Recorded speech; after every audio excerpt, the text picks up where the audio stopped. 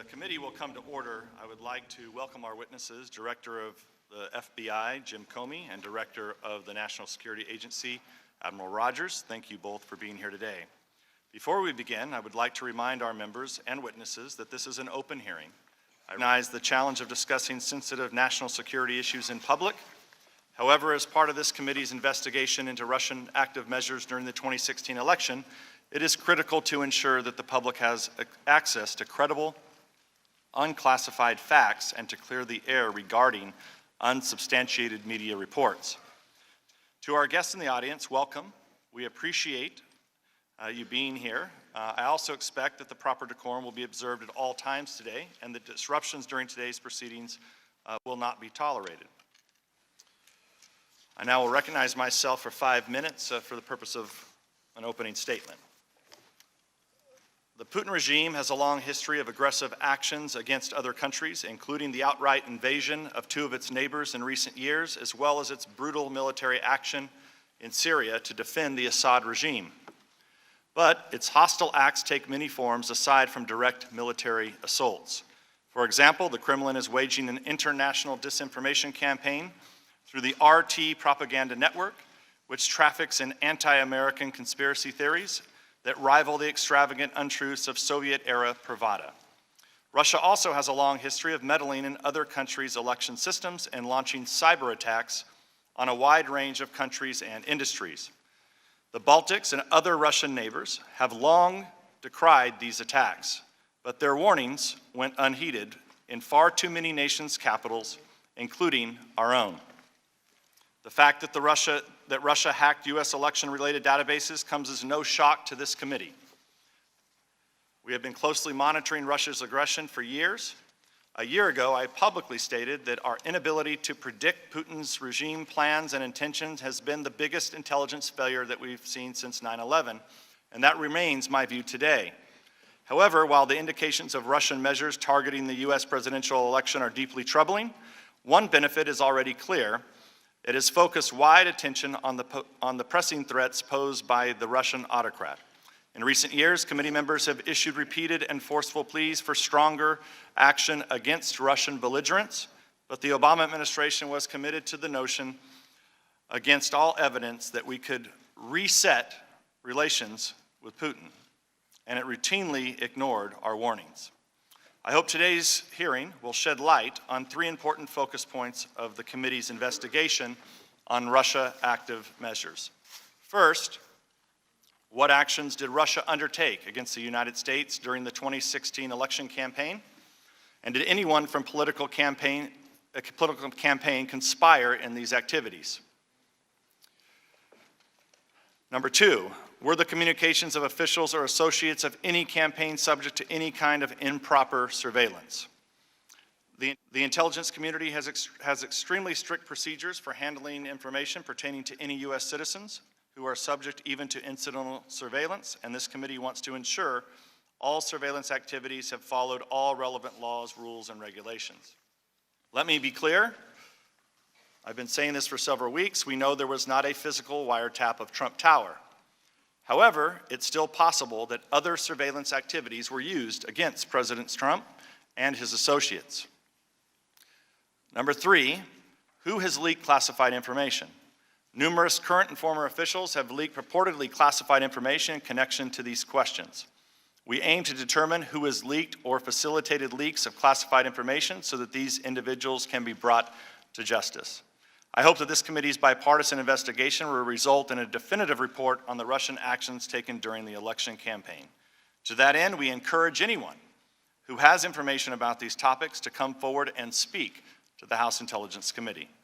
I again thank the witnesses for helping shed light on these issues, and I will recognize Ranking Member Schiff. He's asked for 15 minutes for his opening statement, so I will go ahead and give him 15 minutes for his opening statement. Mr. Schiff. Mr. Chairman, I thank you, and I also want to thank Director Comey and Admiral Rogers for appearing before us today as the committee holds its first open hearing into the interference campaign waged against our 2016 presidential election.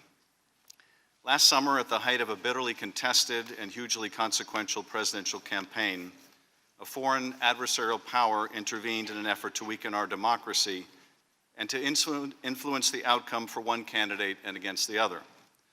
That foreign adversary was, of course, Russia, and it acted through its intelligence agencies and upon the direct instructions of its autocratic ruler, Vladimir Putin, in order to help Donald J. Trump become the 45th President of the United States.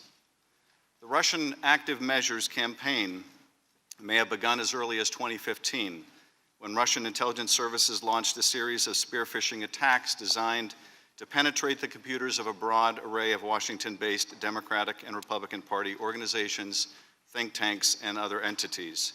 This continued at least through the winter of 2016. While at first the hacking may have been intended solely for the collection of foreign intelligence, in mid-2016 the Russians weaponized the stolen data and used platforms established by the intel services such as DC Leaks and existing third-party channels like WikiLeaks to dump the documents. The stolen documents were almost uniformly damaging to the candidate Putin despised, Hillary Clinton, and by forcing her campaign to constantly respond to the daily drip of disclosures, the releases greatly benefited Donald Trump's campaign. None of these facts is seriously in question, and they are reflected in the consensus conclusion of our intelligence agencies. We will never know whether the Russian intervention was determinative in such a close election. Indeed, it is unknowable in a campaign in which so many small changes could have dictated a different result. More importantly, and for the purposes of our investigation, it simply does not matter. What does matter is this: the Russians successfully meddled in our democracy, and our intelligence agencies have concluded they will do so again. Ours is not the first democracy to be attacked by the Russians in this way. Russian intelligence has been similarly interfering in the internal and political affairs of our European and other allies for decades. What is striking here is the degree to which the Russians were willing to undertake such an audacious and risky action against the most powerful nation on earth. That ought to be a warning to us, that if we thought that the Russians would not dare to so blatantly interfere in our affairs, we were wrong. And if we do not do our very best to understand how the Russians accomplished this unprecedented attack on our democracy and what we need to do to protect ourselves in the future, we will only have ourselves to blame. We know a lot about the Russian operation, about the way they amplified the damage their hacking and dumping of stolen documents was causing through the use of slick propaganda like RT, the Kremlin's media arm. But there is a lot we don't know. Most important, we do not yet know whether the Russians had the help of U.S. citizens, including people associated with the Trump campaign. Many of the Trump's campaign personnel, including the president himself, have ties to Russia and Russian interests. This is, of course, no crime. On the other hand, if the Trump campaign, or anyone associated with it, aided or abetted the Russians, it would not only be a serious crime, it would also represent one of the most shocking betrayals of democracy in history. In Europe, where the Russians have a much longer history of political interference, they have used a variety of techniques to undermine democracy. They employed the hacking and dumping of documents and slick propaganda, as they clearly did here. But they have also used bribery, blackmail, compromising material, and financial entanglement to secure needed cooperation from individual citizens of targeted countries. The issue of U.S. person involvement is only one of the important matters that the chairman and I have agreed to investigate, and which is memorialized in the detailed and bipartisan scope of investigation that we have signed. We'll also examine whether the intelligence community's assessment of the Russian operation is supported by the raw intelligence, whether the U.S. government responded properly or missed the opportunity to stop this Russian attack much earlier, and whether the leak of information about Michael Flynn or others is indicative of a systemic problem. We have also reviewed whether there is any evidence to support President Trump's claim that he was wiretapped by President Obama in Trump Tower, and found no evidence whatsoever to support that slanderous accusation. And we hope that Director Comey can now put that matter permanently to rest. Today, most of my Democratic colleagues will be exploring with the witnesses the potential involvement of U.S. persons in the Russian attack on our democracy. It is not that we feel the other issues are less important, they are very important, but rather because this issue is least understood by the public. We realize, of course, that the witnesses may not be able to answer many of the questions in open session. They may or may not be willing to disclose even whether there is an investigation. but we hope to present to you, directors, and the public why we believe this is a matter of such gravity that it demands a thorough investigation, not only by us, as we intend to do, but by the FBI as well. Let me give you a short preview of what I expect you'll be asked by our members. Whether the Russian active measures campaign began as nothing more than an attempt to gather intelligence, or was always intended to be more than that, we do not know, and is one of the questions we hope to answer. But we do know this: the months of July and August 2016 appear to have been pivotal. It was at this time the Russians began using the information they had stolen to help Donald Trump and harm Hillary Clinton. And so the question is, why? What was happening in July, August of last year? And were U.S. persons involved? Here are some of the matters drawn from public sources alone, since that is all we can discuss in this setting, that concern us and we believe should concern all Americans. In early July, Carter Page, someone candidate Trump identified as one of his national security advisors, travels to Moscow on a trip approved by the Trump campaign. While in Moscow, he gives a speech critical of the United States and other Western countries for what he believes is a hypocritical focus on democratization and efforts to fight corruption. According to Christopher Steele, a former British intelligence officer who is reportedly held in high regard by U.S. intelligence, Russian sources tell him that Page has also had a secret meeting with Igor Sechin, CEO of the Russian gas giant Rosneft. Sechin is reported to be a former KGB agent and close friend of Putin's. According to Steele's Russian sources, Page is offered brokerage fees by Sechin on a deal involving a 19% share of the company. According to Reuters, the sale of a 19.5% share of Rosneft later takes place, with unknown purchasers and unknown brokerage fees. Also, according to Steele's Russian sources, the campaign is offered documents damaging to Hillary Clinton, which the Russians would publish through an outlet that gives them deniability, like WikiLeaks. The hacked documents would be in exchange for a Trump administration policy that de-emphasizes Russia's invasion of Ukraine and instead focuses on criticizing NATO countries for not paying their fair share. Policies which, even as recently as the president's meeting last week with Angela Merkel, have now presciently come to pass. In the middle of July, Paul Manafort, the Trump campaign manager and someone who is long on the payroll of pro-Russian Ukrainian interests, attends the Republican Party convention. Carter Page, back from Moscow, also attends the convention. According to Steele, it was Manafort who chose Page to serve as a go-between for the Trump campaign and Russian interests. Ambassador Kislyak, who presides over a Russian embassy in which diplomatic personnel would later be expelled as likely spies, also attends the Republican Party convention and meets with Carter Page and additional Trump advisors J.D. Gordon and Walid Faris. It was J.D. Gordon who approved Page's trip to Moscow. Ambassador Kislyak also meets with Trump National Security Campaign Chair, and now Attorney General Jeff Sessions. Sessions would later deny meeting with Russian officials during his Senate confirmation hearing. Just prior to the convention, the Republican Party platform is changed, removing a section that supports the provision of lethal defensive weapons to Ukraine, an action that would be contrary to Russian interests. Manafort categorically denies involvement by the Trump campaign in altering the platform. But the Republican Party delegate who offered the language in support of providing defensive weapons to Ukraine states that it was removed at the insistence of the Trump campaign. Later, J.D. Gordon admits opposing the inclusion of the provision at the time it was being debated and prior to its being removed.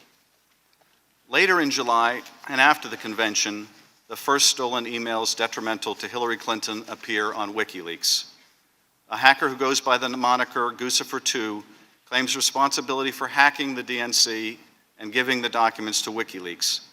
But leading private cybersecurity firms, including CrowdStrike, Mandiant, and ThreatConnect, review the evidence of the hack and conclude with high certainty that it was the work of APT-28 and APT-29, who are known to be Russian intelligence services. The U.S. intelligence community also later confirms that the documents were in fact stolen by Russian intelligence and Guccifer2 acted as a front.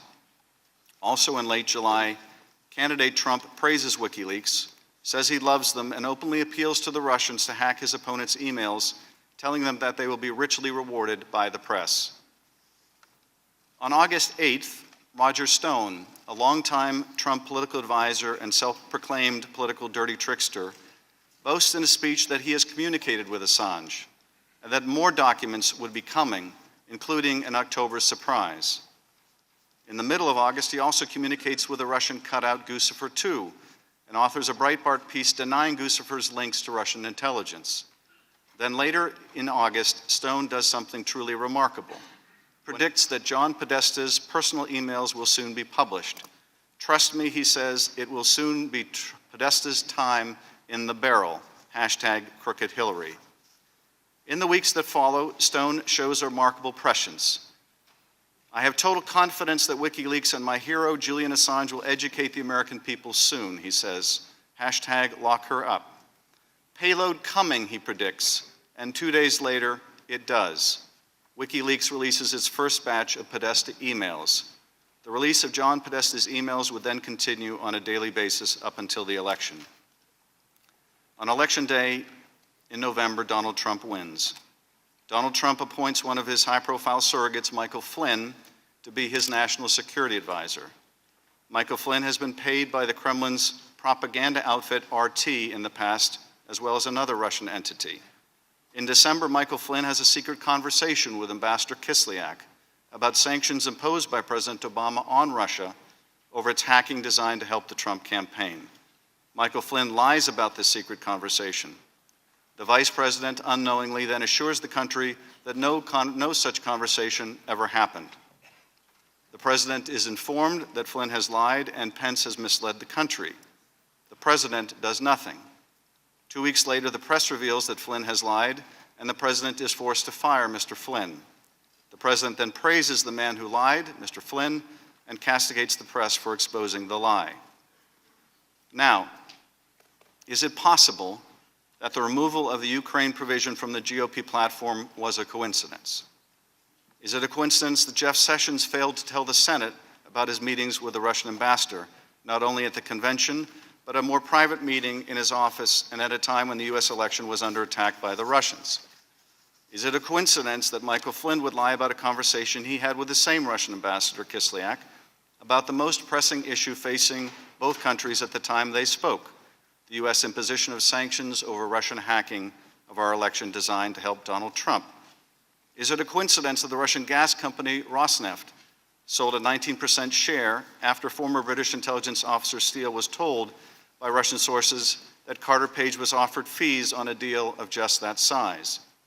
Is it a coincidence that Steele's Russian sources also affirmed that Russia had stolen documents hurtful to Secretary Clinton that it would utilize in exchange for pro-Russian policies that would later come to pass? Is it a coincidence that Roger Stone predicted that John Podesta would be a victim of a Russian hack and have his private emails published, and did so even before Mr. Podesta himself was fully aware that his private emails would be exposed? Is it possible that all of these events and reports are completely unrelated and nothing more than an entirely unhappy coincidence? Yes, it is possible. But it is also possible, maybe more than possible, that they are not coincidental, not disconnected, and not unrelated, and that the Russians use the same techniques to corrupt U.S. persons that they employed in Europe and elsewhere. We simply don't know, not yet, and we owe it to the country to find out. Director Comey, what you see on the dais in front of you, in the form of this small number of members and staff, is all we have to commit to this investigation. This is it. We are not supported by hundreds or thousands of agents and investigators with offices around the world. It is just us and our Senate counterparts. And in addition to this investigation, we still have our day job, which involves overseeing some of the largest and most important agencies in the country, agencies which, by the way, are trained to keep secrets. I point this out for two reasons, and I'm wrapping up, Chairman. First, because we cannot do this work alone, and nor should we. We believe these issues are so important that the FBI must devote its resources to investigating each of them thoroughly.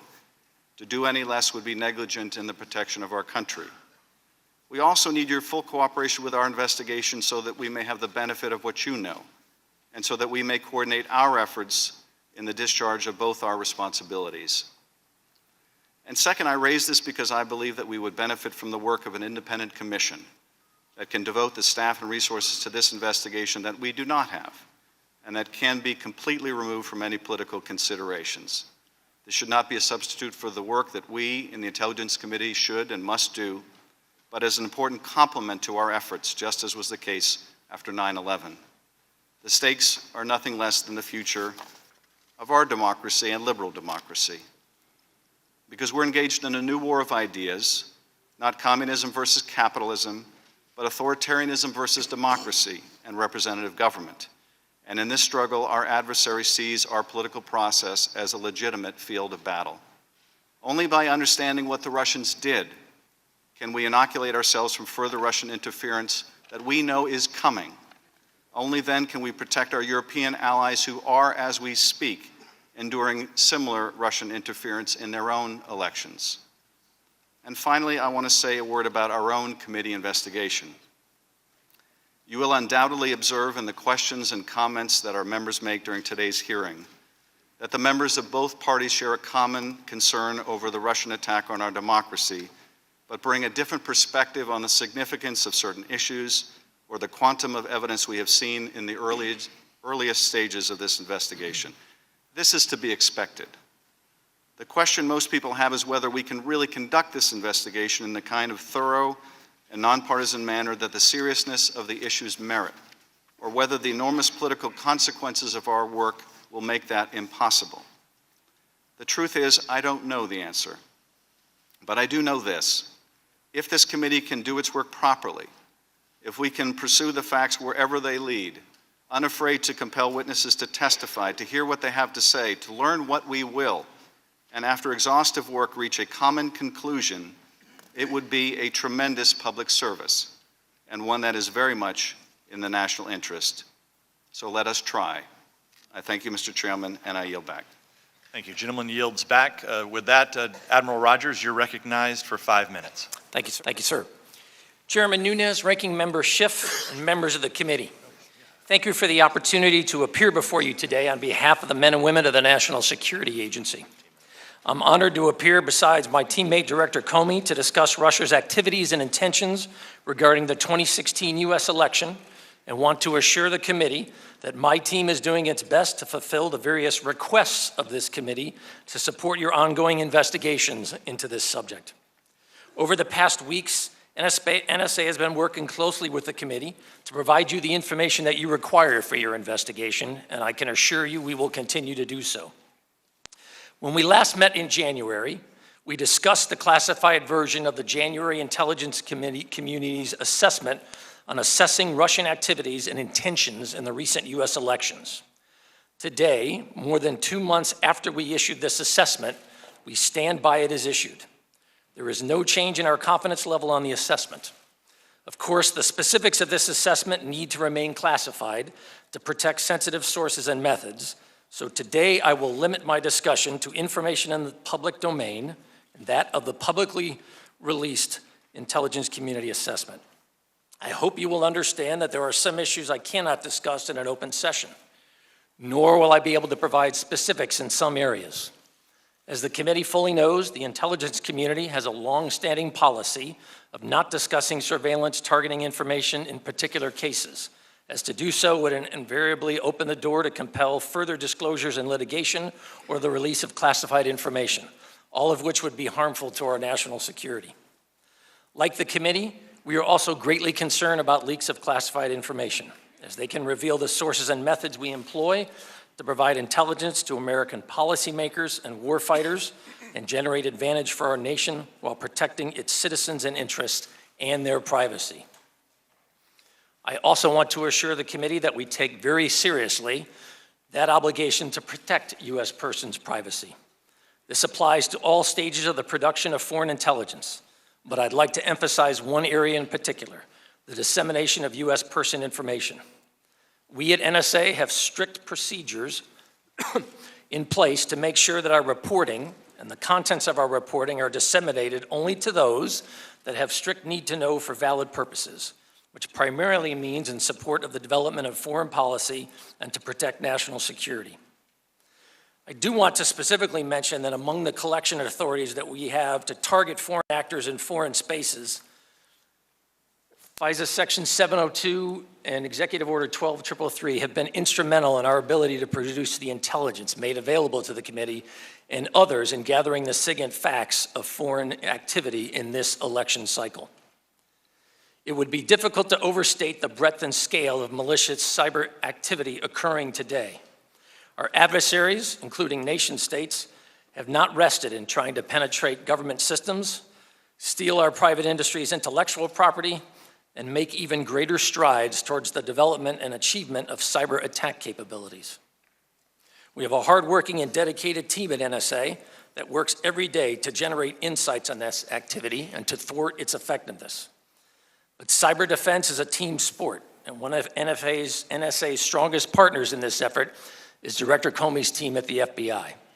And I'm glad to be able to describe here today how we are working together to help protect the nation and our allies, to include providing a better understanding of Russian intentions and capabilities. In light of the IC assessment and findings, I welcome your investigation into overall Russian activities targeting the previous U.S. elections. NSA continues to employ rigorous analytic standards, applying them in every aspect of our intelligence reporting. Our analysts have consistently proven to be reliable and thorough in their technical and analytic efforts in providing our policymakers and warfighters with SIGINT ammunition to make informed decisions to protect our nation's freedom and ensure the safety of its citizens. They are diligently continuing to monitor for additional reflections of Russian targeting of U.S. systems and those of our friends and allies around the world, to share that information with our IC colleagues and foreign counterparts, and to produce unbiased, unprejudiced, and timely reporting of SIGINT facts in their entirety. And I look forward to your questions. Thank you, sir. Thank you, Admiral Rogers. Director Comey, you're recognized for 5 minutes. Mr. Chairman, Ranking Member Schiff, members of the committee, thank you for including me in today's hearing.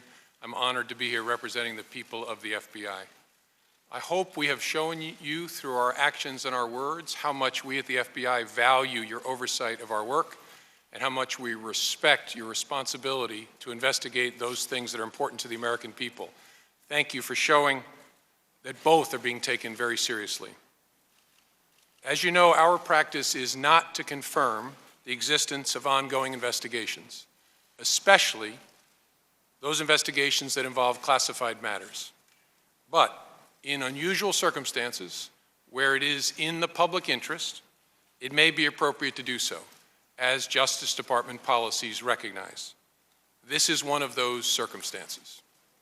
I have been authorized by the Department of Justice to confirm that the FBI, as part of our counterintelligence mission, is investigating the Russian government's efforts to interfere in the 2016 presidential election.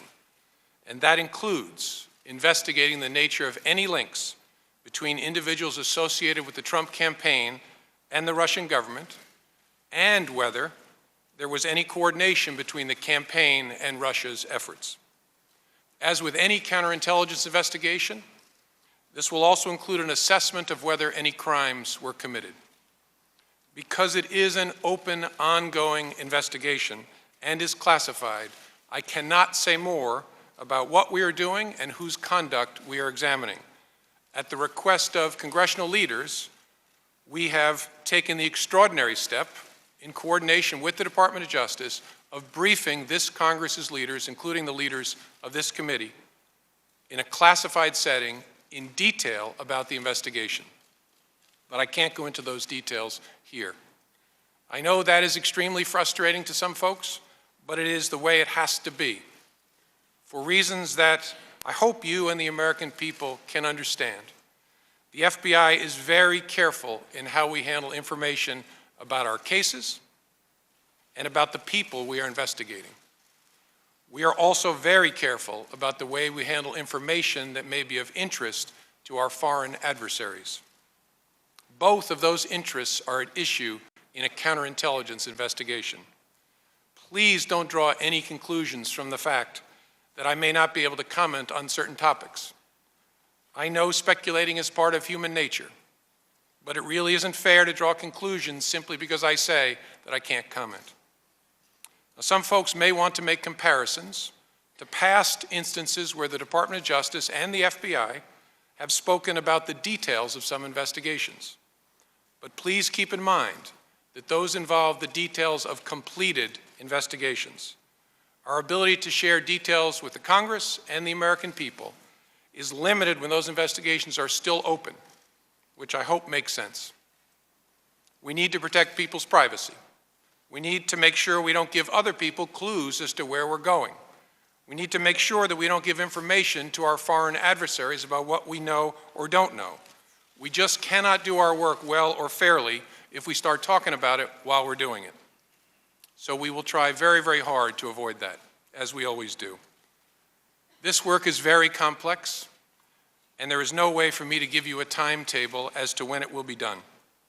We approach this work in an open-minded, independent way, and our expert investigators will conclude that work as quickly as they can, but they will always do it well, no matter how long that takes. I can promise you we will follow the facts wherever they lead. And I want to underscore something my friend Mike Rogers said. Leaks of classified information are serious, serious federal crimes for a reason. They should be investigated and, where possible, prosecuted in a way that reflects that seriousness so that people understand it simply cannot be tolerated. And I look forward to taking your questions. Thank you, Director Comey. Admiral Rogers, I first want to go to you. On January 6th, 2017, the intelligence community assessment assessing Russian activities and intentions in recent U.S. elections stated that the types of systems Russian actors targeted or compromised were not involved in vote tallying. So my question as of today, Admiral Rogers, do you have any evidence that Russia's cyber actors changed vote tallies in the state of Michigan? No, I do not, but I would highlight we're a foreign intelligence organization, not a domestic intelligence organization. So it would be fair to say we are probably not the best organization to provide a more complete answer. How about the state of Pennsylvania? No, sir. The state of Wisconsin? No, sir. State of Florida? No, sir. The state of North Carolina? No, sir. The state of Ohio? No, sir. So you have no intelligence that suggests or evidence that suggests any votes were changed? I have nothing generated by the National Security Agency, sir. Director Comey, do you have any evidence at the FBI that any votes were changed in the states that I mentioned to Admiral Rogers? No. Thank you. Admiral Rogers, I know that there was a leak of information regarding Director Clapper and former Secretary of Defense Carter were looking at relieving you of your duty. Are you aware of those stories? I'm aware of media reporting to that. And those stories were leaked as soon as you had visited with President-elect Trump. Is that correct? Yes, sir. I was asked if I would be prepared to interview with the Trump administration for a position, which I did. Did the leak of that information at all impact your ability and your assessment that you did for the intelligence community's assessment on January 6th? No, sir. If I spent time in this job worrying about unsourced media reporting, I'd never get any work done. Thank you, Admiral. Director Comey, I remain extremely concerned about the widespread illegal leaks that you just referenced in your testimony.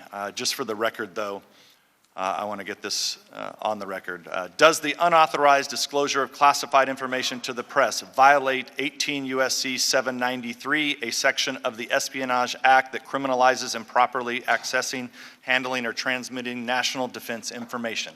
Yes. Would an unauthorized disclosure of FISA-derived information to the press violate 18 U.S.C. 798, a section of the Espionage Act that criminalizes disclosure of information concerning the communication and intelligence activities of the United States? Yes, in addition to being a breach of our trust with the FISA court that oversees our use of those authorities. Thank you, At this time, I'm going to yield to Mr. Roney, who chairs our NSA Cyber Committee, for questions. Thank you, Mr. Chairman. I'd like to direct my questions first and foremost to Admiral Rogers to convey my thanks to the many men and women for their dedication at the NSA for keeping our country safe, as well as I want to talk about the recent media stories that may have led to confusion in the public about what the NSA is and is not legally collecting and the safeguards the NSA has put into place to protect personal data. So I'd like to clarify, as the chairman of the subcommittee on the NSA, I recently got to meet your deputy admiral last week out at the NSA, and we visited and spoke some of these things. And what we can talk about here today publicly, if you could go into, if you can't, you can't. But I think that this is important for the people in the room and listening outside understand. Is it true that the NSA would need a court order based on probable cause to conduct electronic surveillance on a U.S. person inside the United States? Yes, sir. Yes, sir.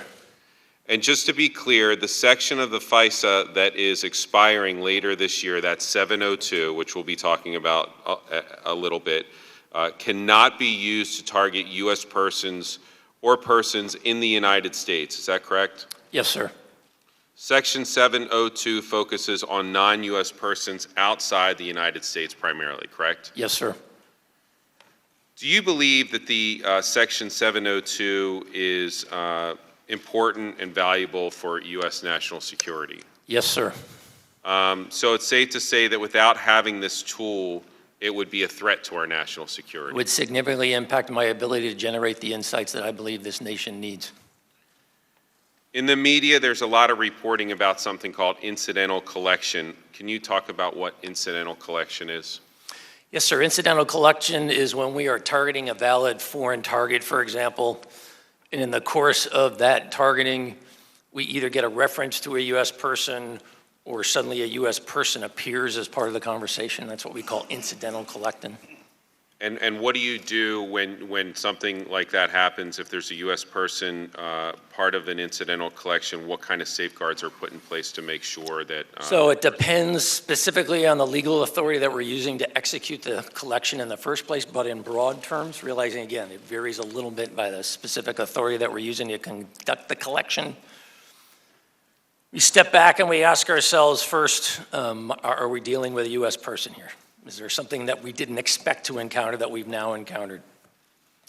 We'll ask ourselves what leads us to believe that it is a U.S. person. If we come to the conclusion that it is a U.S. person, then we ask ourselves, are we listening to criminal activity?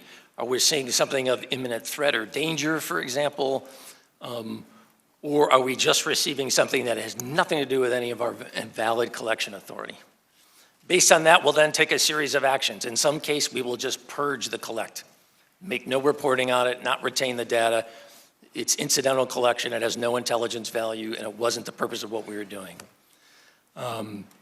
In some cases then, if we believe that there is intelligence value, for example, whether it's a reference to a U.S. person, as an example in a scenario, in our reporting then we will mask the identity of the individual. We'll use a phrase like U.S. person 1 or U.S. person 2. And I would remind everyone that for our purposes, U.S. person is defined very broadly. That is not just a U.S. citizen. That is a U.S. corporation. That is a ship or aircraft that is registered in the United States. That is an internet protocol address, for example.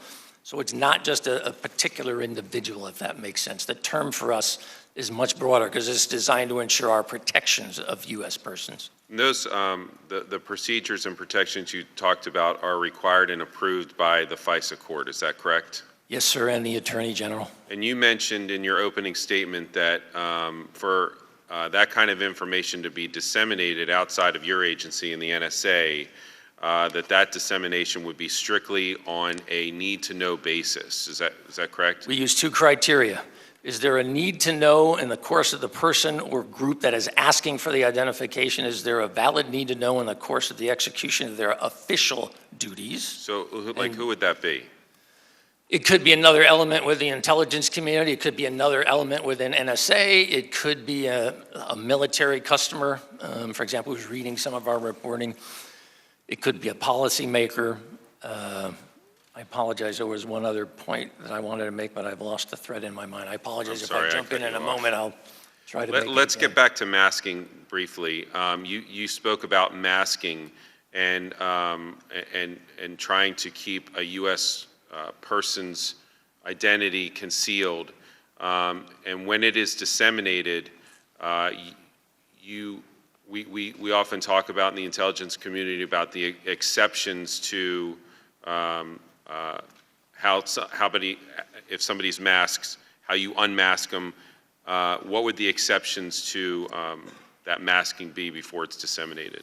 So again, we use two criteria: the need to know on the person requesting us and the execution of their official duties. And the second part was, is the identification necessary to truly understand the context and the intelligence value that the report is designed to generate? Those are the two criteria we use. Is that identity of a U.S. person communicating with a foreign target, is that ordinarily disseminated in a masked or unmasked form? No, it is normally disseminated. If we make the decision that there's intelligence value and we're going to report on it, it is normally disseminated in a masked form. I would, again, as I said, we'll use a reference, U.S. Person 1, U.S. Person 2. I would highlight, if you look at the total breadth of our reporting involving U.S. persons at all is an incredibly small subset, in my experience, of our total reporting. Who normally in the NSA would make the decision to unmask?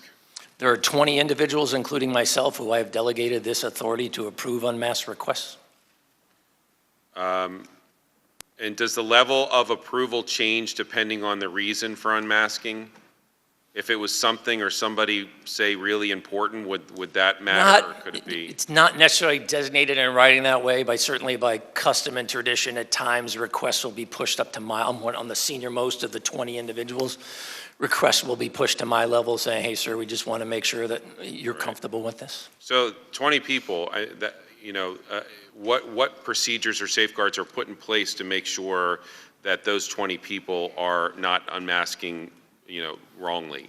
So they retrieve specific training. There are specific controls put in place in terms of our ability to disseminate information out of the databases associated with U.S. persons.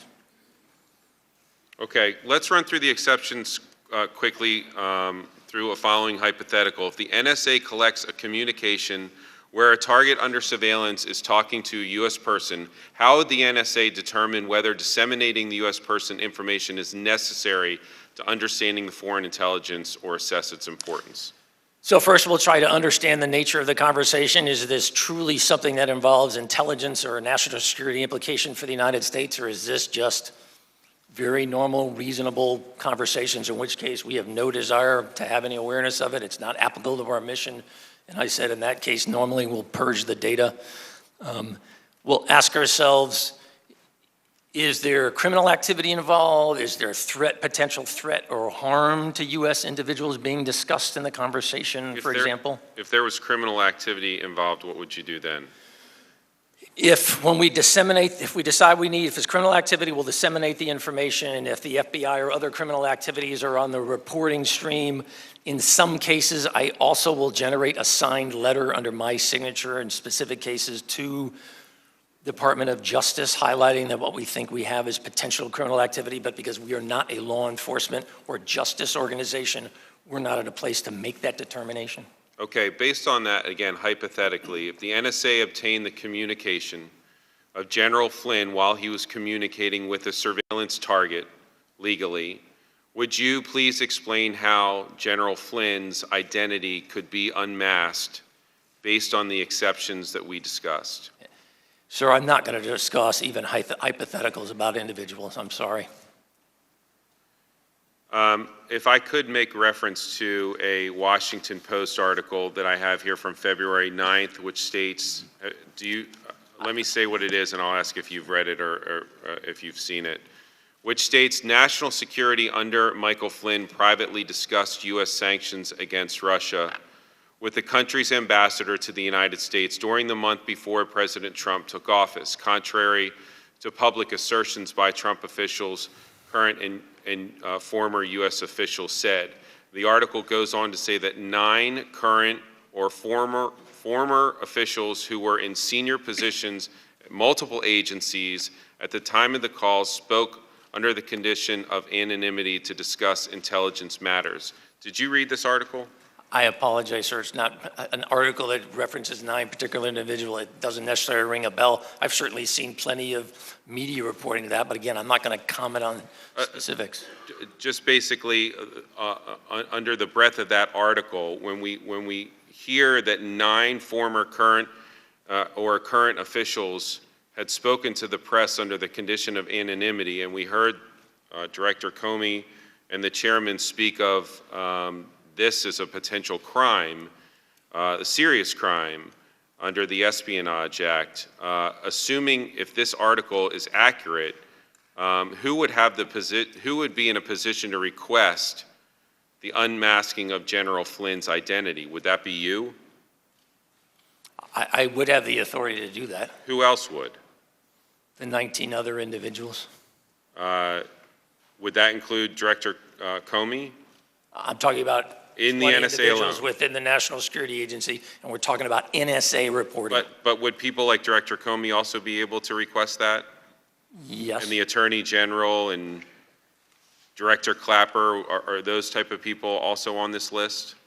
Again, I'm not going to talk, in general, yes, they would be Generally able to come speaking, and ask. not with They regard would be able to come and ask, not going to talk about the Okay. specifics of an individual or hypothetical scenarios. Well, here's what I'm trying to get at. If what we're talking about is a serious crime, as has been alleged, in your opinion, would leaking of a U.S. person who has been unmasked and disseminated by intelligence community officials, would that leaking to the press hurt or help our ability to conduct national security matters? Okay, if it hurts, so this leak, which through the 702 tool, which we all agree is vital, or you and I at least agree to that, do you think that that leak actually threatens our national security? If it's a crime, and if it's unveiling a masked person, and this tool is so important that it could potentially jeopardize this tool when we have to try to reauthorize it in a few months. If this is used against the ability of us to reauthorize this tool, and we can't get it done because whoever did this leak, or these 9 people that did this leak, create such a stir, whether it be in our legislative process or whatever, that they don't feel confident that a U.S. person under the 702 program can be masked successfully and not leak to the press, doesn't that leak hurt our national security? Yes, sir.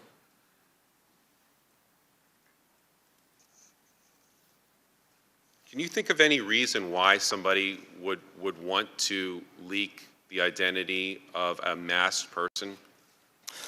No, sir. I mean, I have raised this directly with my own workforce over the course of the last few months to remind everyone part of the ethics of our profession, not just the legal requirement, but the ethics of our profession as intelligence professionals, is we do not engage in this activity. And I've also reminded the men and women of the National Security Agency, if I become aware of any such conduct, there is no place for you on this team. It's unacceptable to citizens of the nation. Well, I think that, anyone would engage in this. as we move forward, obviously, I think that what you're speaking of is this sacred trust that the intelligence community has with the American people and with the people that are representing them here on this dais.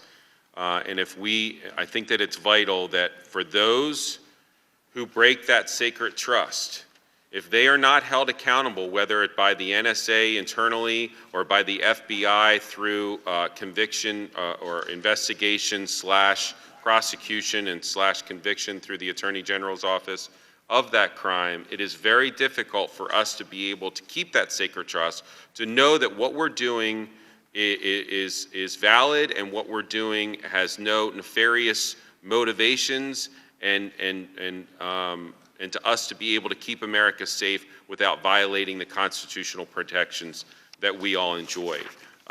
Mr. Chairman, I'm not sure how much more time I have left. I just wanted to Congressman, can I make one comment if I could? I apologize. It comes to my mind based on your question. I just want to remind everyone that in general, FISA collection on targets in the United States has nothing to do with 702. I just want to make sure we're not confusing the two things here. 702 is collection overseas against non-U.S. persons. Right, and what we're talking about here is incidentally, if a U.S. person is talking to a foreign person that we're listening to, whether or not that person is unmasked. I just want to make sure we Right, understand right. the context, that's all. And whether or not somebody in the intelligence community that we put the trust in is going to leak that information to the press for whatever reason. And I'm not even going to get into the gratuitous, what that reason may be. But it's really going to hurt the people on this committee and you all in the intelligence community when we try to retain this tool this year and trying to convince some of our colleagues that this is really important for national security. When somebody in the intelligence community says, you know what, the hell with it. I'm going to release this person's name because I'm going to get something out of it. We're all going to be hurt by that if we can't reauthorize this tool. Do you agree with that? Yes, sir. Mr. Chairman, do I have enough time to talk about the letter that the committee sent? The committee sent to you on March 15th a letter to Admiral Rogers and to Director Comey. Have you had a chance to look at this letter? I think that you've actually... Yes, sir. I, in fact, have given you a reply on the Right. 17th. Just real quickly, because I don't want to take up any more time, can you give us a sense of how many unmasked U.S. persons' identities were disseminated by the NSA from June 2016 to June 2017? No, sir. As I have indicated, we're in the process of compiling that information. I will provide it to the committee, but until that work is done, I am not going to comment. Can you tell us whether any of those disseminations broadly involved U.S. people relating to presidential candidates Donald J. Trump or Hillary Clinton and their associates in 2016? I won't answer until I complete the research, sir. Assuming that the NSA disseminated unmasked U.S. persons' information relating to the Trump or Clinton campaigns, would that have been a reason for such unmasking? I apologize. I don't truly understand the question. Let me just move on to the next one. All right. Along those lines, if the NSA had wanted to disseminate unmasked U.S. persons' information related to either the presidential campaign, who in the NSA would have approved such disseminations? Again, it would have been one of the 20, and I provided that in my initial response to the committee. I've outlined the procedures. I've outlined the specific 20 individuals. Thank you, Admiral. I appreciate your answers. I look forward to working with you on the subcommittee moving forward. And Mr. Chairman, I yield back. Gentleman yields back. Mr. Gowdy is recognized. Thank you, Mr. Chairman. Director Comey, we will begin this line of questioning, then we'll finish it the next round. FISA and other similar related counterterrorism programs have been described even this morning as vital, critical, and indispensable to our national security. And many of us on both sides of the aisle believe FISA and similar counterterrorism programs prevent terrorist attacks and save American lives. But FISA and other surveillance programs are intentionally designed to preserve the privacy of U.S. citizens. They are intentionally designed to ensure the information is collected and used only for legitimate national security and criminal investigative purposes. There are statutory safeguards. There are warrants based on probable cause. There is a FISA court that is involved. There are audits on the back end, and we think so highly of this material. It is a felony punishable by up to 10 years in federal prison to unlawfully disseminate it. All of this was done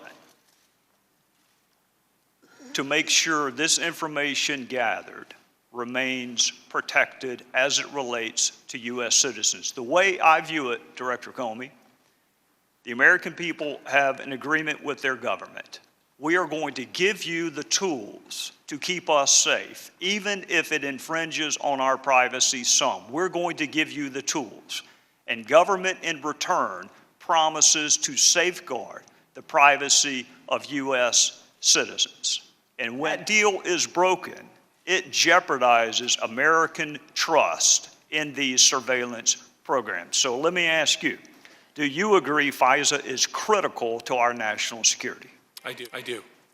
Do you agree programs like FISA were intentionally designed to safeguard the identity of U.S. persons? Yes, there are other important elements of it, but that's the primary goal, I believe. It wasn't an afterthought. It wasn't an accident. These are intentional safeguards that we put in place to protect U.S. citizens. Is that correct? Correct. Do you agree much of what is learned from these programs is classified or otherwise legally protected? All FISA applications, review by the court, collection by us pursuant to our FISA authority is classified. The dissemination of which is a felony punishable by up to 10 years in prison? Sure, dissemination, unauthorized dissemination. Unauthorized dissemination of classified or otherwise legally protected material punishable by a felony up to 10 years in federal prison. Yep, yes, as it should be. All right. In January of this year, the Washington Post reported, according to a senior U.S. government official, a named U.S. citizen, and I will not use the name, a named U.S. citizen, phoned the Russian ambassador several times on December the 29th. In February of this year, the Washington Post reported nine current and former officials who were in senior positions at multiple agencies at the time of the call spoke on the condition of anonymity to discuss intelligence matters, and that officials began poring over intelligence reports, intercepted communications, and diplomatic cables. In February of this year, the New York Times reported a U.S. citizen, whose name I will not use, discusses sanctions with the Russian ambassador in a phone call, according to officials who have seen a transcript of the wiretapped conversation. And again in February of this year, the New York Times reported on a phone call involving a U.S. citizen, including significant discussions of phone records, intercepted calls, intercepted communications, and reported the NSA captured calls and then asked the FBI to collect as much information as possible. My time is up, so I will say this for this round. I thought it was against the law to disseminate classified information. Is it? Oh, yes, sure, it's a serious crime. I'm not going to comment on those particular articles because I don't want to, in any circumstance, compound a criminal act by confirming that it was classified information. But in general, yes, it's a serious crime, and it should be, for the reasons you said. We'll take it back up next round, Mr. Chairman. Gentleman yields back. I'll now yield 15 minutes to Mr. Schiff. Director Comey, I want to begin by attempting to put to rest several claims made by the President about his predecessor, namely that President Obama wiretapped his phones. We can be precise. I want to refer you to exactly what the President said and ask you whether there is any truth to it.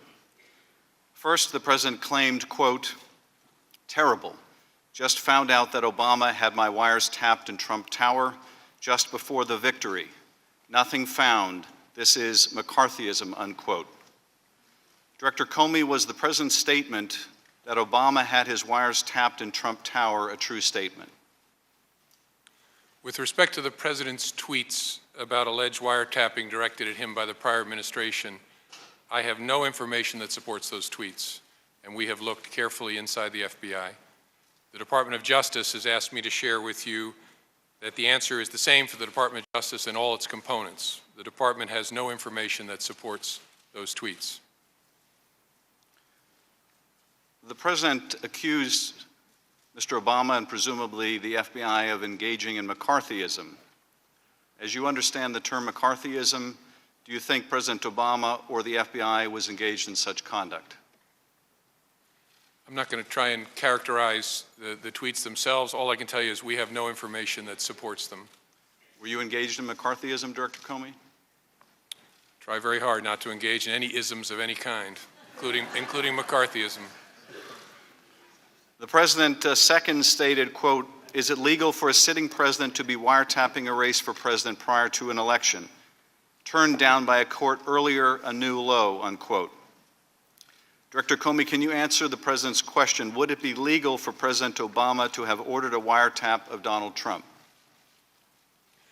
I'm not going to characterize or respond to the tweets themselves. I can tell you in general, as Admiral Rogers and I were just saying, there is a statutory framework in the United States under which courts grant permission for electronic surveillance, either in a criminal case or a national security case, based on a showing of probable cause, carefully overseen. It's a rigorous process that involves all three branches of government, and it's one we've lived with since the late 1970s. That's how it works. So no individual in the United States can direct electronic surveillance of anyone. It has to go through an application process, ask a judge. The judge can then make the order. So President Obama could not unilaterally order a wiretap of anyone? No president could.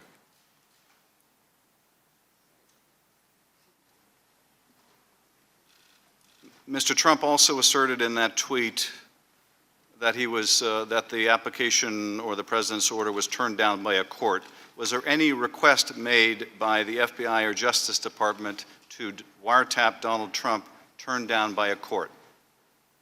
That's one of those subjects I can't comment on one way or another. Please don't interpret that in any way other than I just can't talk about anything that relates to the FISA process in an open setting. Third, the president stated, "I'd bet a good lawyer could make a great case out of the fact that President Obama was tapping my phones in October just prior to the election." Director Comey, you're a good lawyer.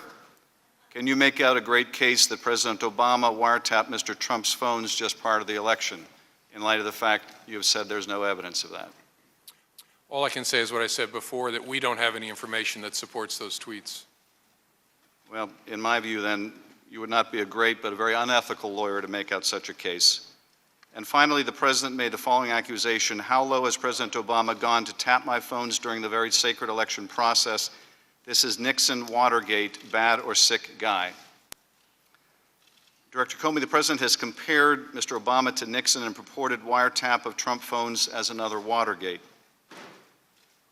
What was the gravamen of the offense by Nixon and his operatives during Watergate? A lot of people who may be watching may be too young to understand what Watergate was about.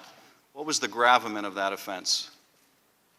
Well, as I recall it, and I was a kid, but have studied it quite a bit in school, the gravamen of it was an abuse of power, including break-ins, unlawful wiretaps, obstruction of justice, sort of the cycle of criminal conduct.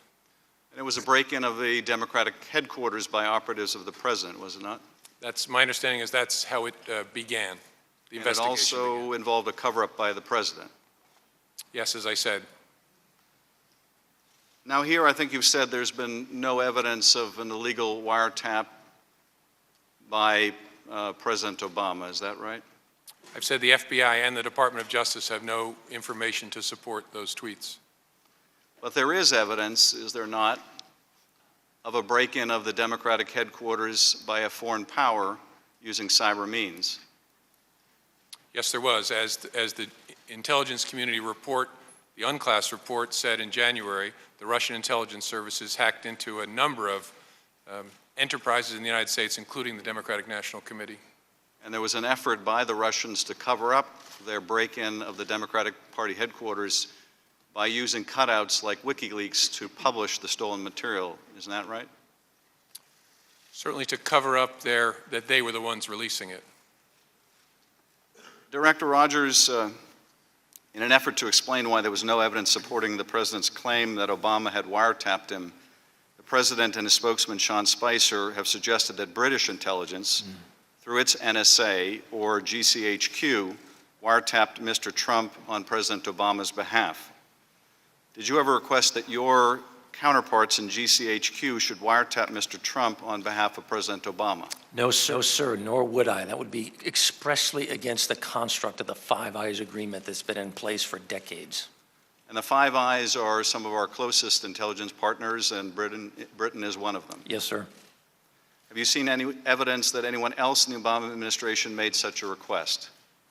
No, sir, and again, my view is the same as Director Comey. I've seen nothing on the NSA side that we engaged in any such activity, nor that anyone ever asked us to engage in such activity. And if you were to ask the British to spy on America, that would be a violation of U.S. law, would it not? Yes, sir. Our relationship with British intelligence is one of the closest we have with any foreign services. Isn't that true? Yes, sir. Now, our British allies have called the President's suggestion that they wiretapped him for Obama nonsense and utterly ridiculous. Would you agree? Yes, sir. Does it do damage to our relationship with one of our closest intelligence partners for the President to make a baseless claim that the British participated in a conspiracy against him? I think it clearly frustrates a key ally of ours. Certainly wouldn't endear the British intelligence services to continue working with us, would it? I believe that the relationship is strong enough. This is something we'll be able to deal with. But it's not helpful, you Yes, would sir. agree. Director Rogers, President Trump recently met with German Chancellor Angela Merkel. During a joint press conference, the President suggested that they both had something in common, that they had both been wiretapped by President Obama. Director Comey has just demonstrated why the claims by the President about his being wiretapped by Obama were unsupported by any evidence. But the claim he made about wiretapping directed at Merkel referred to something that came up in the context of the Snowden disclosures. I'm not going to ask you to comment on whether the Chancellor was the subject of any eavesdropping, but I would like to ask you whether the Snowden disclosures did damage to our relationship with our German ally, and whether the Chancellor herself expressed her concern at the time. Yes, sir. In light of this, is it helpful to our relationship with the Chancellor or our relationship with German intelligence to bring this up again in a public forum? It certainly complicates things, but again, I'd like to think that our relationship is such we're going to be able to deal and keep moving forward.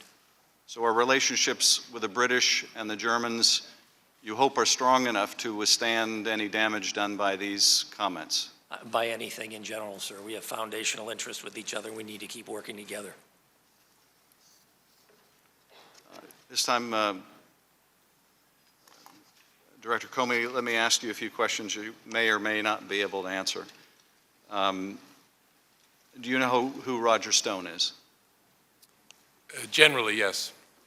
Are you aware that he was a partner of Paul Manafort? Mr. Schiff, I'm worried we're going to a place I don't want to go, which is commenting on any particular person, and so I don't think I should comment. I'm aware of public accounts, but I don't want to talk more than that.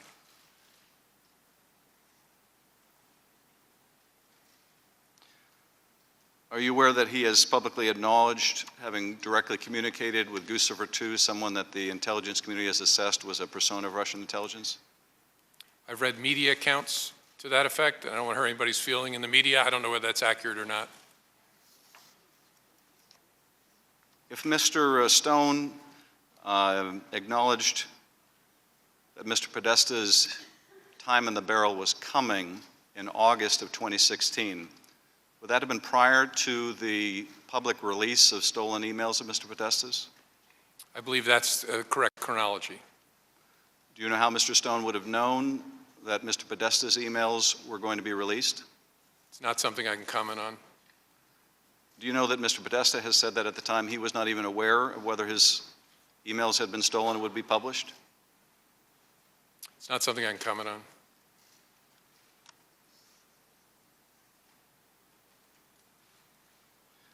At this point, Mr. Chairman, I'm going to yield to Mr. Himes. Thank you to the ranking member, and gentlemen, thank you for being with us today. Let me, when I get my own time, I'll have some follow-up questions, but let me start with a point that the chairman brought out, I think, very specifically, which is that there's no evidence that votes were technically changed in any of the jurisdictions that he named. Admiral Rogers, thanks for confirming that.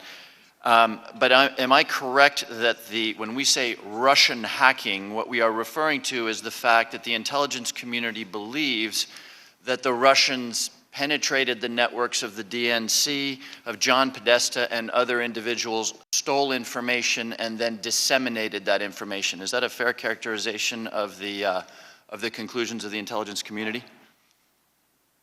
Yes, sir. And did the intelligence community ever do an analysis as to whether the dissemination of that adverse information in a closely fought election had any effect on the American electorate? No, sir. The U.S. intelligence community does not do assessments of Of course US not. policy or U.S. opinion. Public That's not your job. Yes, sir. In fact, as those of us who go through campaigns know, that's actually something we probably have a little bit more understanding of. Let me just ask this question then. Was there any equivalent dissemination of adverse information stolen from the RNC or individuals associated with the Trump campaign? No. Thank you. Director Comey, in the remaining minutes here, I appreciate your frankness on the topic of an ongoing investigation and appreciate your inability to go too much further than you went. But I do want to ask you a question to try to clear up some confusion. This committee, of course, is engaged in an investigation about links, as you said, between the Trump campaign and the Russians, should there be any possible collusion. We've had a number of statements very early in the investigation that there was no evidence of collusion. This is still very early in our investigation. Is it fair to say that you're still relatively early in your investigation? It's hard to say because I don't know how much longer it will take, but we've been doing this.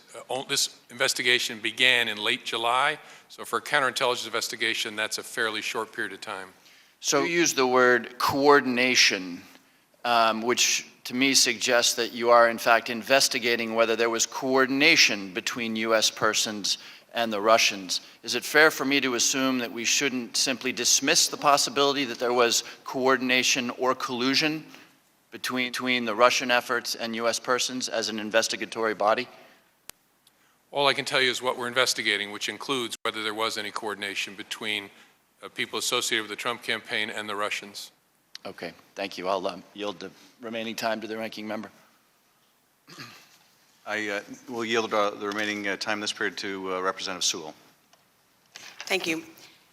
So with respect to the coordination, Director Comey, I just wanted to continue this line of questioning. Can you say with any specificity what kinds of coordination or contacts you're looking at in your investigation generally when confronted with something like this? I can't.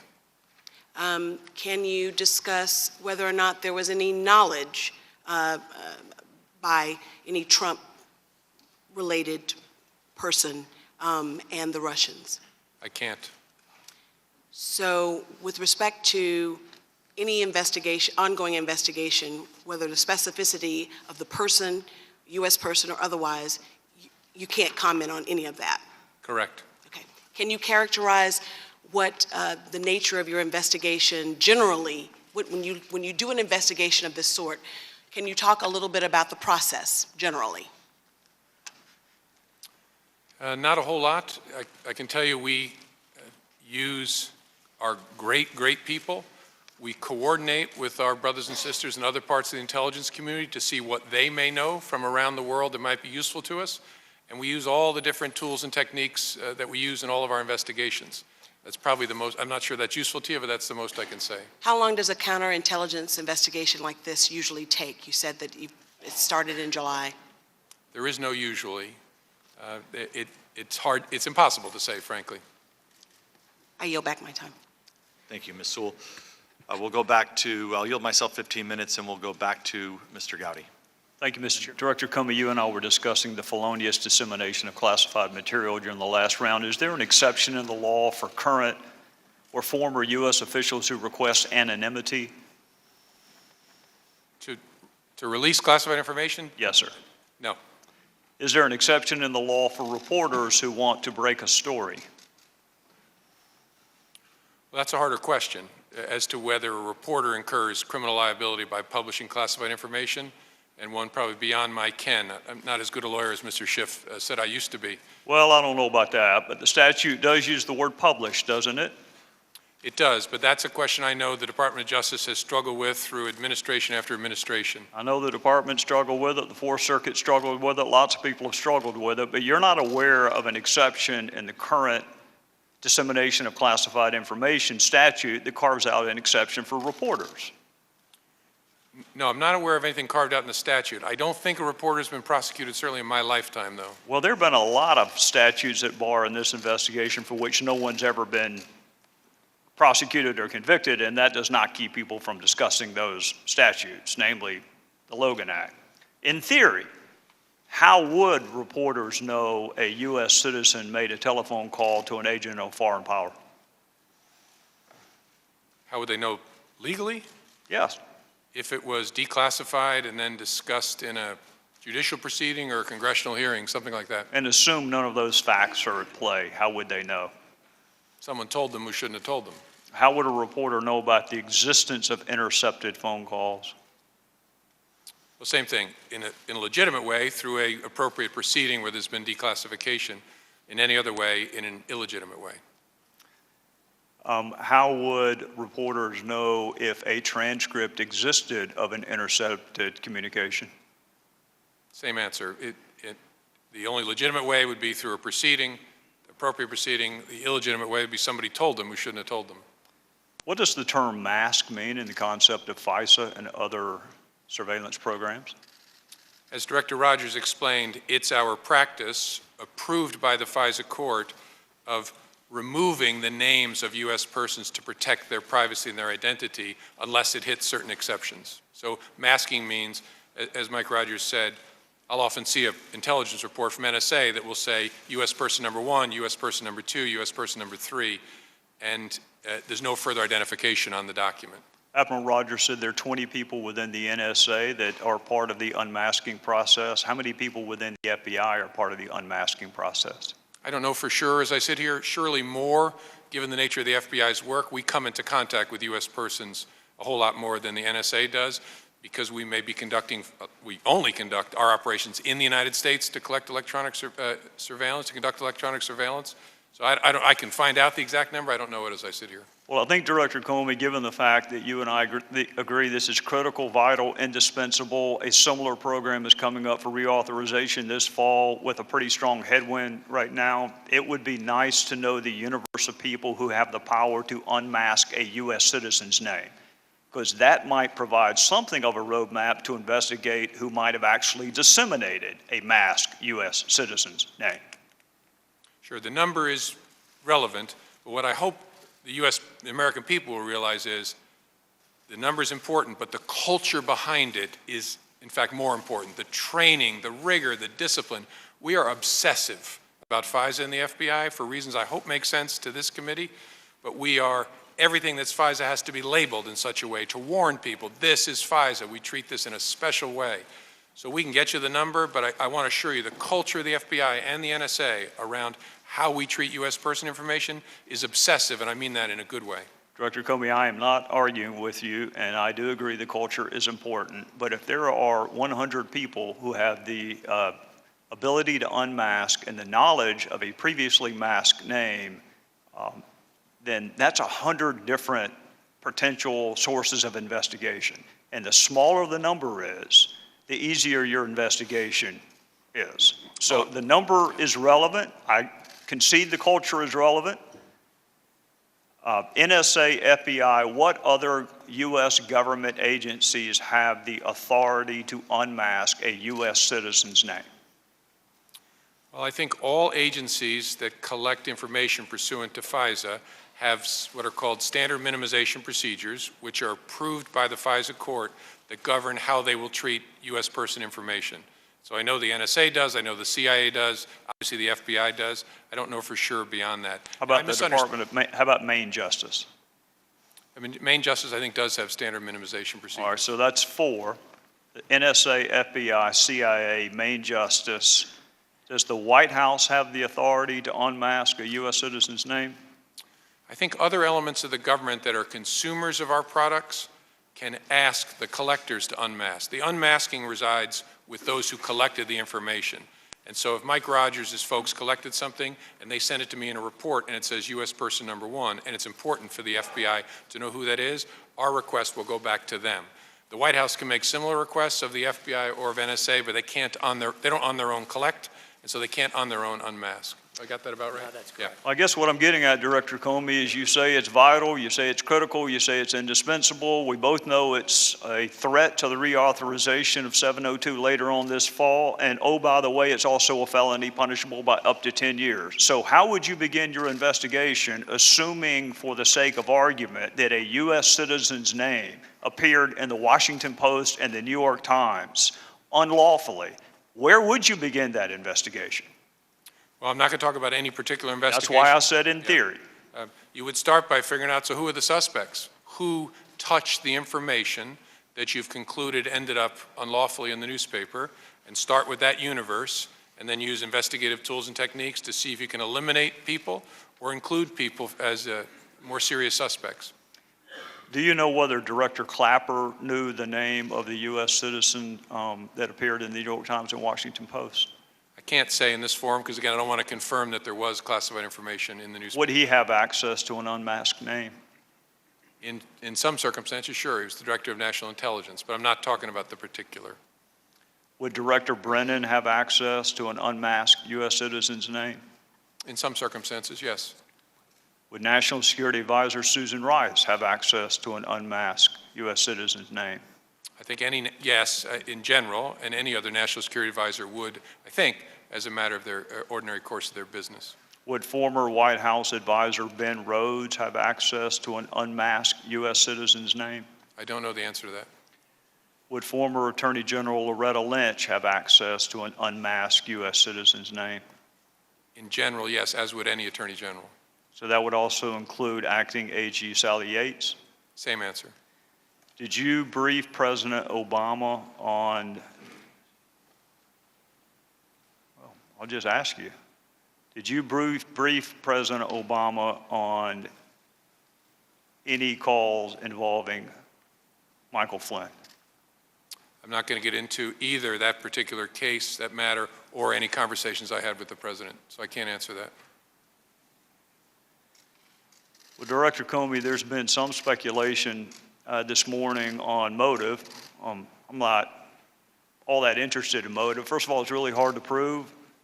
Secondarily, you never have to prove it.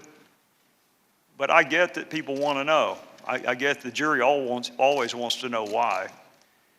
I think you and I can agree there are a couple of reasons that you would not have to unlawfully, feloniously disseminate classified material. It certainly wasn't done to help an ongoing criminal investigation because you already had the information, didn't you? Again, I can't answer in the context of this particular matter. How about in theory? Is there something a reporter would have access to that the head of the FBI would not? It's hard for me to answer. I would hope not when it relates to the I would FBI's hope not too, since it's part of our surveillance programs. I would hope that you had access to everything as the head of the world's premier law enforcement agency. I would hope that you had it all. So if you had it all, the motive couldn't have been to help you because you already had it. And Admiral Rogers, the motive couldn't have been to help you because you already had it. So in the universe of possible motives for the felonious dissemination of classified material, we could rule out wanting to help the intelligence communities and the law enforcement communities. Those are two motives that are gone now. That leaves some more nefarious motives. Is the investigation into the leak of classified information, has it begun yet? I can't say because I don't want to confirm that that was classified information. Well, I don't want to quarrel with you, Director Comey, and I do understand that you cannot ordinarily confirm or deny the existence of an investigation. But you did it this morning citing DOJ policy given the gravity of the fact pattern. Would you not agree that surveillance programs that are critical, indispensable, vital to our national security, some of which are up for reauthorization this fall, that save American lives and prevent terrorist attacks also rises to the level of important? I think those programs are vital, and leaks of information collected pursuant to court order under those programs are terrible and as I said in my opening statement, should be taken very, very seriously. What I don't ever want to do is compound what bad people have done and confirm something that's in the newspaper. Because sometimes newspaper gets it right. There's a whole lot of wrong information allegedly about classified activities that's in the newspaper. We don't call them and correct them either. That's another big challenge, but we just don't go anywhere near it because we don't want to help and compound the offense that was committed. I understand that, Director Comey, and I'm trying really hard not to get you to discuss the facts at bar. But some of the words that appeared in this public reporting include the word transcript, which has a very unique use in the matters that you and I are discussing this morning. That is a very unique use of that word. Wiretap has a very specific meaning. The name of a U.S. citizen that was supposed to statutorily be protected is no longer protected. So some of this reporting, let's assume 90% of it is inaccurate. That other 10% is still really, really important. And to the extent that you can rely on the dates in either the Washington Post or the New York Times, we are talking about February of this year is when the reporting first took place. So we're a month and a half or 2 months into something that you and I agree is incredibly important and also happens to be a felony. So I'm just simply asking you to assure the American people, you've already assured them you take it really seriously. Can you assure them that it is going to be investigated? I can't, but I hope people watching know how seriously we take leaks of classified information, but I don't want to confirm it by saying that we're investigating it. And I'm sorry I have to draw that line. I just think that's the right way to be. Well, I'm not going to argue with you, Director Comey, but it is, we're going to discuss a lot of important things today. Whether Russia attempted to influence our democratic process is incredibly important. Whether they sought to influence it is a separate analysis, incredibly important. The motive behind that interference and influence, incredibly important. Our U.S. response, incredibly important. Some of that may rise to the level of a crime, some of it does not rise to the level of a crime. One thing you and I agree on is the felonious dissemination of classified material most definitely is a crime. So I would ask you, and I understand some of the procedures that you are up against, I would humbly ask you to seek authority from whomever you need to seek authority from. Because I'm going to finish the same way I started. This is an agreement between the American people and its government. We, the American people, give certain powers to government to keep us safe. And when those powers are misused, and the motive is not criminal investigations or national security, then I'll bet you my fellow citizens are rethinking their side of the equation. Because that U.S. citizen could be them next time. It could be you. It could be me. It could be anyone until we start seriously investigating and prosecuting what Congress thought was serious enough to attach a 10-year felony to. With that, I would yield back, Mr. Chairman. Can I just add a response to what you said? I agree with you, Mr. Gowdy. Two things folks at home should know. First, an unauthorized disclosure of FISA is an extraordinarily unusual event, so be assured we're going to take it very seriously because our trust with the American people and the federal judges that oversee our work is vital. And second, that this conversation has nothing to do with 702. Folks often mix them together. 702 is about targeting non-U.S. persons overseas. Pursuant to the FISA statute, the FBI can apply to collect electronic surveillance in the United States, but it's a different thing from 702. The conversation you and I are just having is about this, which is vital and important, but I just didn't want to leave folks confused. Director Comey, you are 100% correct, and I am 100% correct in saying that that is a distinction that doesn't make a difference to most of the people watching television. You are exactly correct. What we are reauthorizing this fall has nothing to do with what we are discussing, other than it is another government program where the people consent to allow government to pursue certain things with the explicit promise it will be protected. So you're right, they're different. But in the eyes of people watching, it is the U.S. government officials leaking the name of a U.S. citizen, and if it can happen here, it may happen there. Trust me, you and I both want to see it reauthorized, It is in jeopardy if we don't get this resolved. Time's expired. I'll yield 15 minutes to Mr. Schiff. Thank you, Mr. Chairman. I just want to follow up with a few questions about Roger Stone that I had started with earlier before I pass it to my colleagues. Director Comey, are you aware that Roger Stone played a role in the Trump campaign? I'm not going to talk about any particular person here today, Mr. Schiff. I'm going to continue to ask these questions because, among other things, I want to make sure you are aware of these facts, whether you're able to comment on them or not. Have you read press reports where Mr. Stone proudly boasts of engaging in political dirty tricks? To give you the same answer, sir. I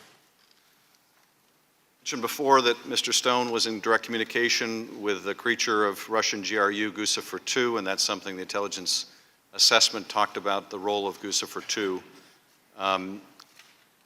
Mr. Stone, on August 17th, are you aware, received a communication from Guccifer II that said, quote, "I'm pleased to say that you are great. Please tell me if I can help you anyhow. It would be a great pleasure to me." Are you aware of that communication from essentially Russian GRU through Guccifer to Mr. Stone? I have to give you the same answer. Are you aware that Mr. Stone also stated publicly that he was in direct communication with Julian Assange and WikiLeaks? Same answer. Are you aware that Mr. Stone also claimed that he was in touch with an intermediary of Mr. Assange? Same answer. This question I think you can answer. Do you know whether the Russian intelligence services dealt directly with WikiLeaks or whether they too used an intermediary? We assessed they used some kind of cutout. They didn't deal directly with WikiLeaks, in contrast to DC Leaks and Guccifer 2.0. In early October, are you aware that Mr. Stone tweeted, "I have total confidence that my hero Julian Assange will educate the American people soon"? Are you aware of that tweet? I'm back to my original same answer. And are you aware that it was only days later that WikiLeaks released the Podesta emails? Same answer. I'm going to yield now to Mr. Himes. Thank you, Mr. Schiff. I note that we're going through the 90-minute mark in this hearing, so let me step back a second and just review the topics, because there's a lot on the table. I think my friends on the Republican side will get no argument from this side on the importance of investigating, prosecuting leaks. Leaks are a threat to our national security, whether they're perpetrated by Edward Snowden, whether they're perpetrated by people outside the White House, or perhaps, as we have seen in the last 60 days, maybe from people inside the White House. But Mr. Comey, if I can use your phrase, intense public interest, there is intense public interest in the fact that our new president will attack anyone and everyone. He will attack the cast of Hamilton. He will attack Chuck Schumer. He will attack our allies, Mexico, Australia, Germany. He will attack the intelligence community which you lead, associating you with McCarthyism and with Nazism. But there's one person and one country which is immune, which is inoculated from any form of presidential attack, no matter what the behavior, no matter if there's a violation of the INF nuclear treaty, no matter if Vladimir Putin kills political opponents. The new president defends, obfuscates, does not attack. And the people around the president, Michael Flynn, Jeff Sessions, Carter Page, Paul Manafort, have an odd connection to Russia, a series of odd connections. We all campaign. I don't think any of our campaign people have connections with a foreign power, much less one that is an adversary of the United States. And further, apart from these weird links, without exception, the individuals I quoted have dissembled or misled, maybe even lied about the nature of those connections until the political pressure has gotten to a point where they have been fired or recused in the case of the Attorney General. So I want to look briefly at one of these individuals. And Director Comey, I understand your constraints, but let me ask a couple of questions regardless. Paul Manafort, who is Roger Stone's business partner and Trump's former campaign manager, I want to ask a few questions about him. First, Director Comey, can you tell me what the Foreign Agents Registration Act is? Sure, not in an expert way, but it's a statute that requires people who are acting as agents of a non-U.S. government to register with the United States. Right. So the National Security Division of the Department of Justice writes, this is their manual, the purpose of FARA, as it is known, is to ensure that the U.S. government and the people of the United States are informed of the source of information and the identity of persons attempting to influence U.S. public opinion, policy, and laws, unquote. Would you agree that guarding against foreign espionage or foreign influence measures falls under this heading? Yes. In general, is willful violation or failure to register pursuant to this law in some circumstances a crime? I believe it is. I'm not an expert on FARA, but I believe it is. And it could lead certainly to counterintelligence concerns, right? Yes. Now, Paul Manafort, as reported in the New York Times and other outlets, and his deputy Rick Gates ran a campaign in Washington to lobby government officials and push positive press coverage of pro-Russian Ukrainian officials. Paul Manafort began officially working for former Ukrainian President Yanukovych at least as far back as 2007, according to the Washington Post. The lobbying was only discovered by Ukraine's new National Anti-Corruption Bureau, which found secret ledgers in Kiev indicating almost $13 million in undisclosed cash payments from Ukrainian government coffers to Paul Manafort for lobbying done between 2007 and 2012. For Mr. Yanukovych. Director Comey, did Paul Manafort ever register as a foreign agent under FARA? That's not something I can comment on. Whether he registered or not is not something that you can comment on? No. Okay. Paul Manafort was, however, Donald Trump's campaign manager in July of 2016, correct? Mr. Himes, I really don't want to get into answering questions about any individual U.S. person. So Okay.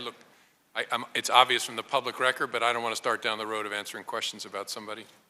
Okay, well, I think the facts would show that he never did register. But as the ranking member pointed out, it perhaps should come as no surprise that the Republican platform, which was drafted at the Republican convention in July of 2016, underwent a pretty significant change with respect to the American response to Russia's illegal invasion of Ukraine and their aggression in that country. It appears, from our standpoint, that we had perhaps somebody who should have registered under FARA pulling the strings there. There's more, though, and I don't know how much you'll be able to comment on this, but I want to just explore for a second the nature of the Russian government, because oftentimes the question becomes, was there contact with Russian officials? And I want to read you a brief quote from a book on Putin's government. This is by Professor Karen Dawisha, who wrote, "Instead of seeing Russian politics as an inchoate democratic system being pulled down by history, accidental autocrats, popular inertia, bureaucratic incompetence, or poor Western advice, I conclude that from the beginning, Putin and his circle sought to create an authoritarian regime ruled by a close-knit cabal who used democracy for decoration rather than direction." Mr. Comey, is it fair to say that the line that exists in the United States between government officers and government officials is blurred in Russia, that there may be oligarchs or other individuals who on the surface appear to be private citizens but who have connections to this close-knit cabal, who might be agents of influence or might be doing the Kremlin's bidding in contact with others? That's fair to say, and one of our counterintelligence missions is to try to understand who are those people and are they acting on behalf of the Russian government, those Russian citizens. Is it generally true that there is a category of Russian oligarchs that are likely part of this close-knit cabal? In a general sense. And if they go way back with Vladimir Putin, do the chances increase that they might be connected with the KGB, as asserted by Professor Dawisha? The longevity of the association can be a consideration. And the KGB was the Russian intelligence service under the Soviet Union, right? Correct. And the Ukraine was part of the Soviet Union. Correct. Right. I'll just observe, Rinat Akhmetov, a steel and iron ore magnate or oligarch, is the richest man in Ukraine and a strong Putin ally. He was the one who reportedly recommended Paul Manafort to Yanukovych. Mr. Comey, last set of questions for me. I have a report that appeared in CNN yesterday. The headline is, "Former Trump campaign chief Paul Manafort wanted for questioning in Ukraine corruption case." And I raise this with you because the story is told of Paul Manafort acting on behalf of Ukraine's former justice minister, Alexander Lavrinovich, who was the justice minister under the previous pro-Russian regime, who, and I'll just read a segment from this story here, who was involved in jailing the former prime minister, Timoshenko, who was the main political rival of the Kremlin-backed President Viktor Yanukovych, whom Manafort advised until he was deposed in 2014. Timoshenko was released from jail at the same time that Yanukovych was ousted. Many saw her sentencing as politically motivated by the pro-Russian government. In response to the deteriorating international climate, Ukrainian prosecutors say Manafort drafted a public relations strategy that included hiring Skadden Arps, an American law firm, to review the Timoshenko case and show the conviction had a sound legal basis. The story goes on to talk about the transfer of over $1 million, potentially illegally, from Ukrainian coffers to Skadden Arps. And the reason I bring all this up with you is because the story also says, and it appears to have been confirmed by the Department of Justice, that the current Ukraine regime, hardly a friend of the Russians and very much targeted by the Russians, has made 7 requests to the United States government for assistance under the MLA treaty in securing the assistance of Paul Manafort as part of this anti-corruption case. And in fact, the story says that you were presented personally with a letter asking for that assistance. So my question, Director Comey, is that all true? Have you been asked to provide assistance to the current Ukrainian government with respect to Paul Manafort, and how do you intend to respond to that request? That's not something I can comment on. I can say generally we have a very strong relationship and cooperation in the criminal and national security areas with our Ukrainian partners, but I can't talk about the particular matter. The story says that the DOJ confirmed that there have been requests for assistance on this matter. You can't go as far as confirming that, in fact, there have been these requests made? If they've done that, I would need them to do it again. I can't comment on it. Okay, well, I appreciate that. And with that, I will yield back the remainder of my time to the ranking member. And I yield to Terry Sewell. Thank you, Mr. Ranking Member. My questions this morning really revolve around the resignation of the former National Security Advisor, Michael Flynn. Director Comey, much has been made about Russia's historical interference with political elections around the world, meant to cause discord and disunity, especially in Western alliances. Does the FBI generally assume that Russian ambassadors to the United States, like Ambassador Kislyak, are at least overtly collecting intelligence on influential Americans, especially political leaders? Ms. Sewell, that's not something I can answer in an open setting. Am I right that in the Russian playbook, that it's in the Russian playbook to use diplomats and business people and Russian intelligence officers, whether declared or not, to collect intelligence on influential Americans for the purpose of affecting U.S. policy? I can answer as a general matter. Nation states that are adversaries of the United States use traditional intelligence officers, sometimes use intelligence officers operating under diplomatic cover, use people we call co-optees, maybe private citizens, students, academics, business people. All manner of human beings can be used in an intelligence collection operation, but I'm not going to talk about the particular. Someone like Ambassador Kislyak play that type of role for Russia? I can't say here. The declassified January Intelligence Community Assessment Report that your agency helped to draft, the report that's entitled Assessing Russian Activities and Intentions in the Recent U.S. Elections, specifically states that, quote, since the Cold War, Russian intelligence efforts related to the United States elections have primarily focused on foreign intelligence collections that could help Russian leaders understand a new U.S. administration's plans and priorities, end quote.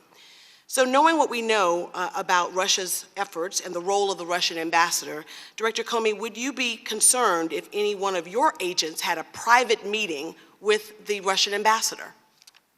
If an FBI agent had a private meeting with a Russian government employee of any kind, it would be concerning, and I assume by private, one that's not disclosed or part of their operational activity. That's Yes, right. Yes. And would you expect that agent to report that meeting? Yes. Admiral Rogers, a similar question. Would you be concerned if one of your intelligence officers had a private meeting with the Russian ambassador? And would you expect that intelligence officer to report that meeting? Disclosures of interactions with foreign governments is a requirement for all our employees, to include myself, for example. I ask these questions because on at least 4 occasions that I can count, Mr. Flynn, a 3-star general and a former intelligence officer, someone with influence over the U.S. policy, and someone with knowledge of state secrets, and the incoming national security advisor communicated with and met with the Russian ambassador and failed to disclose it. So I ask you, directors, if you wouldn't stand for your own staff to do this, why should we, the American people, accept Michael Flynn doing it? Ms. Sewell, I'll let Mike Rogers take it next, but I can't speak to what the disclosure obligations are for other people in the government, so it's hard for me to answer that. I can answer, and I answered, I hope accurately, with respect to one of the FBI's special agents. And I likewise would answer the same way in terms of the NSA. Gentleman's time has expired. I'll yield myself 15 minutes. Director Comey, you announced this morning that there'll be an investigation into Trump associates, possible, and President Trump and anyone around the campaign and any association with the Russian government. If this committee, or anyone else for that matter, someone from the public, comes with information to you about the Hillary Clinton campaign, or their associates, or someone from the Clinton Foundation, will you add that to your investigation? They have ties to Russian intelligence services, Russian agents. Would that be something of interest to you? People bring us information about what they think is improper and unlawful activity of any kind, we will evaluate it. Not just in this context. Folks send us stuff all the time. They should keep doing that. Do you think it's possible that the Russians would not be trying to infiltrate Hillary Clinton's campaign, get information on Hillary Clinton, and try to get to people that are around that campaign or the Clinton Foundation? I'm not prepared to comment about the particular campaigns, but the Russians in general are always trying to understand who the future leaders might be and what levers of influence there might be on them. I just hope that if information does surface about the other campaigns, not even just Hillary Clinton's, but any other campaigns, that you would take that serious also if the Russians were trying to infiltrate those campaigns around them. Of course we would. Okay, yield to Mr. Conaway. Thanks, Chairman. Gentlemen, thanks for being here. Admiral Rogers, you mentioned analytic standards earlier in the conversation. Are those standards the same for all intelligence analysts across the various agencies? There's a broad set of intelligence community promulgated standards for all of us, and then there are specific issues associated, for example, with a particular authority that you're using to collect the information in the first place. So, Jim, the same thing with your agency, your analysts would have similar type standards? Correct. That's one of the really good things that's happened since 9/11, especially since 2004, is the adoption of a common set of tradecraft provisions. So I'm a CPA, and we have generally accepted accounting standards, which are promulgated across a variety of things.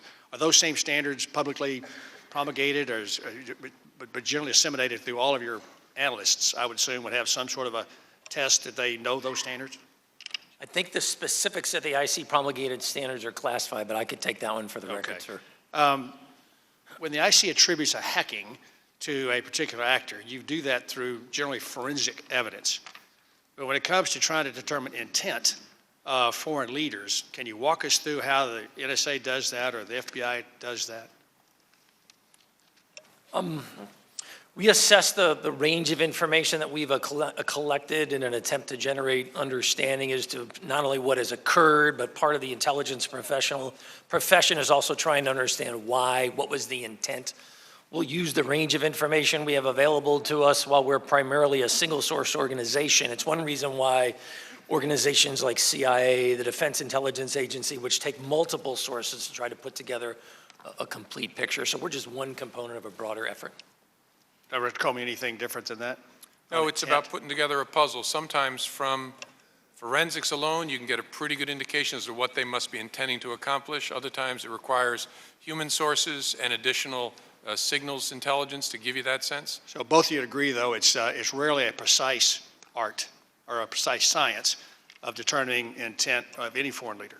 That's correct. All of intelligence Judgment. work requires judgment. That's at the center of it. But I will say in some cases, it's a much clearer case than in others. There are That some depends on, places that where depends, it's I guess, very on the clear. sources you have inside a particular foreign leader's shop. I'm not going to get into the specifics. Well, it's just in general, if you had somebody who's next door neighbor, never mind. Pivoting to the January 6th intelligence community assessment, both your agencies agree with the assessment that the Russians' goal was to undermine the public faith in the U.S. democratic process. Is that still your assessment? Yes. Same assessment said that the Russians' goal was wanted to denigrate Secretary Clinton and harm her electability and potential presidency, and that Putin wanted to discredit Secretary Clinton because he publicly blamed her since 2011 for inciting mass protests against his regime in late 2011 and early 2012. You both still agree with that assessment? Yes. Yes. And then finally, Admiral Rogers, that assessment went on to say that President Putin and the Russian government aspire to help President, I guess it had been candidate Trump at the time, but President-elect Trump's election chances when possible by discrediting Secretary Clinton. You had a lower Confidence level. confidence level. Is that still the case? Yes, sir. Can you tell the group why you were? I'm not going to get into the specifics in unclassified form, but for me, it boiled down to the level and nature of the sourcing on that one particular judgment was slightly different to me than the others. All right. To be clear, Mr. Conaway, We all agreed with that right, judgment. We all agreed Right. with Yeah, the judgment. but you really agreed, and he almost really agreed. Not terms our folks use, but I Not get a it. term of art, I got you.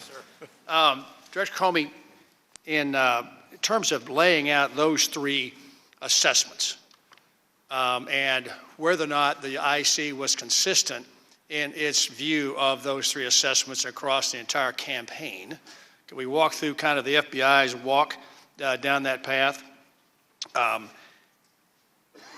As of early December of 16, did the FBI assess that the active measures were to undermine, by the Russians were to undermine the faith in U.S. democratic process? Did you come to that conclusion by early December?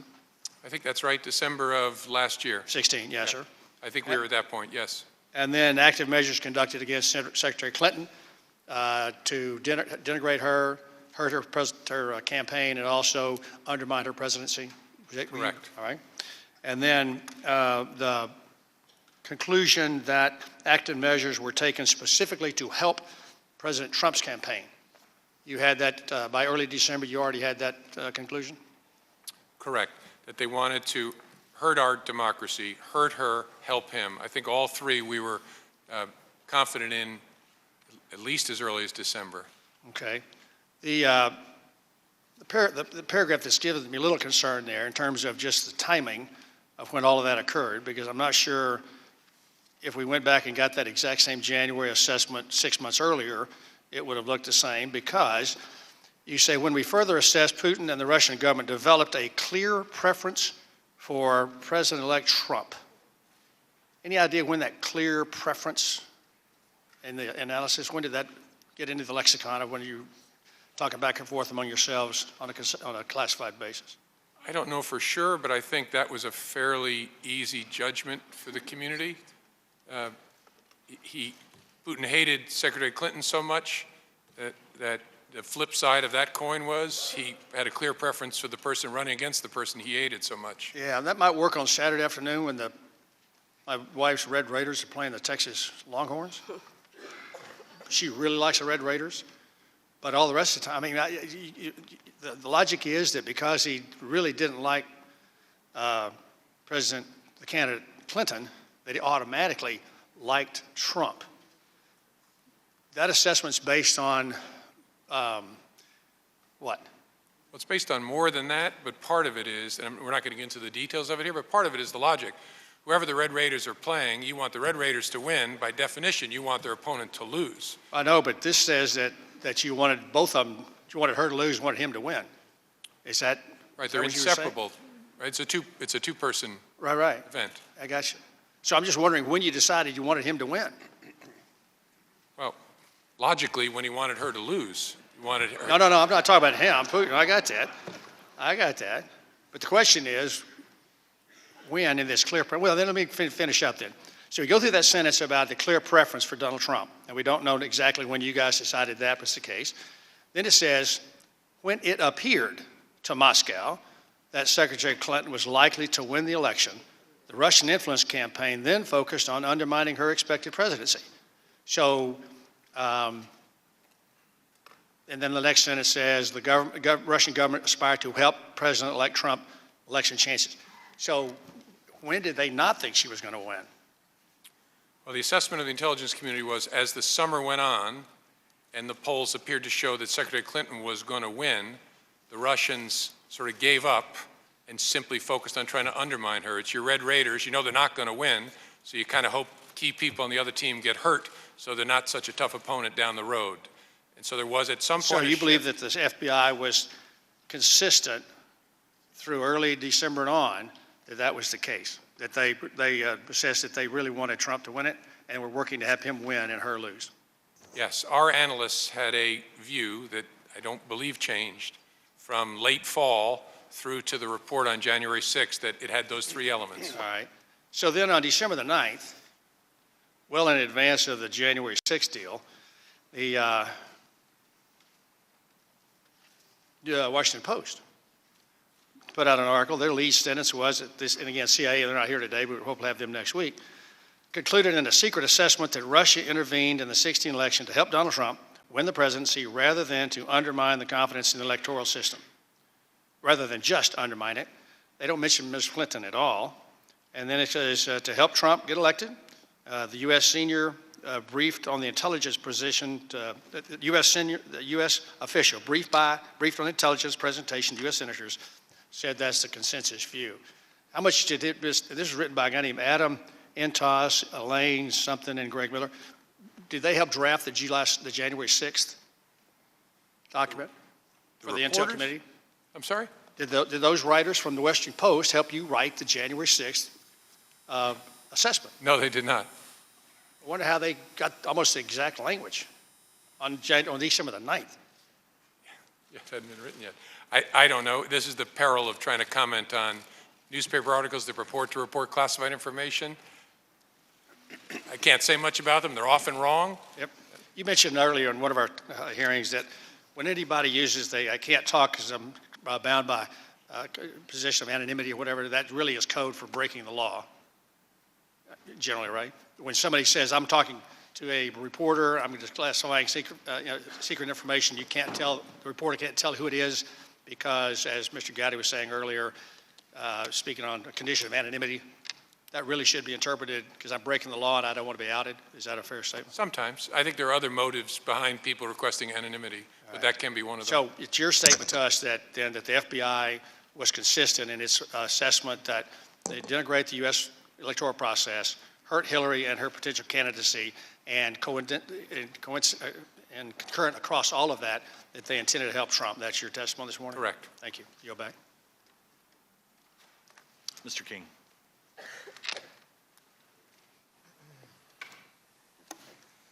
Thank you, Mr. Chairman. If you could yield me a few minutes into the next round. So I'll just start with this, make the comment. First of all, let me thank Director Comey and Admiral Rogers for being here today and for what I believe has been the cooperation you've always given this committee. So thank you very much for that and for your service. Director Comey, I think, we're in a predicament here today. I understand your situation where you can't comment on the investigation, and yet we can have various scenarios laid out which could go on for months and months and months without anyone being able to disprove them until the investigation is completed. I would just like to use the example. For instance, we could have said that in 2012, President Obama was overheard on a microphone telling Medvedev that if I'm reelected, tell Vladimir we can work out better arrangements. We know that he ridiculed candidate Romney in the 2012 election when Romney said that he thought Russia was still a threat. And then in 2013, we saw that basically President Obama invited the Russians into Syria when they've been pretty much removed from the Middle East 40 years before. And also, as far as aid to Ukraine, as far as I recall, the Obama administration always refused to give lethal aid to Ukraine. And it can be argued that the Republican platform in 2016 was actually stronger than the Democratic platform on that. So again, if there was an investigation going on of the Obama administration, we could lay out all these scenarios and say, well, that proves something, or it might prove something. And until the investigation was completed, that type of almost possibly slanderous comments could be made. So I would just, again, if I'm not asking you to hurry the investigation along, you have to do what you have to do, but I guess I could ask you just in the remaining moments I have in this round. I know that, I guess it was just 2 weeks ago, that Director Clapper said that as far as he knows, all the evidence he's seen, there's no evidence of any collusion at all between the Trump campaign and the Russians. Now, obviously, a detailed, exhaustive report was put out talking about Russian influence in the campaign. All of the intelligence apparatus had input into that. Do either you or Admiral Rogers have any reason to disagree with the conclusion of General Clapper that there's no evidence of collusion between the Russians and the Trump campaign? Mr. King, it's not something I can comment on. Likewise, I'm not going to comment on an ongoing investigation's conclusions. But again, you're not going to disagree with General Clapper, you're just not going to comment. And the reason I'm pointing that out is that's sort of the situation, the other way around, that when you can't comment on something, often there's an inference out there that because a person's name is brought up, because he may have worked for somebody at a certain time, that there's a guilt implied in that. So that's the problem. I'm not in any way being critical of either of you. I'm just saying this is a situation which I think can be damaging to the country and does advance the Russian interests of trying to destabilize democracy and cause a lack of confidence in our system. And with that, I yield back, Mr. Chairman. Gentleman yields back. Recognize Mr. Schiff for 15 minutes. Thank you, Mr. Chairman. I just have a couple of follow-up questions before I pass to Representative Sewell. It wasn't simply that the Russians had a negative preference against Secretary Clinton. They also had a positive preference for Donald Trump. Isn't that correct? Correct. And I want to ask you to say whether this is an accurate characterization of Mr. Trump. I won't put you in that spot. But would it be logical for the Kremlin to prefer a candidate that disparaged NATO to be President of the United States? You're not going to put me in that spot, you said? I'm happy, Yes. I'm happy with that. I'm happy with that. I'm not going to put you in the spot of answering whether this is an accurate characterization of Mr. Trump's views, but it would be logical for the Kremlin to want someone who had a dim view of NATO. Is that right? All kidding aside, I don't think that's something I should be answering. I mean, that's beyond my responsibilities. Well, what is the Russian view of NATO? Do they like NATO? Do they want to see NATO strong? Well, again, I'm sure you have already spoken to people who are greater experts than I, but yeah, they don't like NATO. They think NATO encircles them and threatens them. And would they have a preference for a candidate that expressed an openness to repealing the sanctions over Ukraine? And I don't want to get into business of commenting on that. I know. Well, then let me ask you this way, Director. Would they like to see the sanctions on Ukraine go away? Yes. Would they have a preference for a candidate who expressed open admiration for Putin? And I hope you'll reformulate the question. Mr. Putin would like people who like him. Would they have a preference for a candidate who encouraged Brexit and other departures from Europe? Would they like to see more Brexits? Yes. And have the Russians in Europe demonstrated a preference for business people as political leaders with the hope that they can entangle them in financial interests, or that they may allow their financial interests to take precedence over the interests of the countries in Europe they represent? In our joint report, we recount that the Russians, that President Putin has expressed a preference for business leaders in leading other governments, and mentions Gerhard Schroeder and, I'm going to forget one, Berlusconi, because he believes they're people that are more open to negotiation, easier to deal with. At this point, let me yield to Representative Sewell. I'd like to continue my questioning, the line of questioning on Michael Flynn. I'm sure you can understand my concern that Mr. Flynn not only failed to disclose the contacts with the Russian ambassador, but he said he did not remember whether he discussed sanctions against Russia with that ambassador. And I find that really hard to believe. And wouldn't you think that at the height of our concern about Russian hacking, that Mr. Flynn would have remembered meeting with the Russian ambassador and would have told him to stop meddling in our affairs? But that didn't happen, did it? So that's not something I can answer. Not only did Mr. Flynn not remember talking to the Russian ambassador, and not only did he not remember what they talked about, he also appeared to have lied to Vice President-elect Mike Pence all about it. Now, Mr. Comey, do you think that Mr. Flynn's failure to disclose the communication and contact he had with the Russian ambassador and their topic of conversation, along with a blatant lie to Vice President Pence, meet the standard for an investigation by the FBI? I have to give you the same answer. I'm not going to comment. Now, I know, Director Comey, that you probably can't comment on this as well, but I think it's really important that we review a short timeline and that's based on press reportings because we need to get this for the public record, I think. So on December 25th, 2016, Mr. Flynn reportedly exchanged text messages with the Russian ambassador. On December 28th, 2016, Mr. Flynn reportedly spoke on the phone with the Russian ambassador. By then, it was pretty clear that the Obama administration was going to take actions against Russia.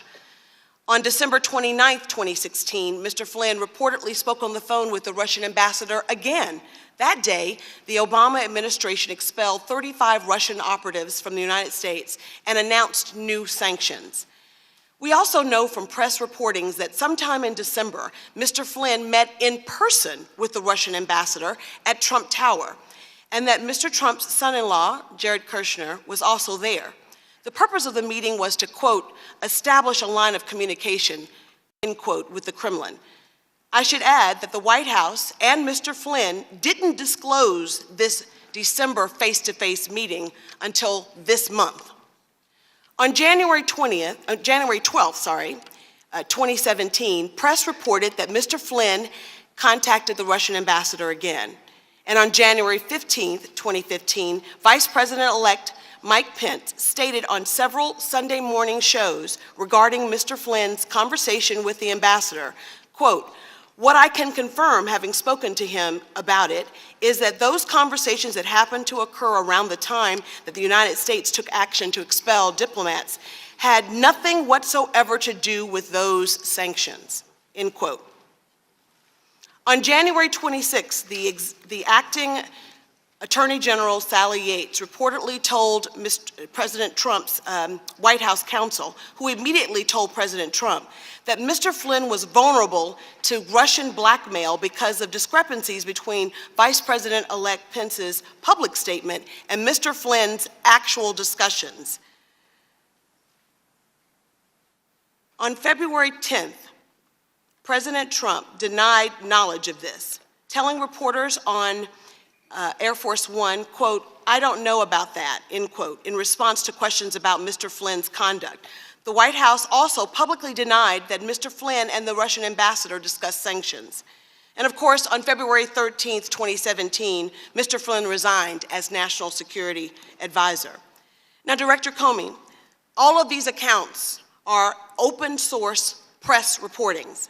Given Russians' longstanding desire to cultivate relations with influential U.S. persons, isn't the American public right to be concerned about Mr. Flynn's conduct, his failure to disclose that contact with the Russian ambassador, his attempts to cover it up, and what looks like the White House's attempts to sweep this under the rug?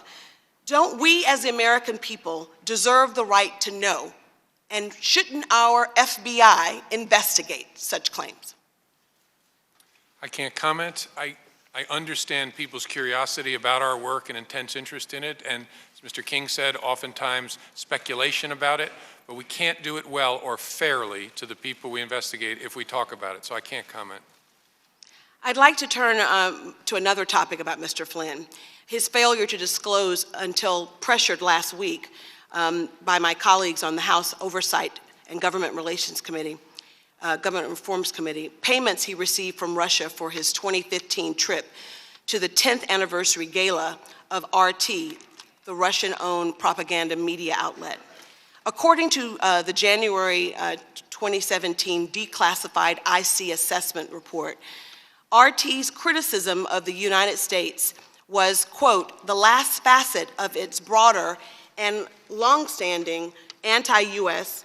messaging likely aimed at undermining viewers' trust in the U.S. democratic procedures, end quote. This January assessment points out that this was a strategy that Russia employed going back to before the 2012 elections, according to the IC assessment. So, Admiral Rogers, am I right that the RT is essentially owned by the Russian government?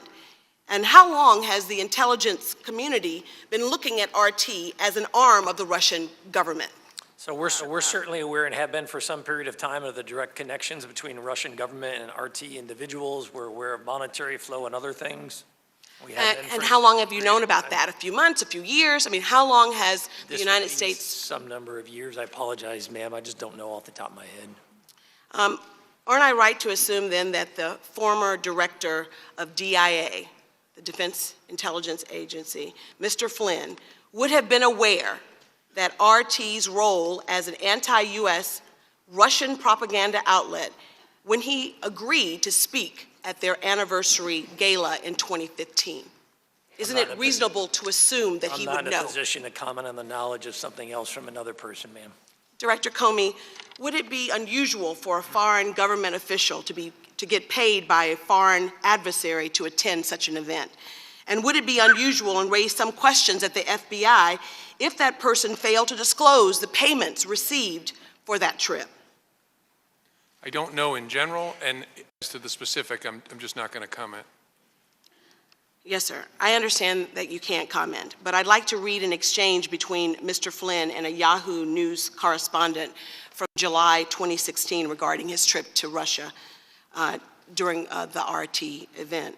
The correspondent asked, "Were you paid for that event?"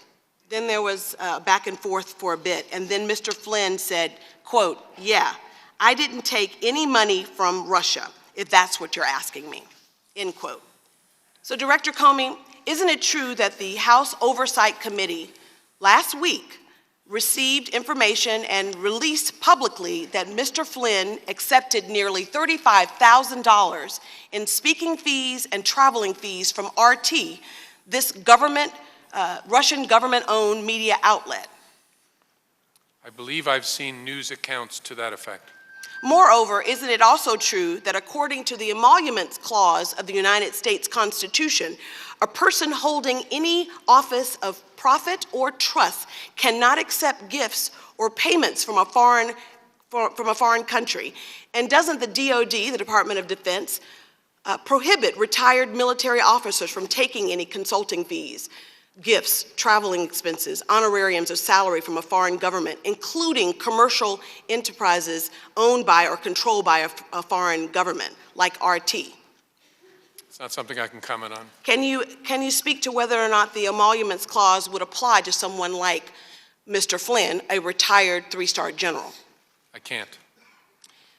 So isn't it, I just find it to be really hard to believe that given the Emoluments Clause does apply to retired officers like Mr. Flynn, I can't believe that Mr. Flynn, a retired military officer, would take money from the Russian government in violation of the United States Constitution. And I believe that such violations worthy of a criminal investigation by the FBI. What level of proof do we need in order for us to have a criminal investigation by the FBI of Mr. Flynn? I can't comment on that. Shouldn't the American people be concerned? I think that it's really hard for us to fathom that he wouldn't know that he should have disclosed that he received $35,000 as a part of a speaking engagement to RT, the Russian U.S. anti-propaganda outlet. I can't comment on that, Ms. Sewell. My final line of questioning is in regard to Mr. Flynn working as an agent of a foreign power. Now, Director Comey, following on Mr. Himes's line of questioning, am I correct that the Foreign Agents Registration Act requires that individuals who lobby on behalf of a foreign government must register with the United States government? I believe that's correct. I know I keep saying I'm not an expert. The reason I'm saying that is I don't know exactly how they define things like lobbying in the statute, but as a general matter, if you're going to represent a foreign government here in the United States touching our government, you should be registered. And isn't it true that just last November 2016, Mr. Flynn was working as a foreign agent doing work that principally benefited the government of Turkey, and yet he didn't report it until just last week? I can't comment on that. Isn't it true that Mr. Flynn was reportedly paid over $500,000 for this work? Same answer. And isn't it true that the Trump White House, on at least 2 occasions, was asked by Mr. Flynn's lawyers whether he should report that work, the work that he was doing on behalf of the Turkish government, and yet the administration didn't give him any advice to the contrary? Do you know anything about that? I have to give you the same answer. So, Director Comey, I know you cannot discuss whether any investigations are ongoing with U.S. persons, and I respect that.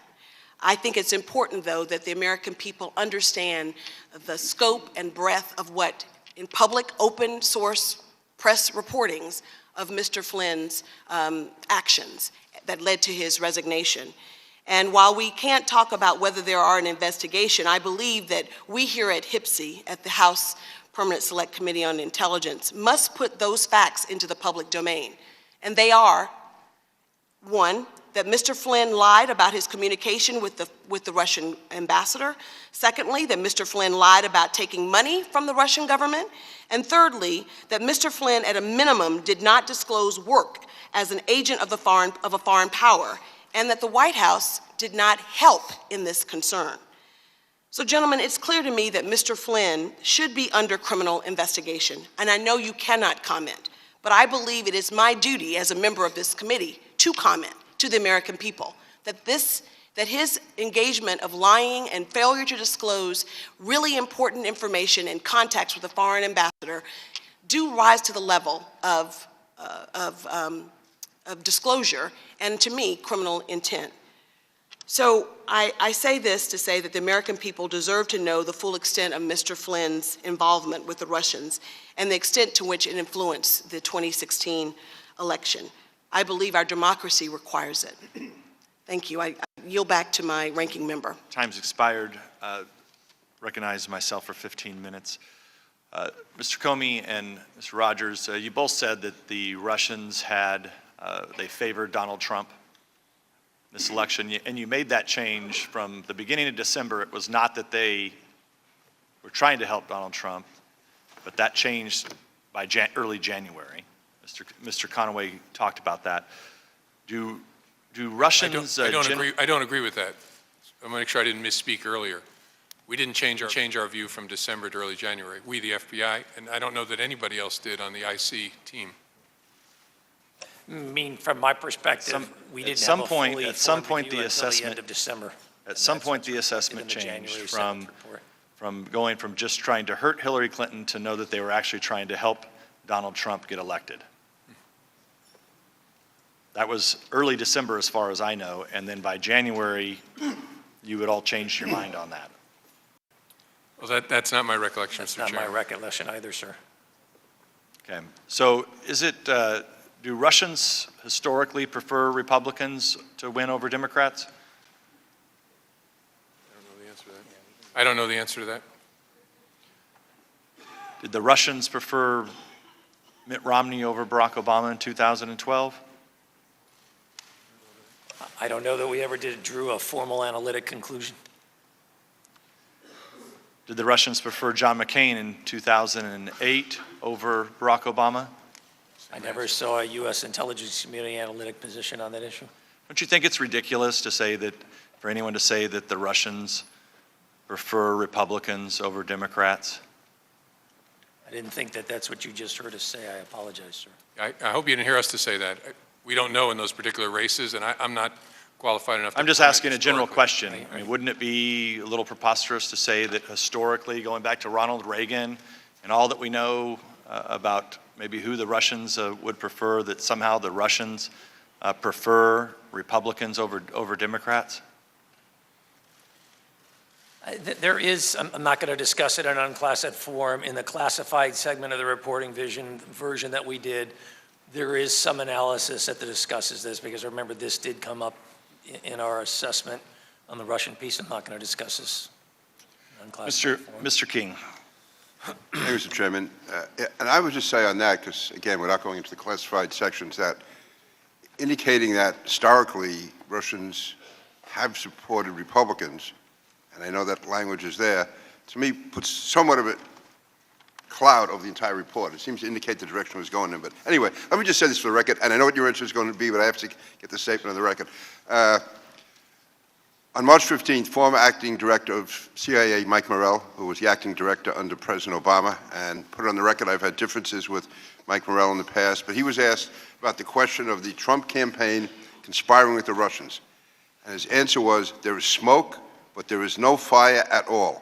There's no little campfire. There's no little candle. There's no spark. Do you agree with Mr. Morell? I can't comment, Mr. King. Admiral Rogers? I'm not going to comment on an ongoing investigation. And I understand that. That was my way of getting on the record, so I appreciate that. You were talking about the significance of leaks and how important it is we stop them. And to me, and I've been here a while, I've never seen such a sustained period of leaks. Going back to December when not the Intelligence Committee, but the Washington Post was told the conclusion of the report. That's number one. What it was going to be. We have situations in the New York Times where they talk of meetings, they talk about transcripts, they talk about conversations. There was one in particular where it spoke about Trump campaign individuals meeting with Russian intelligence agents. And again, Director Comey, I don't know if you can comment on this, but the White House Chief of Staff said, I guess that day or the next day, that Mr. McCabe from your office went to him at the White House and told him that that story was BS. Is there any way you can comment on whether or not Mr. McCabe told that to Mr. Priebus? I can't, Mr. King, but I can agree with your general premise. Leaks have always been a problem. I read over the weekend something from George Washington and Abraham Lincoln complaining about them. But I do think in the last 6 weeks, couple of months, there's been at least apparently a lot of conversation about classified matters that's ending up in the media. Now, a lot of it is just dead wrong, which is one of the challenges because we don't correct it. But it does strike me there's been a lot of people talking, or at least reporters saying people are talking to them in ways that have struck me as unusually active. Yeah, so I fully understand the media's fascination with palace intrigue, with which faction at the White House is trying to outdo the other. That's all, to me, that's all legitimate. That goes with the game. But if you're talking about leaking classified information, if you're talking about leaking investigations, I mean, you've stated today that there is an FBI investigation going on. So if the New York Times can be believed, I would think it would have to be somebody from the FBI who was telling them about these purported meetings, which Mr. McCabe said was BS, with Russian intelligence agencies. So somebody who was familiar with that investigation spoke to the New York Times. And so I'll use that as an example. And also one where, to me, there's a smaller universe. I think it was on January 6th when yourself, Admiral Rogers, Director Brennan, and General Clapper went to Trump Tower to meet with President Trump. The media reports are that at the end of that meeting, Director Comey, you presented President-elect Trump with the copy of the now infamous or famous dossier. And I don't know how many people were in the room, but within hours, that was leaked to the media, and that gave the media the excuse or the rationale to publish almost the entire dossier. Does that violate any law? I mean, you were at a classified briefing with the President-elect of the United States, and it had to be a very, very small universe of people who knew that you handed them that dossier, and it was leaked out within hours. Are you making any effort to find out who leaked it, and do you believe that that constituted a criminal violation? I can't say, Mr. King, except I can answer in general. Yeah. Any unauthorized disclosure of classified conversations or documents is potentially a violation of the law and a serious, serious problem. I've spent most of my career trying to figure out unauthorized disclosures, where they came from. It's very, very hard. Oftentimes, it doesn't come from the people who actually know the secrets. It comes from one hop out, people who heard about it or were told about it. And that's the reason so much information that purports to be accurate classified information is actually wrong in the media, because the people who heard about it didn't hear about it right. But It is an enormous problem whenever you find information that is actually classified in the media. We don't talk about it because we don't want to confirm it, but I do think it should be investigated aggressively and, if possible, prosecuted so people take as a lesson this is not okay. This behavior can be deterred, and it's deterred by locking some people up who have engaged in criminal activity. Well, could you state, it was obviously Admiral Rogers was in the room, you were in the room, General Clapper was in the room, and Director Brennan was in the room. Were there any other people in the room that could have leaked that out? I mean, this isn't a report that was circulated among 20 people. This isn't unmasking of names where you may have 20 people in the NSA and 100 people in the FBI. It's not putting together a report of all the intelligence agency. This is 4 people in a room with the President-elect of the United States. And I don't know who else was in that room. And that was leaked out, it seemed within minutes or hours of you handing him that dossier. And it was so confidential, if you read the media reports, that you actually handed it to him separately. So, and believe me, I'm not saying it's you, but I'm saying it's a small universe of people that would have known about that. And if it is a disclosure of classified information, if you're going to start with investigating leaks, to me that would be one place where you could really start to narrow it down. And again, Mr. King, I can't comment because I do not ever want to confirm a classified conversation with a president or president-elect. I can tell you my general experience, it often turns out there are more people who know about something than you expected at first, both because there may be more people involved in the thing than you realize, not this particular, but in general, and more people have been told about it or heard about it or staff have been briefed on it, and those echoes are, in my experience, what most often ends up being shared with reporters. Well, could you tell us who else was in the room that day? I'm sorry? Could you tell us who else was in the room with you that day? No, because I'm not going to confirm that there was such a conversation, because then I might accidentally confirm something that was in the newspaper. Or could you tell us who was in the room, whether or not there was a conversation? No, I'm not confirming there was a conversation. In a classified setting, I might be able to share more with you, but I'm not going to confirm any conversations with either President Obama or President Trump, or when President Trump was the president-elect. Well, not the conversation or even the fact that you gave it to him, but can you tell us who was in the room for that briefing that you gave? That you're saying later ended up in the newspaper. Yes. So my talking about who was in the room would be a confirmation that what was in the newspaper was classified information. I'm not going to do that. I'm not going to help people who did something that is unauthorized. Yeah, but we all know that the 4 of you went to Trump Tower for the briefing. I mean, that's not classified, is it? How do we all know that, though? Okay. Yeah. Okay. You know, you can see the predicament we're in here. No, I get it. I get it. But we are duty-bound to protect classified information, both in the first, when we get it, and then to make sure we don't accidentally jeopardize classified information by what we say about something that appears in the media. Well, if they're listening, I would just advise that Director Clapper and Director Brennan will be asking them the same questions next week, and perhaps they can give us some answers. Mr. Chairman, I yield back. Gentleman yields back. Mr. Thank you for testifying. Mr. Lobiondo is recognized. Thank you, Mr. Chairman.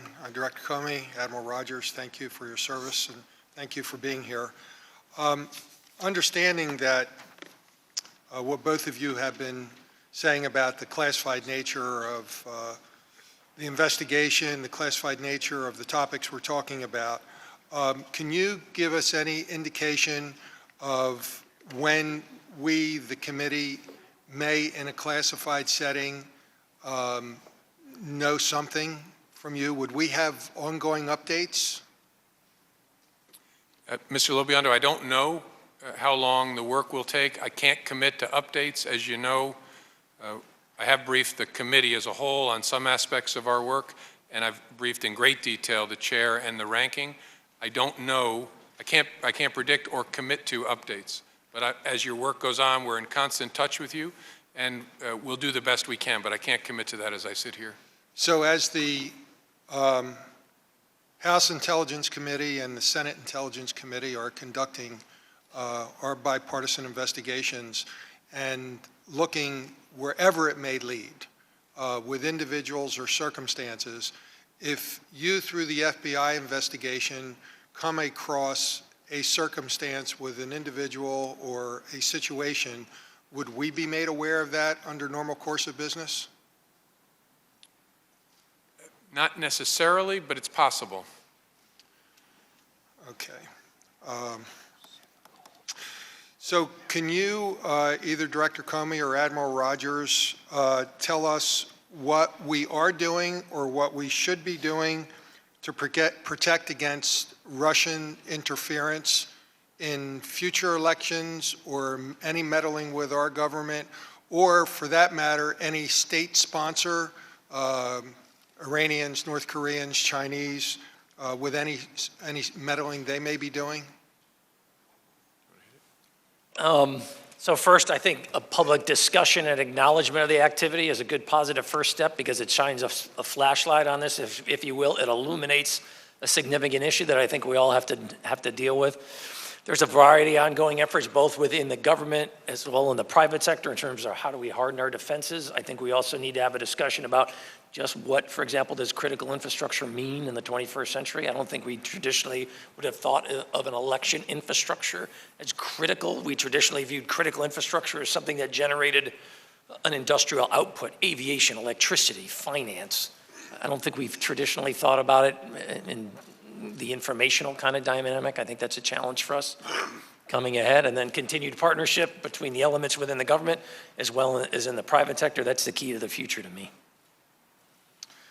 So just for the record, I also had a whole list of specific questions about individuals and/or circumstances that don't want to be repetitive and have you say, I can't comment on them, but I would anticipate when we move to classified session that this committee will be able to explore some of those situations in a little more depth.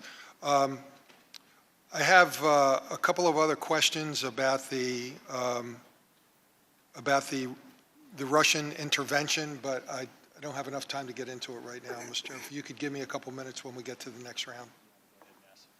Okay, so very briefly, if you can describe the elements of the Russia's active measures in the campaign in the 2016 election.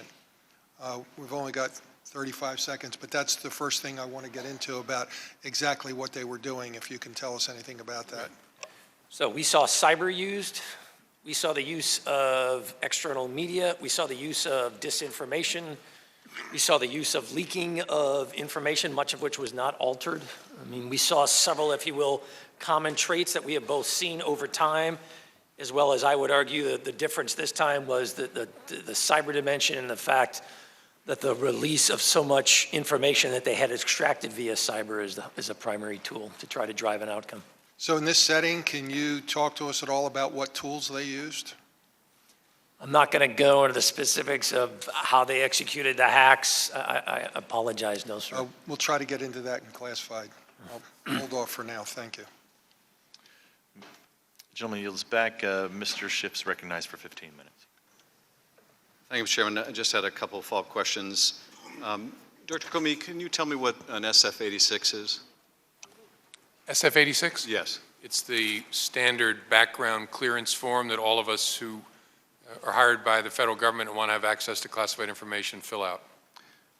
Would someone who is an incoming national security advisor have to fill out an SF-86?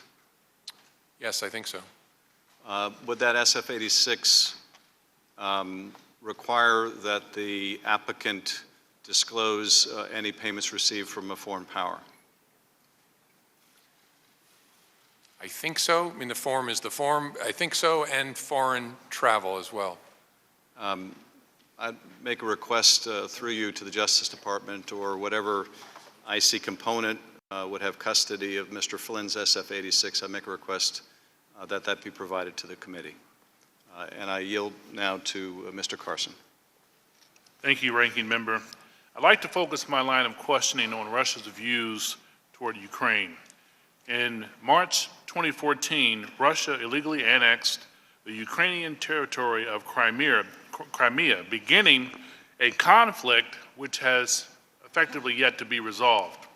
Admiral Rogers, can you please briefly describe, as you understand it, sir, how Russia took Crimea? I would argue through the insertion of military force. They occupied it and physically removed it from Ukrainian control. Sir, we've heard terms like little green men and hybrid warfare. Can you please explain how these relate to Russia in Ukraine? So on the Ukraine side, what we saw was over time, rather than the kind of overt kind of activity we saw to such a degree on the Crimea side, What we saw was a much bigger effort on the influence and the attempts to distance Russian actions from any potential blowback to the Russian state, if you will, and hence the use of the little green men, surrogates in unmarked military uniforms, the flow of information, the provision of resources to support the forcible separation of the Ukraine. Admiral, has Russia returned Crimea back to Ukraine, sir? No, Do they have intentions to? they publicly indicated that they will not. Admiral, why does Russia even care about Ukraine? I'm sure in their view, they view this as a primary national interest for them. It's on the immediate periphery of the Russian state. Am I right, sir, that they see it as a part of their broader objective to influence and impact Ukraine's desire for self-determination? Yes, I think that's part of it. Sir, as Russia tried to claim stolen territory in Ukraine, the U.S. and the rest of the world saw the annexation for what it was, a crime. Shortly after Russia invaded, the United Nations essentially declared it a crime in a non-binding resolution. And our own government, recognizing the seriousness of the event, instituted new sanctions against Russia. Is that right, sir? Yes, sir. Now, this was a time where much of the world was united. Russia invaded another country and illegally annexed its territory, as we all stood shoulder to shoulder with Ukraine. Now, one person who didn't see it that way, however, was President Donald Trump. On July 30th, in an interview with ABC News, Mr. Trump said of Putin, and I quote, "He's not going into Ukraine, okay? Just so you understand, he's not going into Ukraine, all right?" End quote. Now, Admiral, hadn't Putin already gone into Ukraine 2 years before and hadn't left? We're talking about that Crimea and influence in the Ukraine generally. Yes, sir. And he still hasn't left, correct, sir? Now we're starting to get into some very technical questions about are the Russians physically in the Ukraine? Is it surrogates? The Crimea is a very clean example, though, to me. They outright invaded with armed military force and have annexed it. But are they effectively still in Ukraine? They're certainly supporting the ongoing effort in the Ukraine to split that country. We'll get back to Mr. Trump in a minute. First, tell me, sir, what would it mean to Russia and to Putin to have sanctions lifted? Clearly, even easing of economic impact, greater flexibility, more resources. Now, according to NATO analysis, the Russian economy shrunk by as much as 3.5% in 2015 and had no growth in 2016, in big part because of Western sanctions, especially those against the oil and gas industry. Now, we're talking about a loss of over $135 billion just in the first year of sanctions. That's a huge sum of money.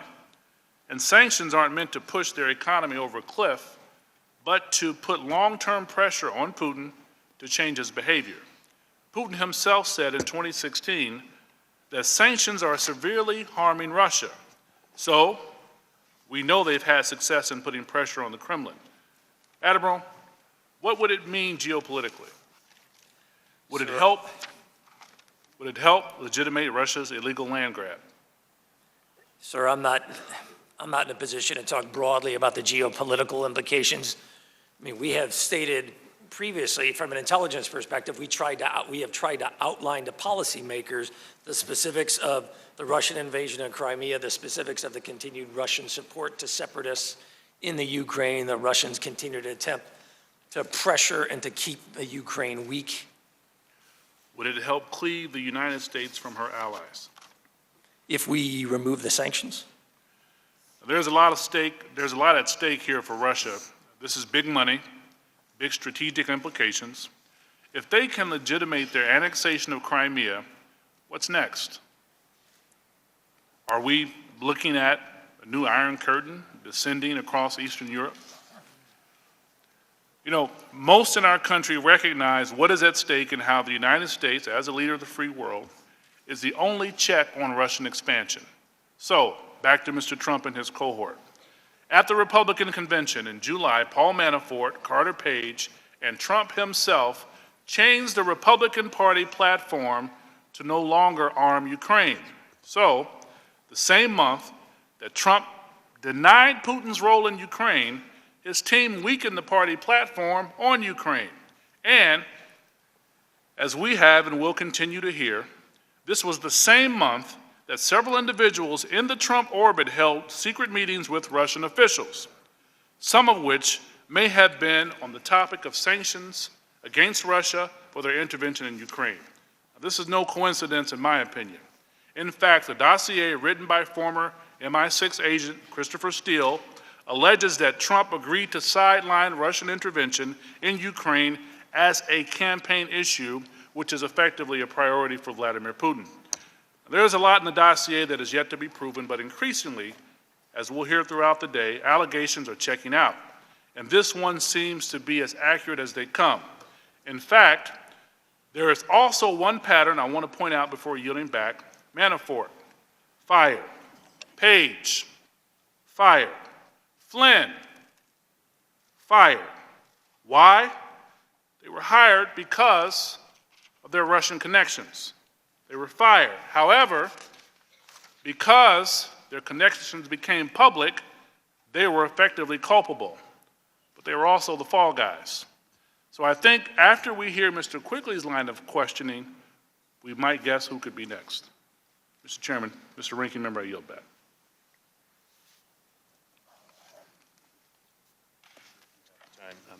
I yield the balance to Representative Speer. Thank you, Ranking Member. Thank you, gentlemen, for your service to our country. You know, I think it's really important as we sit here that we explain this to the American people in a way that they can understand it. Why are we talking about all of this?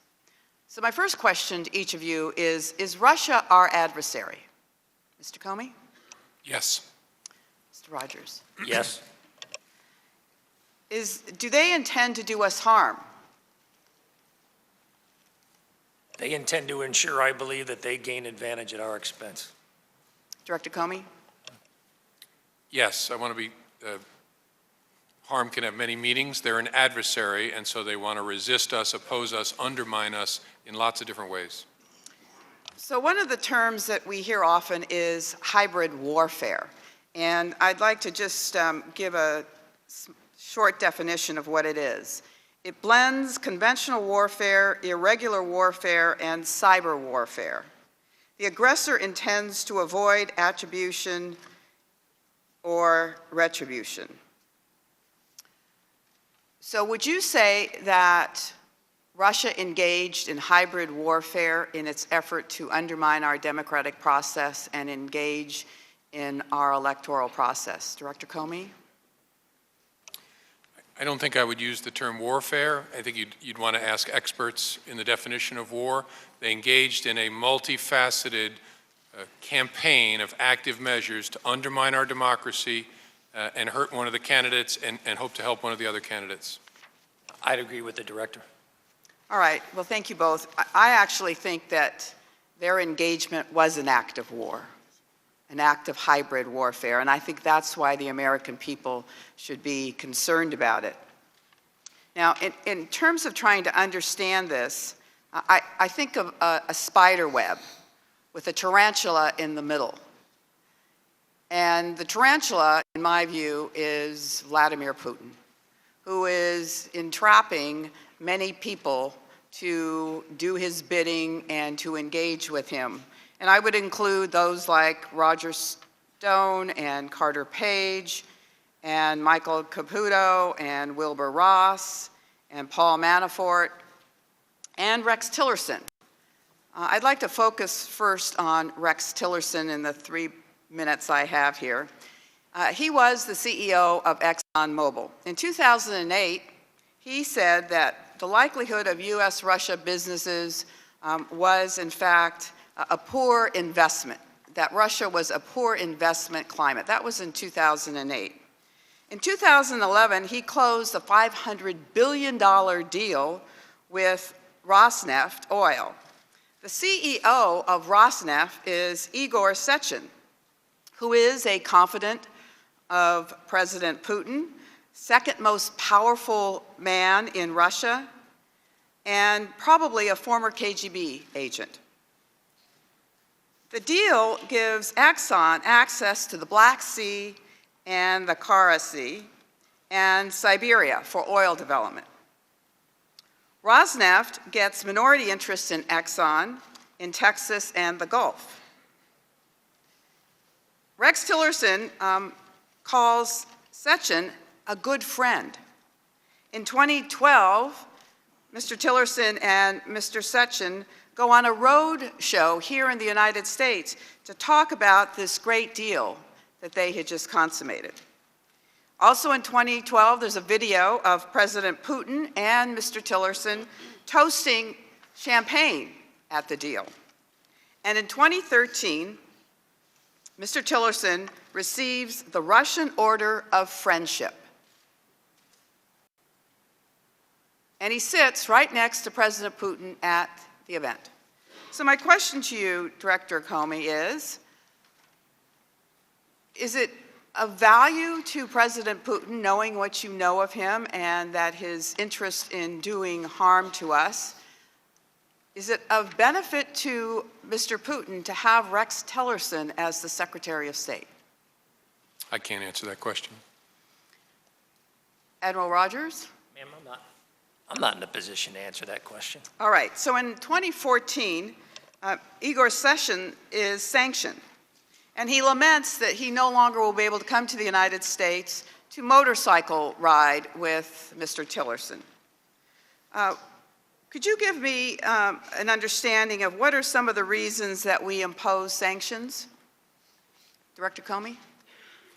On Sechin, Well, just in general. again, you'd have to ask an expert, but from my general knowledge, it's to punish activities that are criminal in nature, that involve war crimes, that involve violations of UN resolutions or United States law in some other way. It's to communicate and enforce foreign policy interests and values of the United States of America. That's my general sense, but an expert might describe it much better. Admiral Rogers? I would echo the director's comments. It's also a tool that we use to attempt to drive and shape the choices and actions of others.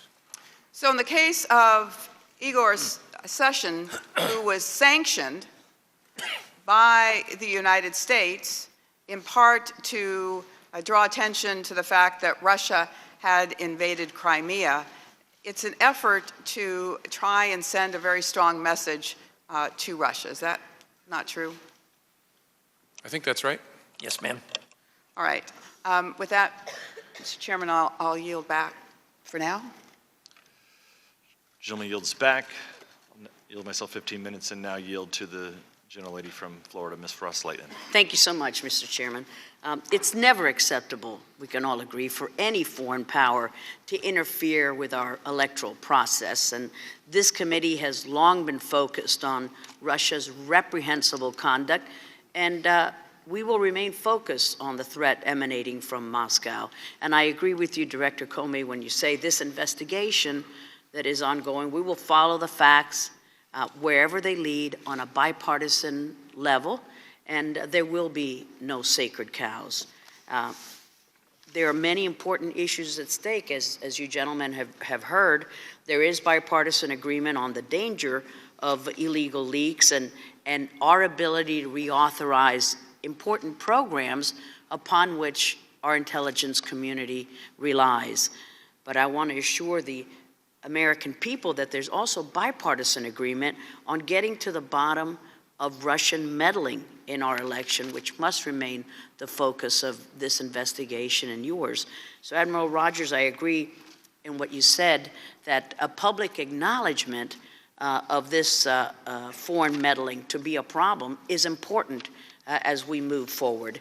And going on Congressman LaBiondo's questions and based on this theme, I'd like to ask you, gentlemen, if you could describe what, if anything, Russia did in this election that, to your knowledge, they did or they didn't do in previous elections. How it was, were their actions different in this election than in previous ones? I'd say the biggest difference from my perspective was both the use of cyber, the hacking, as a vehicle to physically gain access to information, to extract that information, and then to make it widely publicly available without any alteration or change? And the only thing that I'd add is they were unusually loud in their intervention. It's almost as if they didn't care that we knew what they were doing or that they wanted us to see what they were doing. It was very noisy, their intrusions in different institutions. And what specifically, based on this loudness, did the FBI or the NSA do to prevent or counter this Russian active measure that we read about in the intelligence community assessment? As loud as they were, what did we do to counter that? Well, among other things, we alerted people who had been victims of intrusions to permit them to tighten their systems to see if they couldn't kick the Russian actors out. We also, as a government, supplied information to all the states so they could equip themselves to make sure there was no successful effort to affect the vote, and there was none, as we said earlier. And then the government as a whole, in October, called it out. And I believe it was Director Clapper and then Secretary Jay Johnson issued a statement saying this is what the Russians are doing. It's sort of an inoculation. And the loudness to which you refer, perhaps they were doing these kinds of actions previously in other elections, but they were not doing it as loudly. Why do you think that they did not mind being loud and being found out? I don't know the answer for sure. I think their number one mission is to undermine the credibility of our entire democracy enterprise of this nation. And so it might be that they wanted us to help them by telling people what they were doing. Their loudness, in a way, would be counting on us to amplify it by telling the American people what we saw and freaking people out about how the Russians might be undermining our elections successfully. And so that might have been part of their plan. I don't know for sure. I agree with Director Comey. I mean, a big difference to me in the past was while there was cyber activity, we never saw in previous presidential elections information being published on such a massive scale that had been, illegally removed, both from private individuals as well as organizations associated with the democratic process, both inside the government and outside the government. And this massive amount and this loudness, now that it's become public knowledge, now that we have perhaps satisfied their thirst, that it has become such a huge deal, do you expect their interference to be amplified in future U.S. elections? Do you see any evidence of that in European elections? Or do you think that this public acknowledgement would tamper down their volatility? I'll let Mike Rogers, maybe I'll just say as an initial matter, they'll be back. I mean, they'll be back in 2020, they may be back in 2018, and one of the lessons they may draw from this is that they were successful because they introduced chaos and division and discord and sowed doubt about the nature of this amazing country of ours and our democratic process. It's possible they're misreading that as it worked, and so we'll come back and hit them again in 2020. I don't know, but I think we have to assume they're coming back. Right. I fully expect them to continue this level of activity because our sense is that they have come to the conclusion that it generated a positive outcome for them in the sense that calling into question democratic process, for example, is one element of the strategy. We're working closely, our FBI teammates, others, we're working closely with our European teammates to provide the insights that we have seen to try to assist them as they themselves, France and Germany, for example, about to undergo significant national leadership elections over the course of the next 2 months. And in terms of the European elections, what have you seen or any information that you could share with us about the Russian interference? So you've seen some of the same things that we saw in the U.S. in terms of disinformation, fake news, attempts to release of information to embarrass individuals. You're seeing that play out to some extent in European elections right now. We look forward to continuing with you. Thank you so much, Mr. Chairman. General yields back. Mr. Turner's recognized. Thank you, Mr. Chairman. Mr. Comey, Admiral Rogers, thank you for being here today and for your, what it appears to be, attempts at being forthcoming with the committee. I also want to thank the chairman and the ranking member Schiff. This is a bipartisan effort. I think as you've looked to what this committee is undertaking, everyone wants answers, and everyone wants answers to all of the questions that are being asked, because this does go to such an important issue concerning our elections. Admiral Rogers, I'm going to begin with a question to you concerning the Foreign Intelligence Surveillance Act. Now, Admiral, as you know, that the Foreign Intelligence Surveillance Act provides the circumstances or the authority under which the intelligence community may collect or intercept the communication of a foreign person located outside of the United States, or as Mr. Comey has indicated, a person who is covered under a FISA court order. With Mr. Rooney and Mr. Gowdy, you discussed the minimization procedures under the Foreign Intelligence Surveillance Act, and those minimization procedures are supposed to protect the privacy rights of U.S. citizens. Specifically, it's geared toward the communications of those who may be inadvertently or incidentally collected as a result of the intelligence community's lawful collection of communications of others.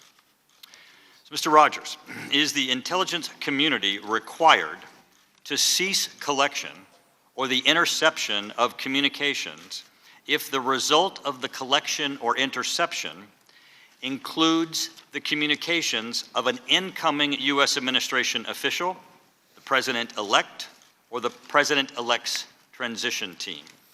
It depends under what authority we're, as I said early on, there's a series of questions we go through. Is there criminal associated activity? Does the conversation deal about threats to U.S. persons, breaking of the law? So there's no simple yes or no. There's a series of processes. Mr. Rogers, is there any provision of minimization that requires you to cease collection? Because that is my question. Are you, under any circumstances, required to cease collection if the collection results in the either inadvertent or incidental collection of an incoming U.S. administration official, the President-elect, or the President-elect's transition team? Purely on the basis of exposure of, I want to make sure I understand the question. Are you required to cease? If you are undertaking lawful collection under the Foreign Intelligence Surveillance Act of a person or individual, either because they're a foreign person located outside the United States or the person that you're collecting against is the subject of a FISA court order, if incidental to that collection or inadvertently the collection results in the collection of communications of an incoming U.S. administration official, the President-elect, or the President-elect's transition team, are you required under the minimization procedures to cease collection? Not automatically.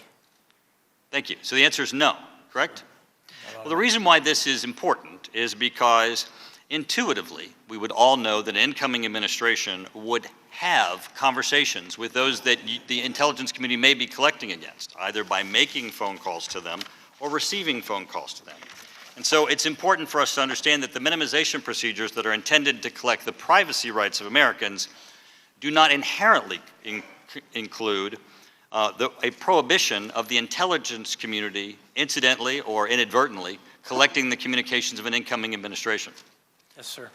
Mr. Comey, are you aware whether or not the Director of National Intelligence, Director Clapper, ever briefed the President of the United States, then President Obama, concerning the possible inadvertent or incidental collection or interception by the U.S. intelligence community of any communication of members of the incoming Trump administration?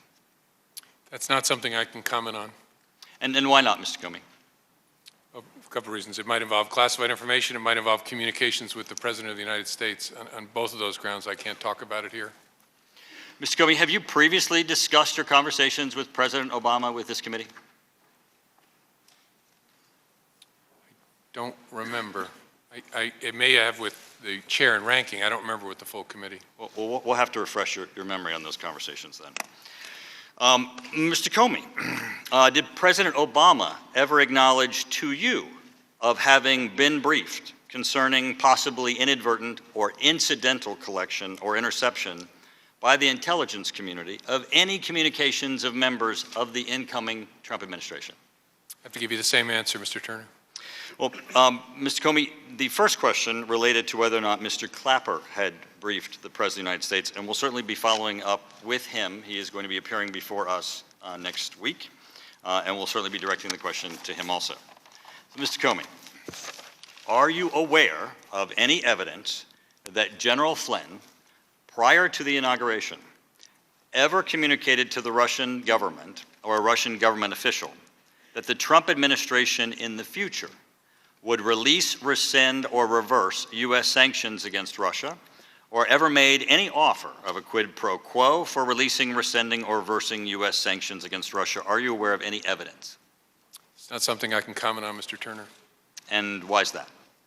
I'm trying very hard not to talk about anything that relates to a U.S. person or that might rule in or rule out things we might be investigating. I'm trying to be studiously vague here to protect the integrity of the investigation. So please don't interpret, as I said at the beginning, please don't interpret my no comment as meaning this or meaning that. I just can't comment. Well, Mr. Comey, there are statutes, guidelines, and procedures concerning what does it take for the FBI to open up a counterintelligence investigation into a U.S. citizen. It is not just subject to discretion. You can't just say, well, let's go look at somebody. You have to have a basis. You've now informed us that you've opened a counterintelligence investigation into the Trump campaign, members of the Trump campaign, concerning Russia in July of 2006. Now, we're trying to get a picture of what does it take to tip over for an investigation. Now, previously people have said that there have been individuals who attended a meeting with Russian officials, individuals who, a member who was paid to attend a conference, a picture that was taken, traveled to a foreign place. You know, there are many people, both in all of our administrations and sometimes, certainly members who've left Congress who would qualify for that. What is the tipping point? I mean, it can't just be that. Don't you need some action or some information besides just attending a meeting, having been paid to attend a conference, that a picture was taken, or that you traveled to a country before you're open to investigation for counterintelligence by the FBI? The standard is, I think there's a couple different at play, a credible allegation of wrongdoing or a reasonable basis to believe that an American may be acting as an agent of a foreign power. Well, the reason why we're struggling with this, Mr. Comey, is that we obviously have the statements of Mr. Clapper that there's no evidence of collusion with Russia, and he just left the intelligence community. And as you are aware, we now sit, because as you said, Admiral Rogers, the Russians wanted to put a cloud over our system.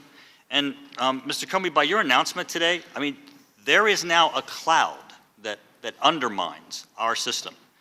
There is a cloud where we're sitting with Mr. Clapper, who is obviously in a very important position to know, who stated to us that there's no evidence of conclusion, and you will not give us evidence or give us any substantive evaluation of it. We now sit with this cloud, and it's unfortunate. Mr. Chairman, I have a few additional questions, if I might, when we regain time. We'll get back to you, Mr. Turner. Mr. Schiff's recognized for 15 minutes. Thank you, Mr. Chairman. I recognize Representative Jackie Spear. Thank you, Mr. Schiff. And again, let's go back to this tarantula web. So Mr. Tillerson, in 2014, started to lobby the United States government, asking them to shift or lift the sanctions. Now, in his confirmation hearing, he says as he said, I have never lobbied against sanctions personally. To my knowledge, ExxonMobil never directly lobbied against sanctions. And yet there is lobbying reporting that shows that ExxonMobil actually paid over $300,000 to lobbyists in 2014, and that Mr. Tillerson visited the White House 5 times in 2014 and Treasury with Secretary Lew 7 times. Is there something disconcerting about a U.S. CEO attempting to undermine the sanctions imposed by our government against another country for acts that we find to be disadvantageous to the world order? Director Comey? That's not a question I can answer for a variety of reasons. I'm not qualified to answer, and I shouldn't be answering questions like that. Okay, how about this then? Is it disconcerting to you as the director of the FBI that a U.S. CEO would say publicly that he is very close friends with President Putin and has had a 17-year relationship with him? That's not a question I can answer. Would it raise any red flags? Yeah, that's not a question I can answer. Admiral Rogers? Ma'am, lots of American corporations do business in Russia. I have no knowledge of the specifics we're talking about. I'm in no way qualified or knowledgeable enough to comment on this.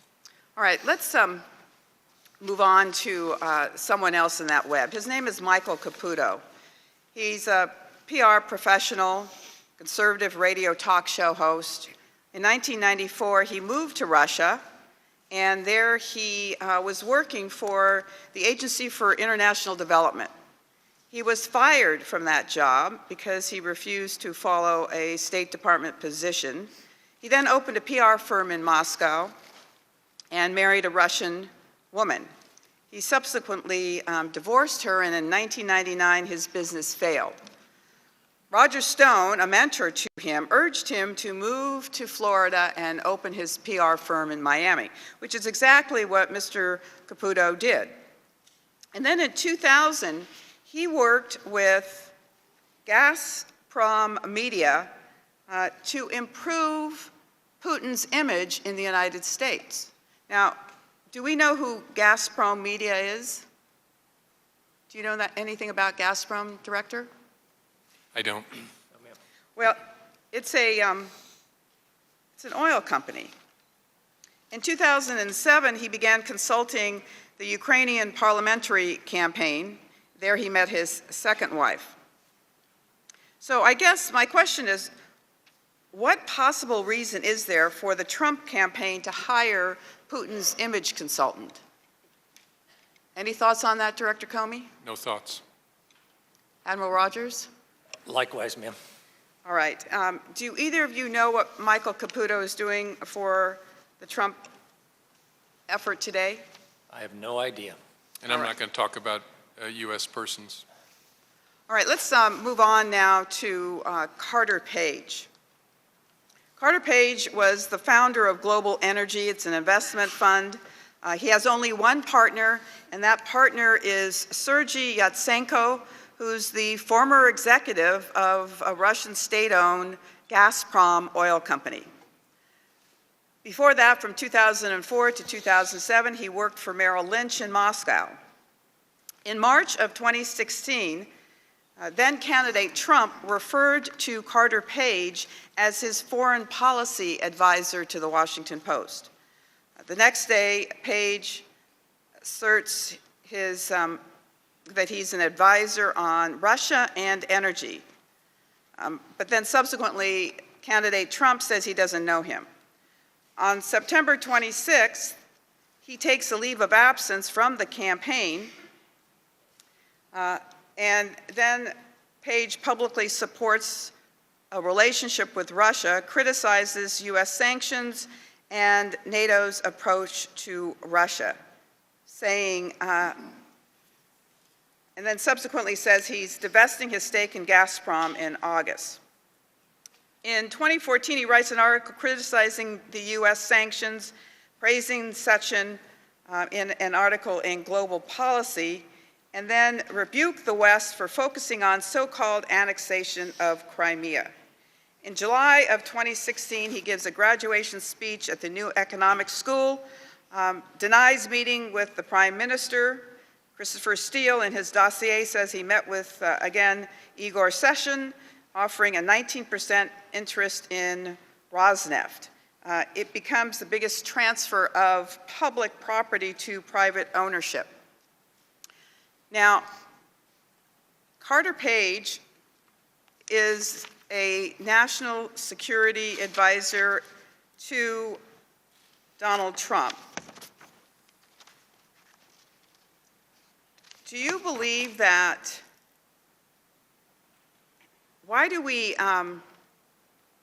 I guess, again, here's another company that has had sanctions imposed upon it. Could you again clarify why we impose sanctions on companies? Admiral Rogers did it better than I, so I'm going to All tap him. I apologize, I don't remember the specifics of my answer, but I'll stand by my answer previously. Which was excellent. All right. I think at that point, I will yield back, Mr. Chair. I now yield to Mr. Quigley. Thank you, Mr. Ranking Member. Gentlemen, thank you for your service. Thank you for being here. We've talked a little bit about the Russian playbook, right? Extortion, bribery, false news, disinformation. They all sound very familiar, correct? As we talk, without thinking about anybody in the United States, just generally the Russian playbook and how it's worked in particularly Eastern Europe and Central Europe, a lot of it involves trying to influence individuals in that country, correct? Yes? So what we've talked about a little bit today seems to be sort of a black and white notion of whether there was collusion.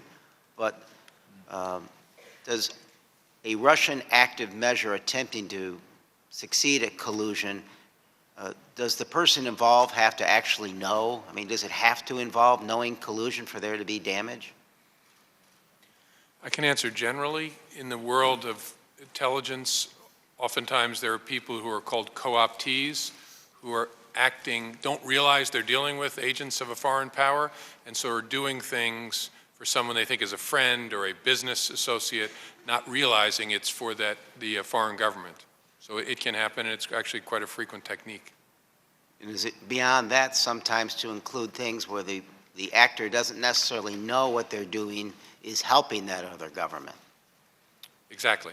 And what are instances, just examples of what that might include in a generic sense in Europe and so forth? Oftentimes a researcher here in the United States may think they're dealing with a peer researcher in a foreign government and not knowing that that researcher is either knowingly or unwittingly passing information to a foreign adversary of the United States. And can you explain and elaborate how this sort of problems with defining what collusion is, the differences that might be involved with explicit or implicit collusion? Collusion is not a legal term of art, and it's one I haven't used here today. I said we're investigating to see whether there was any coordination between people associated with the campaign. Explicit or implicit coordination? Well, I guess implicit, I would think of it as knowing or unknowing. Right. You can do things to help a foreign nation state, as I said, without realizing that you're dealing with, you think you're helping a buddy who's a researcher at a university in China, when what you're actually doing is passing information that ends up with the Chinese government. That's unwitting. I don't know whether it's the same as your implicit. Explicit would be, I'm sending this stuff to this researcher in China, and I'm doing it because I want to help the Chinese government, and I know he's hooked up with the Chinese government. Admiral Rogers, would you give other examples of what you've witnessed in your career? Sometimes U.S. individuals will be approached by other individuals connected with foreign connections who will misrepresent not just a researcher, they'll assume an identity, if you will. Hey, I want you to think that I'm actually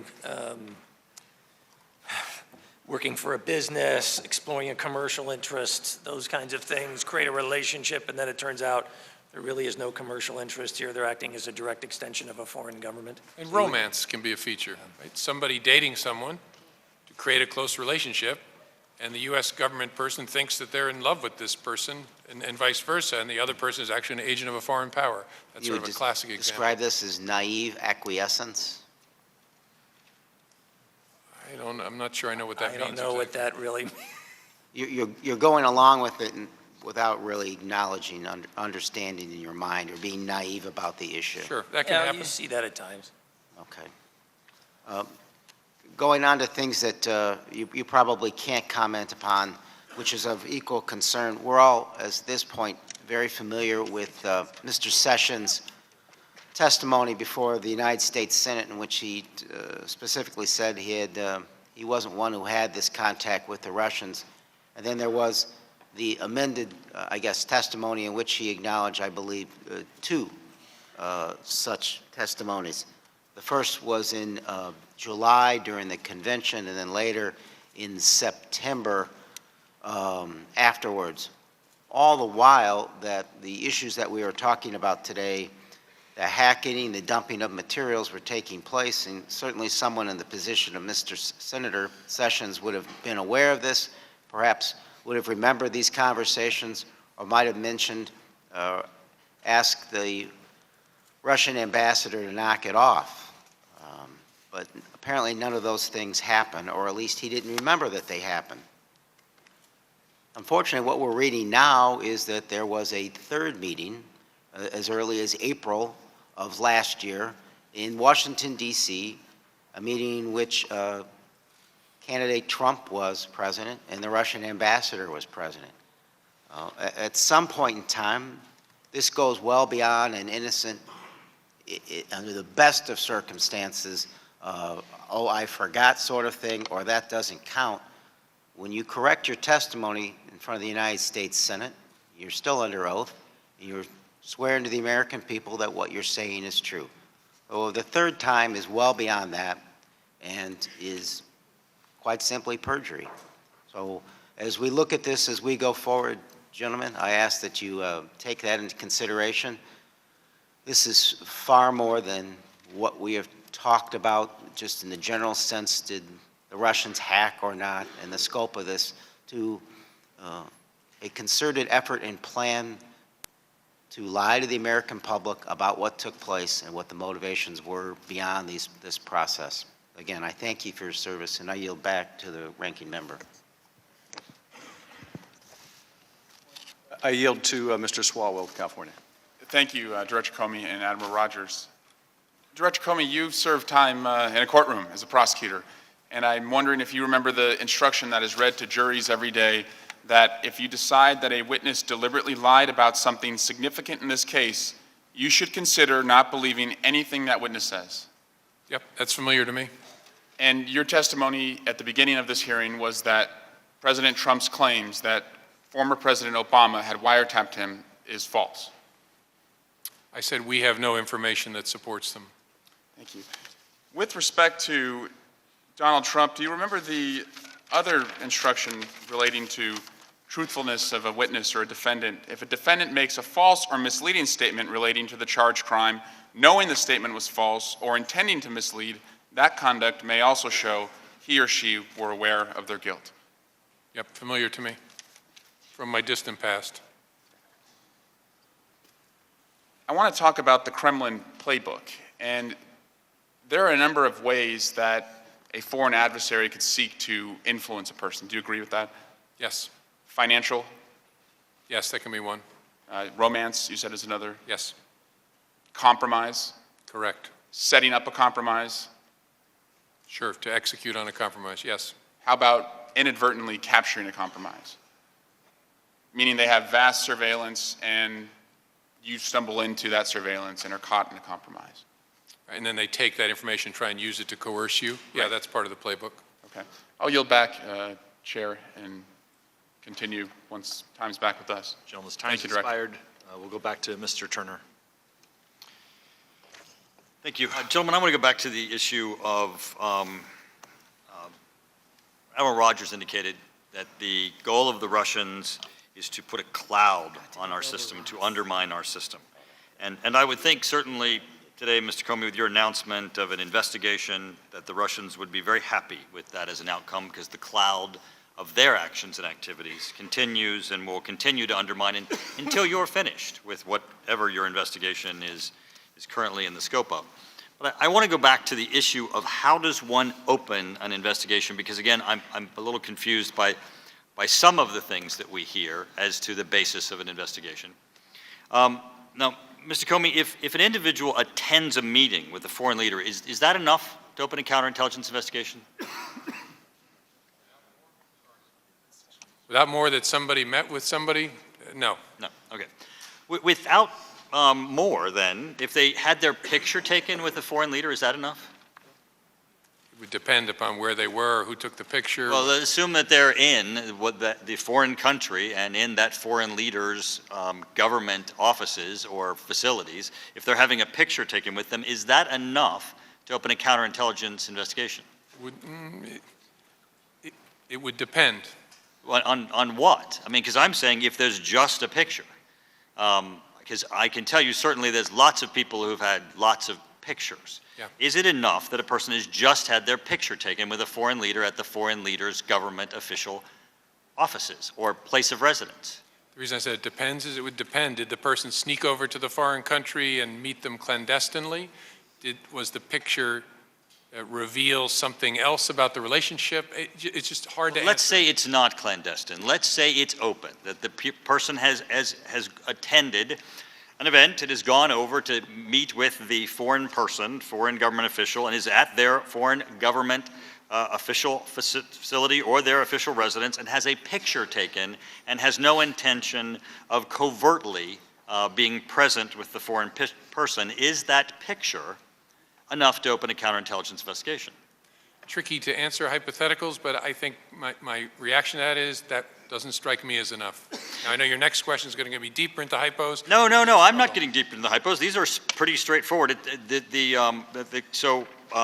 What if you're paid, to attend a conference in a foreign country, and you're paid to attend that conference not directly by the foreign government, but nonetheless, payment does occur for you to attend a conference. Certainly, we know President Bill Clinton attended many such conferences and spoke and received payment. Is receiving payment by attending to speak at a conference, again, it's not covert, it's open.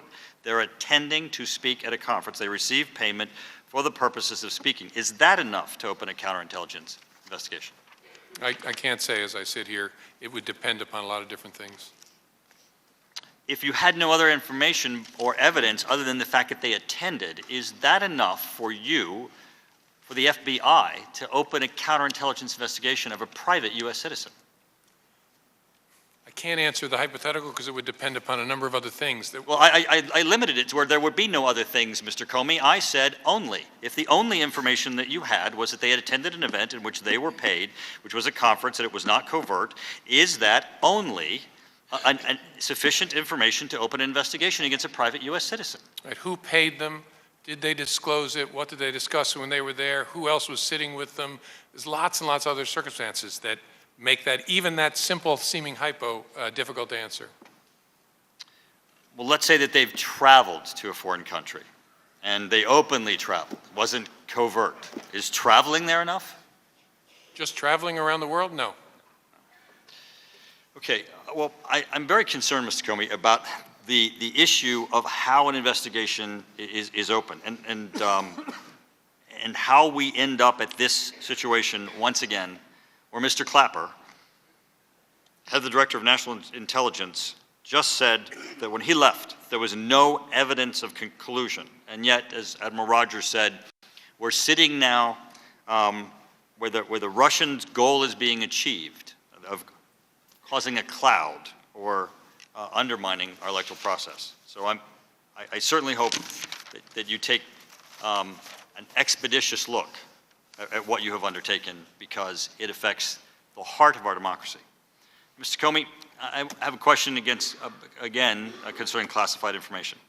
Now, I know that if I attend a classified briefing and I receive classified information and I go and tell someone that classified information, if I leak it or I release it, that I've committed a crime.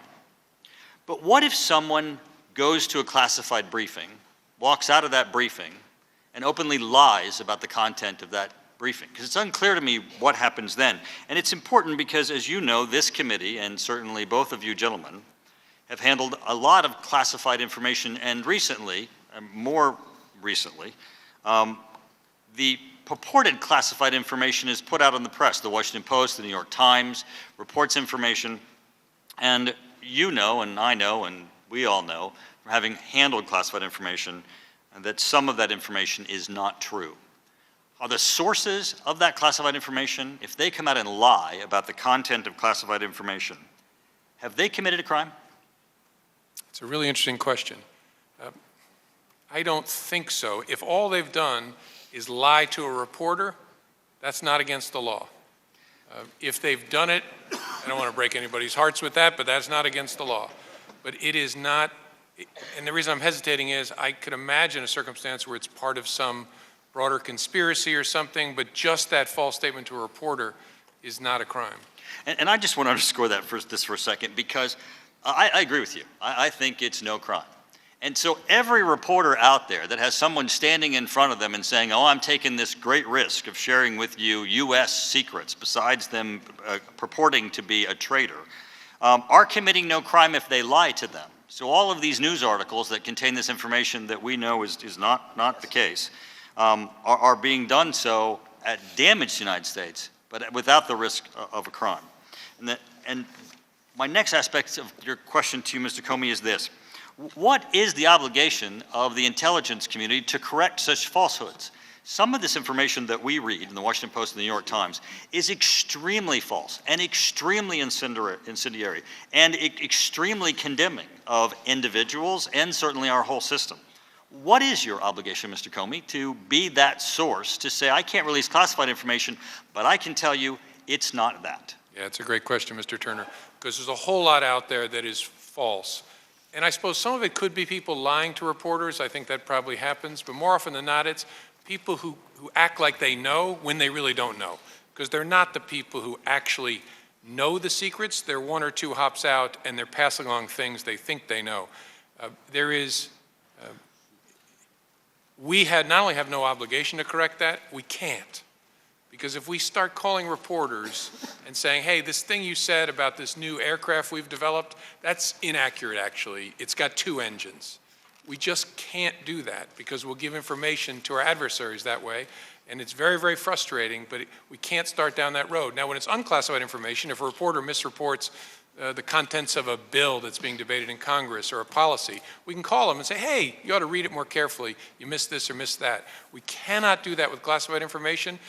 It's very, very frustrating because I've read a whole lot of stuff, especially in the last 2 months, that's just wrong, but I can't say which is wrong, and I can't say it to those reporters. Mr. Comey, if you could help us on this issue, I would greatly appreciate it, because what happens is that you come into a classified briefing with us, and you tell us perhaps something that is absolutely false. It really shouldn't be classified because you're telling us it's not true. But yet we can't go tell it's not true because you told us in a classified setting. There's a way that we can at least have some exchange as to what's not true so that the American people don't listen to false stories in the Washington Post and the New York Times that we all know are not true. That would be helpful. If you could think about how you could help us with that. I'd love to invent that machine, but we can't, because where do you stop that on that slope? Well, false is false, Because Mr. then, Comey. when I don't call the New York Times to say you got that one wrong, bingo, they got that one right. And so it's just an enormously complicated endeavor for us. We have to stay clear of it entirely. Thank you, Mr. Comey. One last question. So we all read in the press that Vice President Pence publicly denied that General Flynn discussed sanctions with Russia. And I'm assuming that you saw those news reports. Did the FBI take any action in response to the Vice President's statements? I can't comment on that, Mr. Turner. Mr. Comey, the New York Times reported on February 14, 2017, that General Flynn was interviewed by FBI personnel. Is that correct? I can't comment on that, Mr. Turner. Mr. Comey, I do not have any additional questions, but I thank you both for your participation, and again, I thank for the chairman and the ranking member for the bipartisan aspect of this investigation. The gentleman yields back. Dr. Winstrup is recognized. Thank you, Mr. Chairman. Thank you, gentlemen, for being here. I appreciate your endurance in this effort today. One question: how long has Russia or the Soviet Union been interfering or attempting to interfere with our election process? In the report we've previously talked about, we have seen this kind of behavior to some degree, attempting to influence outcomes for decades. Going back to the Soviet Union, not at least, to the same level necessarily, but the basic trend has been there. So I'm curious also about what triggers a counterintelligence investigation of a government official. And in some ways, I'm asking for myself. For example, last week I spoke at an event on foreign policy with Atlantic Council.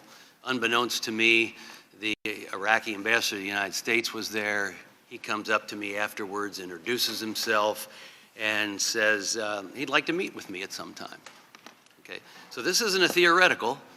This is real, and this is why I'm asking this. Will I be in trouble or under investigation if I meet with him?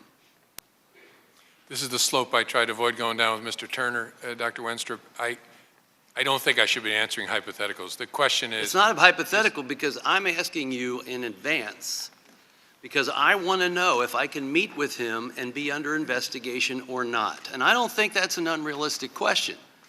This is real. This is right now. I get that. The FBI does not give advisory opinions. And so if you're asking about your particular case, I just can't do that. So you'll tell me afterwards? No, I'll never tell you. Well, you might. Somebody might tell the press. Right? And that's where I'm going next because I want to know what can I discuss? What am I allowed to discuss? You know, what triggers the investigation is really what we're trying to get to in general. You know, maybe not with the Iraqi ambassador, but what about with the Russian ambassador? What are my obligations? Do I need to advise someone that I'm meeting with them?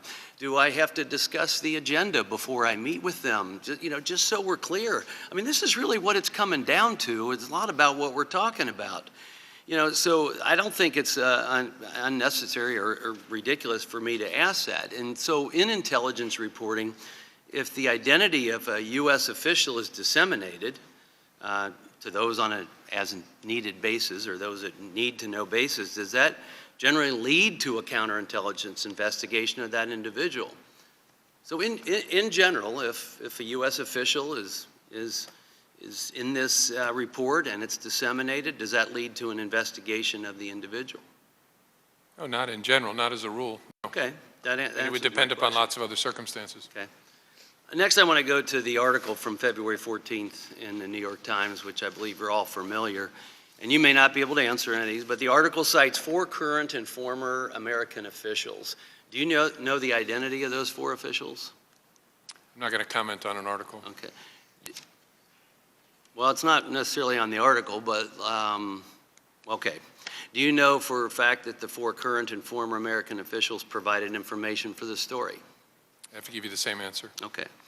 With or without an investigation going on, has anyone told you that they know who leaked the information or who leaked any information on Russian involvement in the U.S. elections or Russian involvement with the Trump election team? I'm not going to comment on that. Okay. Is it possible that the New York Times misrepresented its sourcing for this February 14th article? Possible. I can't comment on that. Is it possible that the New York Times was misled by individuals claiming to be current or former American officials? I'll give you the same answer, Dr. Wenstrup. Can I ask why you can't comment on that? Well, yeah, I think a number of reasons. I'm not confirming that the information in that article is accurate or inaccurate. I'm not going to get in the business of that we talked about earlier. Okay. Is it, then let me ask you this. There's other reasons. Sure. That I'm also not going to confirm whether we're investigating things. And so if I start talking about what I know about a particular article, I run the risk of stepping on both of those landmines. I guess one more question before the time is up and we'll come back to me, but I am curious. Is it possible, and nothing to do with this article, is it possible that a so-called source to a media outlet may actually be a Russian advocate? Nothing to do with this story, per se. Just is it possible that a Russian surrogate could actually be the source that a newspaper is relying on? In general, sure. Somebody could always be pretending to be something they're not. Thank you, and I yield back at this time. Gentleman yields back. Mr. Schiff's recognized for 15 minutes. Thank you, Mr. Chairman. Just a couple follow-up questions, and then I'll pass it to Mr. Quigley for the purpose of entering something into the record. Mr. Director, Chairman, can I ask you for estimated time? I'm not made of steel, so I might need to take a quick break. Would you like to do that now? If you can, I didn't know how much longer you plan to go. Well, I think we want to keep going until the members have asked all their questions. Okay, just a quick rest stop? Yeah, so we'll break for about 10 minutes. That's plenty. Okay. I was going to say, I said back there, those guys got to be, especially this cold that makes.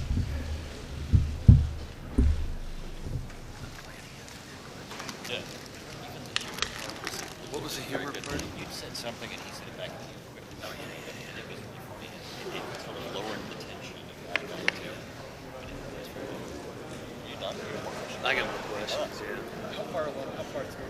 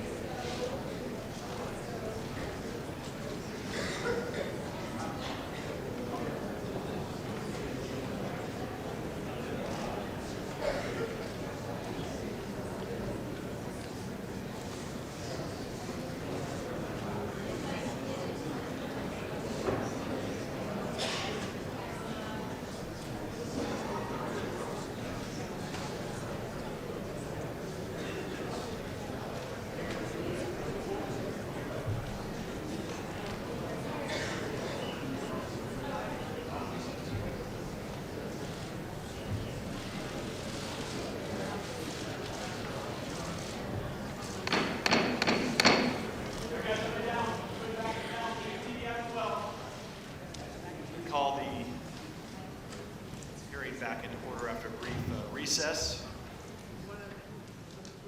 We'll get on with questions. I'm going to yield 15 minutes to the gentleman from California, Mr. Schiff. Director Comey, just a couple follow-up questions before I pass it to Mr. Quigley to enter something in the record. You've been asked a number of questions today about, is it enough to open an investigation because someone travels, or is it enough because they have their photograph taken, or enough because they attend a conference? I would imagine that you get so many leads, so many people writing to you with information that they're convinced shows a crime, that if you investigated everything that people send you, you would be squandering your investigative resources in a way you can't afford to do. My understanding, and correct me if I'm wrong, is that in order for you to open an investigation, you need to see credible information or evidence that someone has either committed a federal crime or become an agent of a foreign power. Is that an accurate understanding? Yeah, that's a fair statement. And as you said, Mr. Schiff, we have to also choose which we get a lot of referrals, to which ones align with the threats that the FBI is trying to prioritize because we have limited resources. Exactly. So even when those criteria are met, that enough may not be, that in and of itself may not be enough because you have so many other cases you need to investigate and you have to prioritize. Correct. I also want to ask you, you mentioned that it wouldn't be appropriate for you to be telling reporters that stories they're writing are accurate or inaccurate when they may involve an investigation. That's not an appropriate thing for you to do. Correct, especially if the story involves classified information. And that's because you would either be disclosing classified information potentially in what you're confirming, or by rebutting a story that was inaccurate, you may be suggesting other stories that contain classified information are then accurate. Correct.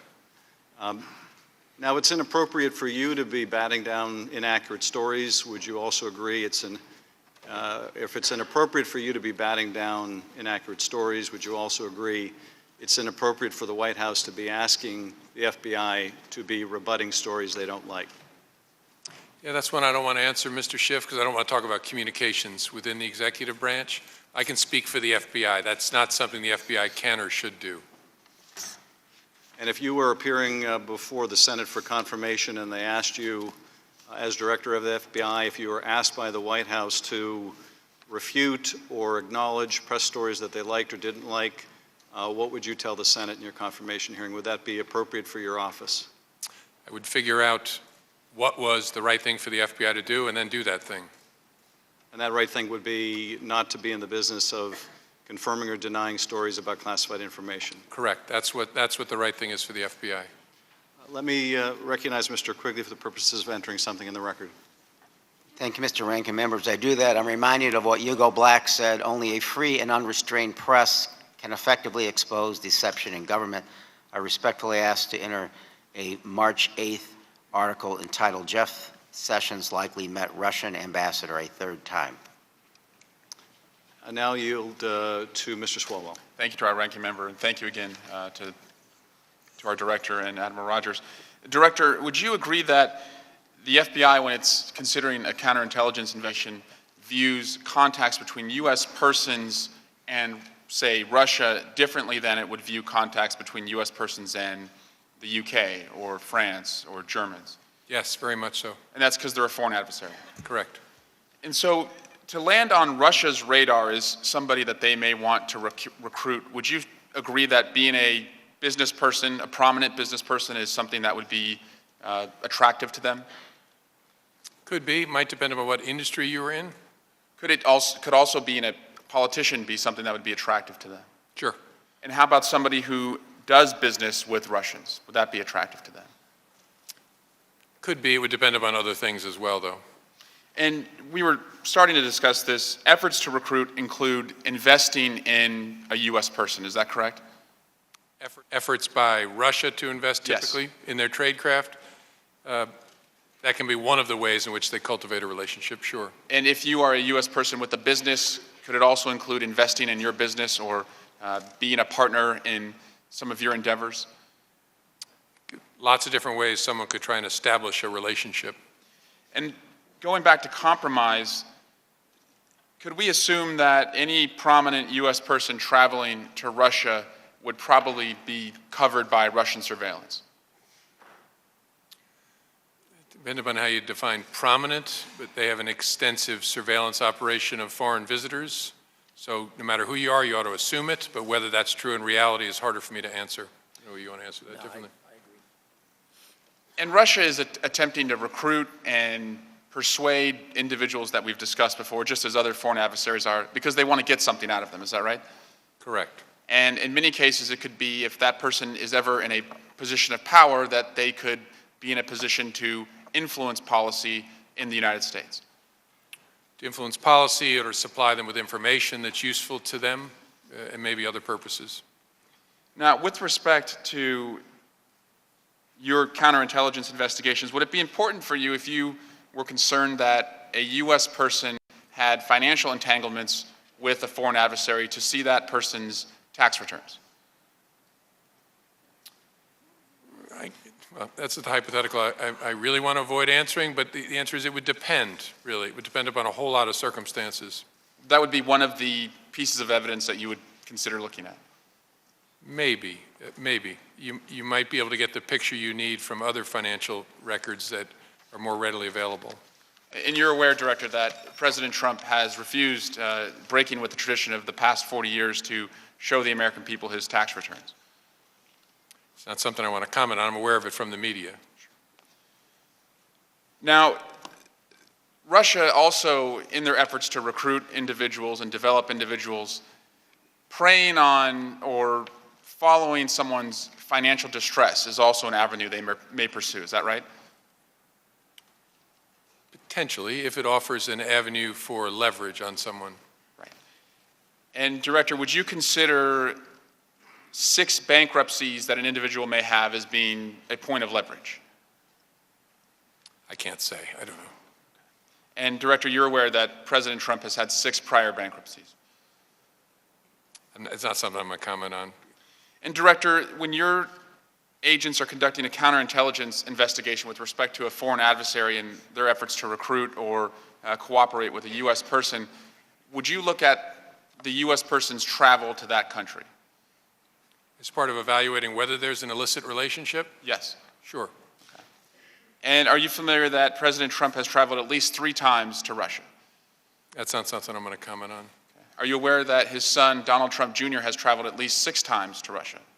Same answer. Donald Trump has said a number of times that he has had nothing to do with Russia. And I want to ask you, Director, if you're familiar with Deutsche Bank and its $300 million loan to Donald Trump and his organization. It's not something I'm going to comment on. Director, are you aware that Deutsche Bank has been investigated and fined over $400 million by New York State for failing to stop the corrupt transfer of more than $10 billion out of Russia? I think generally from press accounts. So an individual's association with a bank that has had dealings with Russian money laundering, that would be something that would be a red flag for a counterintelligence investigation, I would assume. That's a hypo I don't want to answer. Director, would a U.S. business person who is associated with the foreign adversary having tenants in their office building that do business with that foreign adversary, would that be a red flag that a counterintelligence agent would look at? Yeah, I can't answer that. Are you aware that in Trump Tower were 2 tenants, Vadim Trincher and Anatoly Golubchik, who ran a high-stakes illegal gambling ring that was run out of Trump Tower? Same answer. And are you aware that the prosecutor in that case was U.S. Attorney Preet Bharara? Same answer. Are you aware, Director, that that U.S. Attorney was recently fired? Yes. By the President of the United States? Well, I don't know who fired him. I know from press accounts that he was asked to leave. Director, are you aware of Felix Sater, a former Soviet official and advisor to the Trump Organization? I'm not going to comment on that. And Director, outside of Mr. Sater's relationship with the Trump Organization, are you aware that the FBI knew of Mr. Sater because of a $40 million stock fraud case that was prosecuted by the federal government? Same answer. Director, would a U.S. person having multiple trademarks, in addition to the other relationships that I just described, be a red flag for a counterintelligence investigation if those trademarks were in Russia? Multiple trademark? Yeah, registering trademarks in a foreign adversary's country. I don't know what to make of that. Okay. Were you aware that Donald Trump had 6 trademarks in Russia? Not going to comment on that. Were you aware that Donald Trump tried to market his Trump vodka brand in Russia?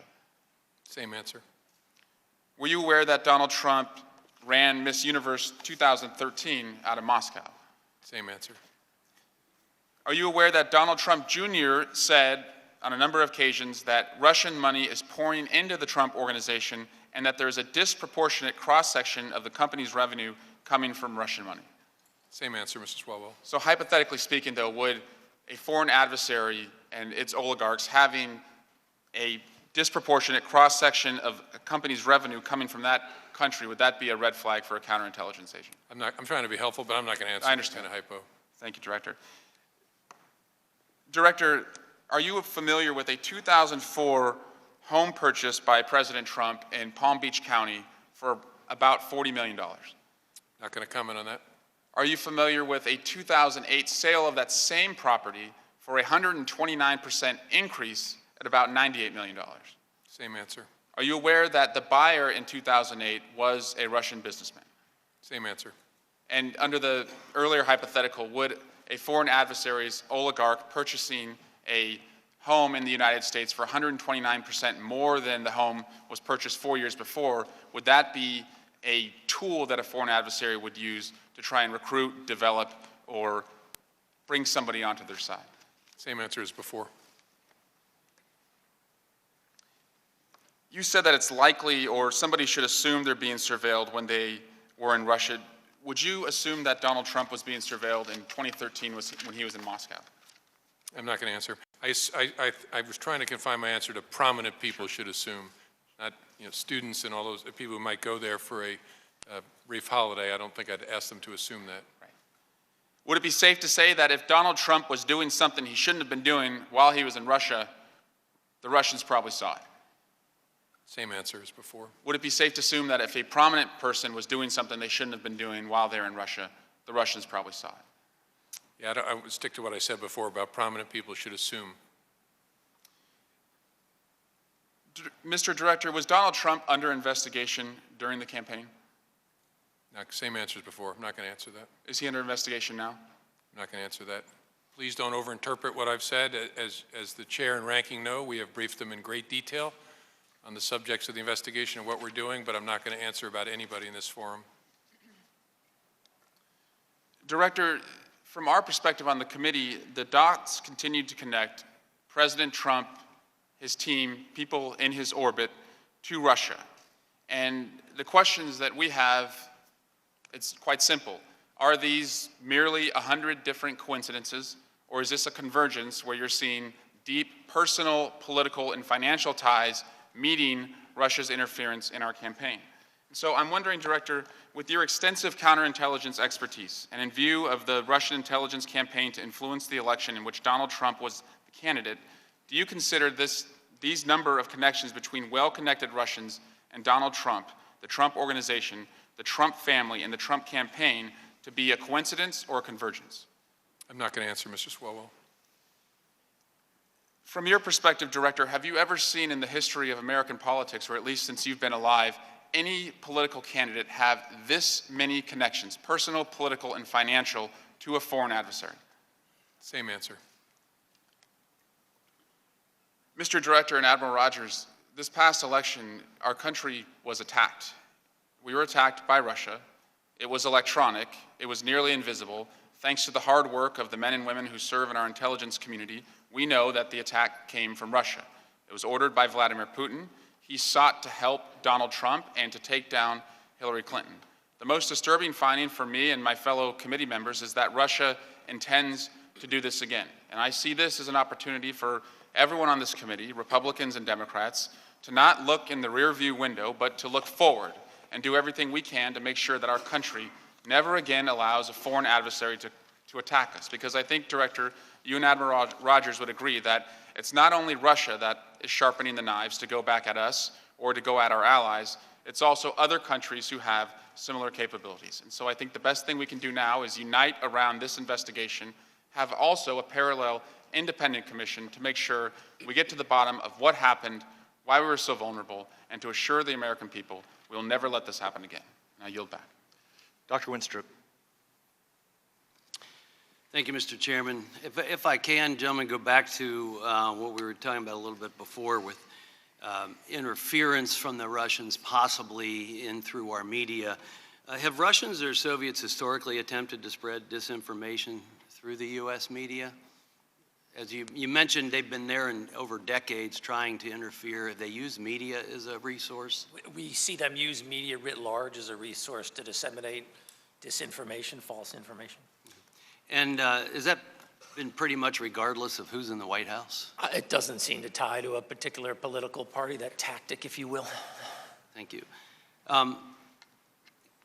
Mr. Comey, have you ever formed, this is going back to the article from February 14th in the New York Times, have you ever formed and articulated an opinion about the article from February 14th in the New York Times? Have I ever formed an articulated opinion or articulated an opinion on that article? Yeah, I don't want to say, Dr. Winstrup. Okay, thank you. When I look at your jobs, and thank you for being there and doing your jobs, and I mean that sincerely. Your job, you observe and you investigate and you assess and you try to predict and you sometimes have to act. Would that be correct? Sure. In what you do. My question is, as far as predictions and actions, Hillary Clinton won the 2016 election for the United States presidency, which certainly most had predicted. I would conject that even the Russians predicted that she would win. What were the Russians planning for November 9th and beyond that had she won? You mentioned before, and the reason I ask it, you mentioned before, you said they'll be back. My question is, have they left? Because I would contend they haven't left. This isn't something they're turning on and off. This is a constant. So any idea of what may have happened November 9th and beyond that had she won? The pattern has been to interrupt us regardless of who is in the White House. Yeah, they want to mess with us in a continuing and general way. It's hard to answer the counterfactual. I assume they would have continued their efforts to undermine President-elect Clinton as they had begun doing during the summer, especially with the European allies, to create a divide there, and probably lots of other things. What I meant by they'll be back is they're not going away, but I meant that in the sense of their next opportunity to mess with our election is 2 years from now and then 4 years from now. That's what I meant by back. Thank you. I think your job is difficult because there's a lot of conjecture about any relationship with Russians in general and questions from me and others about can I meet with the Russian ambassador, does that get me investigated, business ties here and there. You know, I mean, currently we share a space station with the Russians. We buy engines from the Russians for our rockets. And in the 90s, we had joint military exercises with the Russians. It gets a little bit tough for you guys to decide what and when do we investigate. And I appreciate you taking the time with us today, and I yield back. Gentleman yields back. Mr. Stewart. Thank you, Mr. Chairman, and to the witnesses, thank you both. You know, I'm impressed. I was a B-1 pilot when I took off. One of the first thoughts I had was, how long is it going to be till I get to go to the bathroom? You guys went almost 4 hours. Our plan was to keep you here until you were in such pain that you would just answer all of our questions. And I have a list of questions here, but I want to divert a little bit and follow up on some of the things that have been said here today. Mr. Comey, you confirmed that there's an investigation into Trump campaign officials.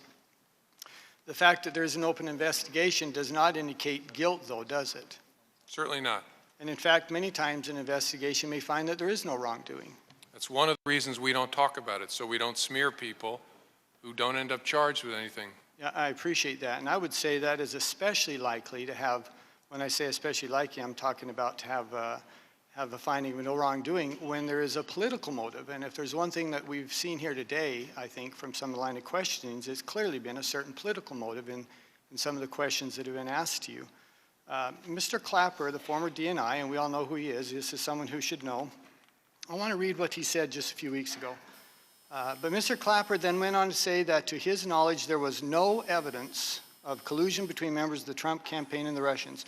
We did not conclude any evidence in our report. And when I say our report, that is the NSA, FBI, and CIA, with my office, the Director of National Intelligence, that had any reflection of collusion between the members of the Trump campaign and the Russians. There was no evidence of that in our report. Was Mr. Clapper wrong when he said that? I think he's right about characterizing the report, which you all have read. Well, I want you to know I agree with Mr. Clapper. And at this point, everyone on this dais should agree with Mr. Clapper, because we in the committee have seen no evidence, zero, that would indicate that there was collusion or criminal wrongdoing between any members of the previous administration or campaign and Russian officials. And then I'm going to comment very quickly on the leaks. You've said very clearly that it is a crime. Both of you have said that. You've indicated it endangers national security, which I certainly agree with, that it makes it hard for us to reauthorize very important tools that we will need in order to protect our national security, and many times it's inaccurate.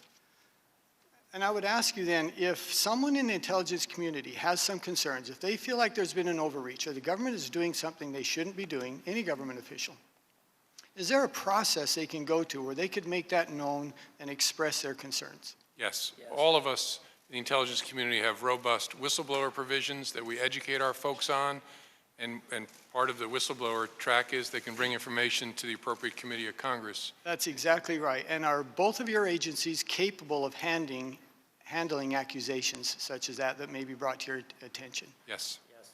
And knowing that, I find it hard to justify any classified information that is leaked. And I hope you find those guys, and I hope you crack them on the head. Because as a former Air Force guy, former military guy, who is committed to defending our national security, I think those guys are arrogant, and I think they're cowards. Because they won't stand up and make their case. They won't use the legal process. They hide behind some New York Times reporter, and without showing who they are, or actually showing the information they have, and they make these accusations and leak this information, and I say, I hope you find out who they are and you hold them accountable, and we should. For one thing, to disincentivize it from happening again, because it happens far too often. And I know you both agree with me on that. I'd like to shift quickly, if I could, to the integrity of the report which the previous DNI, when he determined, along with your acquiescence, I might add, both of you, that Russia developed a clear preference for Mr. Trump, and this is a huge deal. I mean, think about this story. The American people have been told, and some believe, that our president was elected maybe because of the influence of a foreign government. And I love you guys, you know that, and I defend you, and we respect what you do. But I do need to make this point, and that is the intelligence community is not perfect, is it? Not perfect? Yes. Certainly not. Certainly not. I can speak for me. I don't, he might be perfect. Mr. Rogers, I'll allow you to answer the same question. I am not, same as the director. And as has been indicated here, and look, again, that's not a criticism, it's just the human endeavor. We sometimes make mistakes, as do agencies sometimes make mistakes, and all of us can think of examples of that, including meaningful mistakes, by the way, mistakes that had clear implications for our policy. And as has been indicated here as well, there's a difference in level of confidence. Mr. Comey, you have a higher degree of confidence in this report than you do, don't you, Mr. Rogers? To be specific, a different level of content on one specific assessment or judgment. Understand. But a concurrence overall in that judgment. But that one judgment, that one is a very important part of this report. And if I could make just this last point, and this is an important point, I think, and that's the difficulty of determining motive. I mean, we can go back, we can look at facts, we can look at what happened, we can often determine who did it, who they did it with, when they did it, but to determine motive, you've got to crawl inside someone's head. And that's much, much more difficult. In fact, quoting from the preamble in this report, talking about a leader's intentions, it says, this objective is difficult to achieve when seeking to understand complex issues in which foreign actors go to extraordinary lengths to hide and to obfuscate their activities. Once again, we're trying to determine motive, which is very different. difficult. Do you agree with that? That determining motive is one of the most difficult challenges when it comes to an intelligence analysis? I do, Mr. Stewart. And I should emphasize something that Admiral Rogers said earlier. We made no judgment on whether the Russians were successful in any way in having an impact on the election. I just want to be clear. That's not in the report because we didn't opine on it. We didn't, that's not within our I understand that, but we're looking at Russian activities and we're making a conclusion of why they did that. In this case, that they preferred one candidate over the other. I was in Moscow last August. I came home and I did some media interviews and talked to some folks, and I said, they're going to mess with our elections. And that wasn't based on any intelligence analysts or specific information. It was just based on history. We knew that they would. And I was always asked, well, who do they want to win? And I said then, I don't think they care. I don't think they could believe they could determine who would win. And others, as we've said here a number of times, they just want to break down the foundation. They just want to break the trust in our institutions. They want to take away that faith we have in our electoral process. And by the way, the intelligence community agreed with us, with me on that analysis for a long, long time, up until December. And then suddenly they didn't. And that was when the president asked for this report, and he asked for it to be concluded very quickly, and then the analysis changed entirely. And it went from, no, they don't really care, to, no, they want Mr. Trump to win. And I think there's another plausible explanation, which is what I want to talk about in the few minutes I have remaining. Let me begin by asking you, do you think that the Russians expected Secretary Clinton to win the election? Yes, as of August, certainly. August, September. Okay, Mr. Rogers? Yes. Okay, well, Mr. Comey, you indicated as of August, September. Do you believe they ever came to a conclusion that, you know what, Mr. Trump's going to win? No, the assessment of the intelligence community was that early on, they thought he might have a shot. And so they wanted to mess with our election, hurt our country in general. That's always the baseline. They hated her, Secretary Clinton, wanted to harm her, and thought it might have a chance to help Mr. Trump, and then later concluded that Mr. Trump, it was hopeless, and they would focus then on just trying to undermine Secretary Clinton, especially with the European allies. Got that. So up until summer and through the fall, they believed that Secretary Clinton would win. Is that true? I think the assessment was late in the summer, they concluded, based on the polling I think a lot of people were reading, that Mr. Trump didn't have a chance, and they shifted to just focusing on just trying to undermine her. And I tell you, if you were to tell me, and I know you didn't, but I'm just saying, if anyone were to tell me that they concluded Mr. Trump was going to win, I'd just say they're nuts. Because there was no one in the world who thought that. Every media organization, every political organization, every government organization that I'm familiar with last fall thought that Secretary Clinton would be the next president of the United States. I think the Russians agreed. Absolutely, they did agree. Then this is the point, and this is such a fine line, but it's such an important point. And that is, how can you know for certainty if the Russians were motivated by hurting the person that they thought, in fact, fully expected was going to be the next president of the United States, and comparing that with the motive of this kind of a Hail Mary pass, you know what, maybe this guy's got a shot, let's try and help him get elected. Because those motives would be, and that's again, coming back to my original point, determining motives is very difficult. You have to either have very direct information, or you have to be able to get inside someone's head and really figure out what it is that's driving them. And knowing the Russians expected Secretary Clinton to win, would you see that some of those things that they've done would be consistent with undermining her presidency, not necessarily because they thought Mr. Trump was going to win and they wanted to help him? Again, I think it's two closely related sides of the same coin. I mean, to put it in a homely metaphor, I hate the New England Patriots. And no matter who they play, I'd like them to lose. And so I'm at the same time rooting against the Patriots and hoping their opponent beats them, because there's only two teams on the field. But what the intelligence community concluded was, early on, the hatred for Mrs. Clinton was all the way along. Yep. When Mr. Trump became the nominee, there was some sense that it'd be great if he could win, it'd be great if we could help him, but we need to hurt her no matter what. And then it shifted to, he has no chance, so let's just focus on undermining her.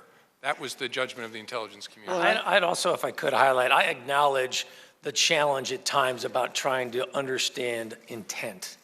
But the level of, we're not going to go into any specifics in an open, unclassified form, but the level of sourcing, the multiple sources we had, which were able to independently corroborate the judgment. And there's a reason why we were high confidence in everything except just one issue, Yeah, to include the intent. I understand.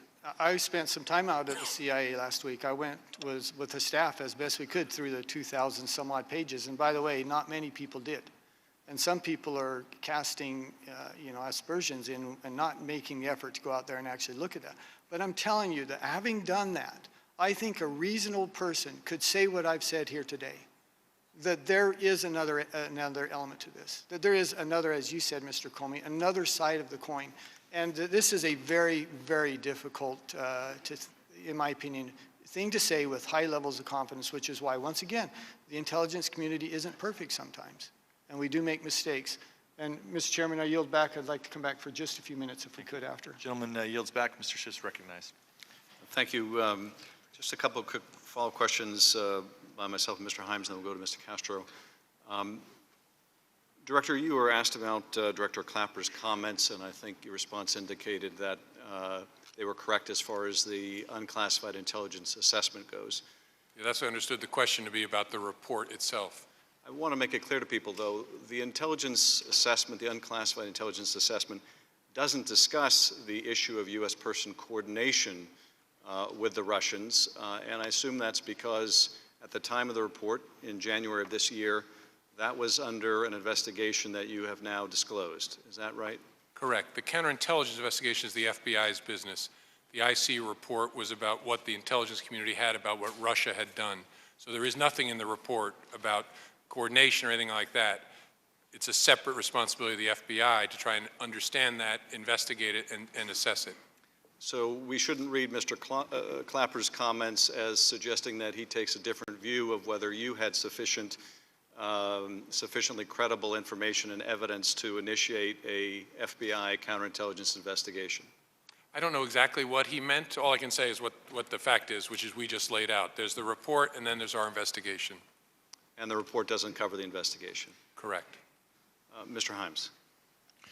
Thank you, Mr. Schiff.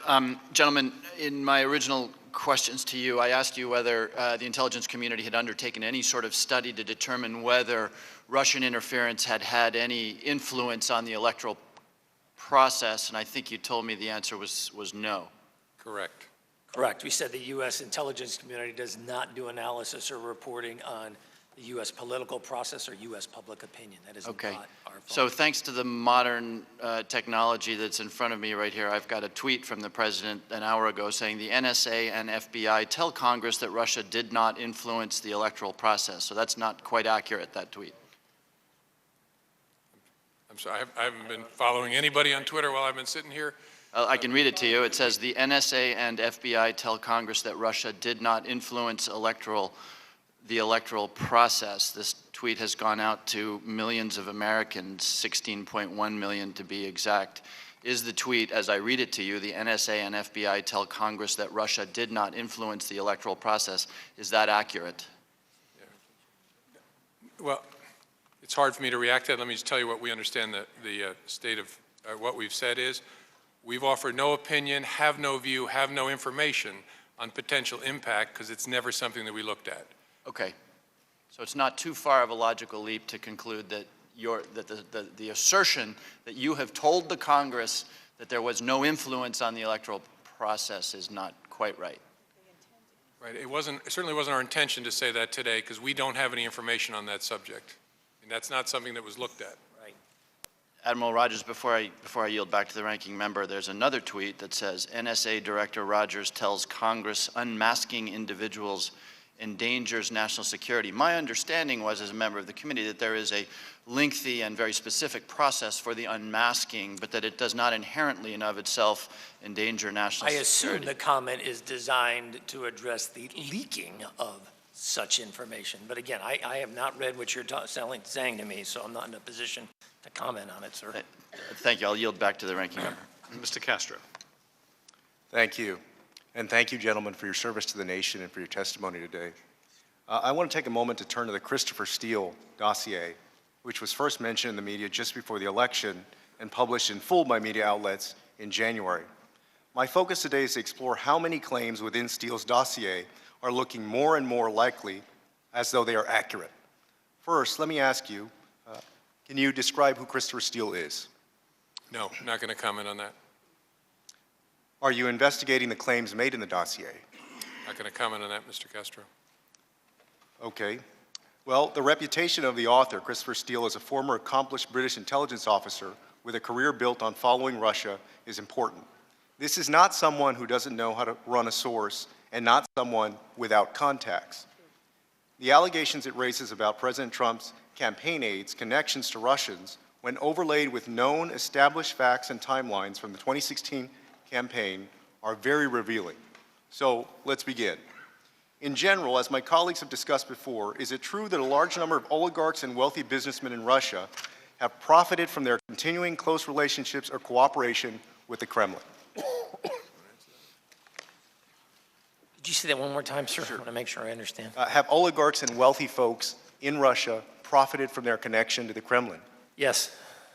And there are no free lunches in Russia. If you get wealthy under Putin, it's because you support Putin and are expected to support him. Is that fair to say? I would assume there's a perception of advantage, but I would assume it also varies by the specifics of the particular individual and relationship we're talking about. Okay. But Putin never just trusts, he verifies, right? As a former KGB man, he wants to keep tabs on his wealthiest citizens, especially those that could ever pose a challenge to him. Is that right? Keep it, Miss? You want to keep it? I assume he maintains knowledge of the situation around him to include particular centers of influence within Russia. Thank you. So is it likely that the Kremlin would accept or actively trade favors or other valuable or sensitive information, intelligence from foreign figures about Russian oligarchs or wealthy businessmen living abroad? Is it possible? Yes, but again, it depends on the particulars of the situation. I don't know that I would make a flat statement on that. But it's certainly a possibility. It's a possibility? Okay. Well, the dossier definitely seems right on these points. A quid pro quo relationship seems to exist between the Trump campaign and Putin's Russia. A July 19, 2016 entry, for example, asserts that Russians were receiving intel from Trump's team on Russian oligarchs and their families in the United States. An entry from June 20th, 2016 states, quote, Trump and his inner circle have accepted regular flow of intelligence from the Kremlin, including on his Democratic and other political rivals, unquote, which is something for something. A July 30th entry likewise states that, quote, a source close to the Trump campaign confirms regular exchange with the Kremlin has existed for at least 8 years, including intelligence fed back to Russia on oligarchs' activities in the United States. Is it generally true that Moscow actively seeks and supports, whether through the oligarchs, overt Russian officials, or undeclared intelligence officers, sympathetic or cooperative foreign figures abroad, whether through business dealings or political backing or a combination of the two? I think it's generally true. I mean, generally, this is a tactic. Generally, it's a tactic we have seen over time, but again, I would caution us, we're talking about very specific cases theoretically here, and I'm not prepared to get into any of the specifics. And I know that my colleagues have touched upon this, but I think it's important in the context of Christopher Steele's dossier to bring it up again. So my question is it likely or plausible that the Russians might seek out Americans for Moscow's purposes? It is one of the focuses of our counterintelligence mission to try to understand the ways in which they try to do that. That's at the core of their intelligence gathering, is try and co-opt, recruit Americans to give them information. So the dossier states in an entry dated August 10, 2016, that a, quote, Kremlin official involved in U.S. relations, unquote, suggests that Moscow might offer assistance to, quote, sympathetic U.S. actors. Does this sound like a plausible tactic out of the Russian playbook? I'm not going to comment on that, Mr. Castro. Okay. Now let's get even more specific. Among the U.S. actors this Kremlin official mentions are Carter Page and Michael Flynn, whom my colleagues have already discussed at length and which the dossier describes as, quote, examples of successes by the Kremlin official. We know Carter Page went to Moscow on July 7th to give a speech to the new economic school. We're in possession of the slide deck from his speech there. And we know Carter Page obtained approval from the Trump campaign manager at the time, Corey Lewandowski, as reported in Politico, citing National Security Campaign official J.D. Gordon. Now, let me ask you another question with respect to somebody else. Is it correct that Igor Senchin, the president of Russian oil giant Rosneft, is a former member of Russian intelligence and a longtime aide and confidant to Vladimir Putin? Not going to answer that, Mr. Castro. In an October 18, 2016 entry, the dossier states that during Page's visit to Moscow, he met with Igor Senchin, offering, quote, Page and Trump's associate the brokerage of up to 19% stake in Rosneft, with Page confirming that, quote, if Trump were elected U.S. president, sanctions on Russia would be lifted. And although, fortunately, the White House hasn't been so naive as to unilaterally lift sanctions on Russia, it was widely reported that on January 27th of this year, Rosneft sold a 19.5% stake in Rosneft in what Reuters calls, quote, one of its biggest privatizations since the 1990s. Furthermore, Reuters reported that, quote, public records show the ownership structure of the stake ultimately includes a Cayman Islands company whose beneficial owners cannot be traced. What a coincidence. Is this the subject of your investigation? One of the subjects in your investigation? Same answer. Okay. Meaning I'm not going to comment. I understand. So let's move to WikiLeaks for a moment, who played such a prominent role in the 2016 election. As has been established before and reestablished at this hearing, WikiLeaks was at a minimum an unwitting pawn and at maximum an active co-conspirator of the Kremlin's in publishing stolen DNC and senior Democratic officials' emails.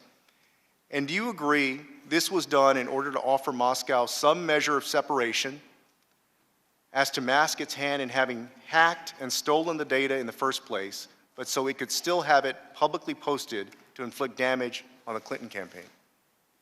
Yeah, I think that's fair. Yes. Okay. An entry from July 19, 2016 in the dossier states that a Trump associate knew that the Kremlin was using WikiLeaks in order to maintain, quote, plausible deniability of its involvement. 3 days after this entry, WikiLeaks carries out the Kremlin's wishes and publishes upwards of 20,000 stolen DNC emails and 8,000 associated email attachments. And the rest, as they say, is history. Another entry, dated August 17th, has Carter Page and a Russian associate discussing WikiLeaks, publishing emails in order to swing Sanders supporters away from Clinton and to Trump. And again, from a September 14th entry of the dossier, quote, Kremlin has further compromising material on Clinton in form of emails and considers disseminating after parliamentary elections in late September. And on October 7th, WikiLeaks publishes John Podesta's hacked emails. So the coincidences keep piling up. Let's turn, in the few minutes that I have remaining, again to Paul Manafort as a follow-up to Mr. Himes' questioning. Suffice it to say, Paul Manafort was a major part of the Trump campaign, including serving as its chairman, convention manager, and chief strategist before departing the campaign in disgrace in August 2016. It's also established the fact that Paul Manafort was a longtime official advisor to pro-Russian Ukrainian political leadership. Is Paul Manafort a subject in your investigation? I'm not going to comment on that. All right. Director, can you describe to the American people the Russian concept of kompromat? It's a technique that they use to gather information on people that may be embarrassing or humiliating and using it to coerce cooperation. In your career, have you known instances where that has been successfully leveraged? Yes, I believe our counterintelligence division has encountered it a number of times. Does that include private places, including places such as hotels that are wired for audio and video? I don't think I remember enough about the particulars to say, but in theory, sure. Thank you. I yield back. I yield back to Ranking Member Schiff. I recognize Mr. Heck.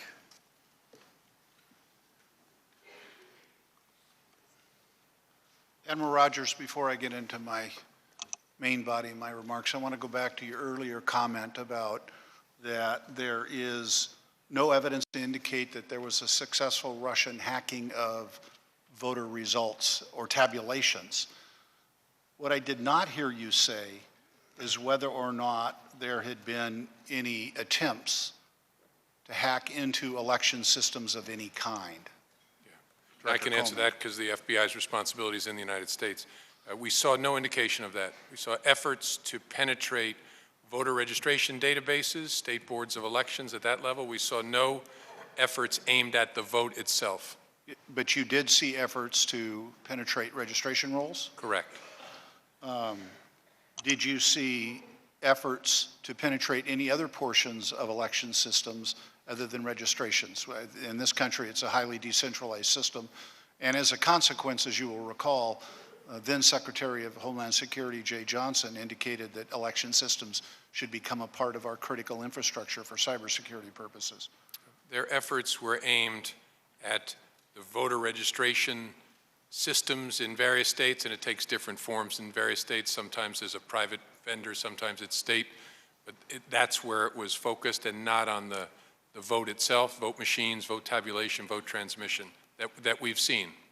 Thank you. I yield back to the ranking member, I think. Time's expired, and let me go quickly to Mr. Turner. Thank you, Mr. Chairman. There's been a lot of statements that have been made up here as opposed to questions, and we don't certainly feel the need to clarify all of them, but there is one aspect that does need to be clarified because it's also involved both of your testimonies. There has been discussion up here concerning the statements by James Clapper, and rather than do the conjecture as it has been made, I'm going to just read it.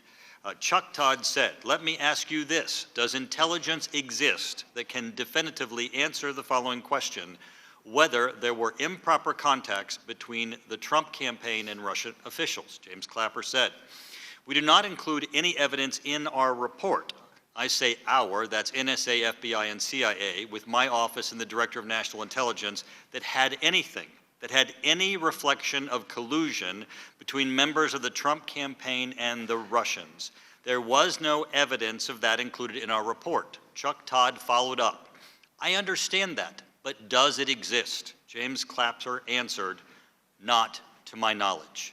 So the text is not merely related to the report. I yield back. Mr. Crawford's recognized. Thank you, Mr. Chairman. Thank you, gentlemen, for being here today. I'll start with Director Comey. Despite your expressed disdain for the New England Patriots, I think that Tom Brady would probably like to express his gratitude for the FBI's assistance in recovering his stolen Super Bowl jersey, so I'll do that on his behalf now. Thank you. By the way, if I'm honest with myself, the reason I don't like the Patriots is they represent sustained excellence. And as a Giants fan, that drives me crazy. Director Comey, are you familiar with an article, July 18th, 2016, from the Washington Post entitled "Trump Campaign Guts GOP's Anti-Russia Stance on Ukraine"? I'm not familiar with that article. I don't remember it. Ask unanimous consent to add this to the record. Just for your edification, Director,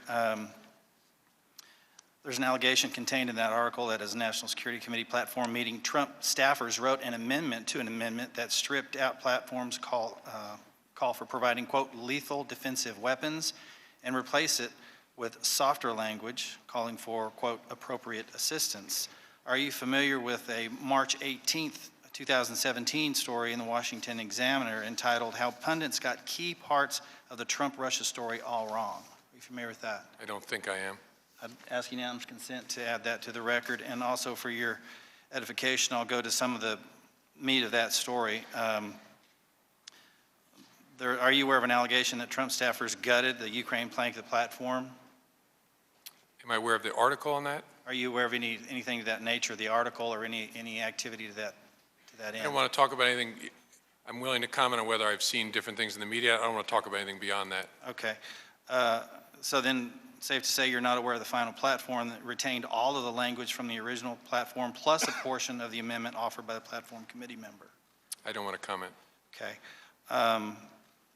Then I'll go through. I know that you're limited on what you can comment on. I'll go through some of the as I said, the meat of this. Reading from the platform, it says, quote, "We will meet the return of Russian belligerents with the same resolve that led to the collapse of the Soviet Union. We will not accept any territorial change in Eastern Europe imposed by force in Ukraine or elsewhere, and will use all appropriate measures to bring to justice the practitioners of aggression and assassination," end quote. Does that sound to you as like a pro-Russian or a pro-Putin statement in your assessment? That's not for me to comment on. Okay. Further, in the platform, it says, quote, "We support maintaining and, if warranted, increasing sanctions together with our allies against Russia unless and until Ukraine's sovereignty and territorial integrity are fully restored. We also support providing appropriate assistance to the armed forces of Ukraine and greater coordination with NATO defense planning."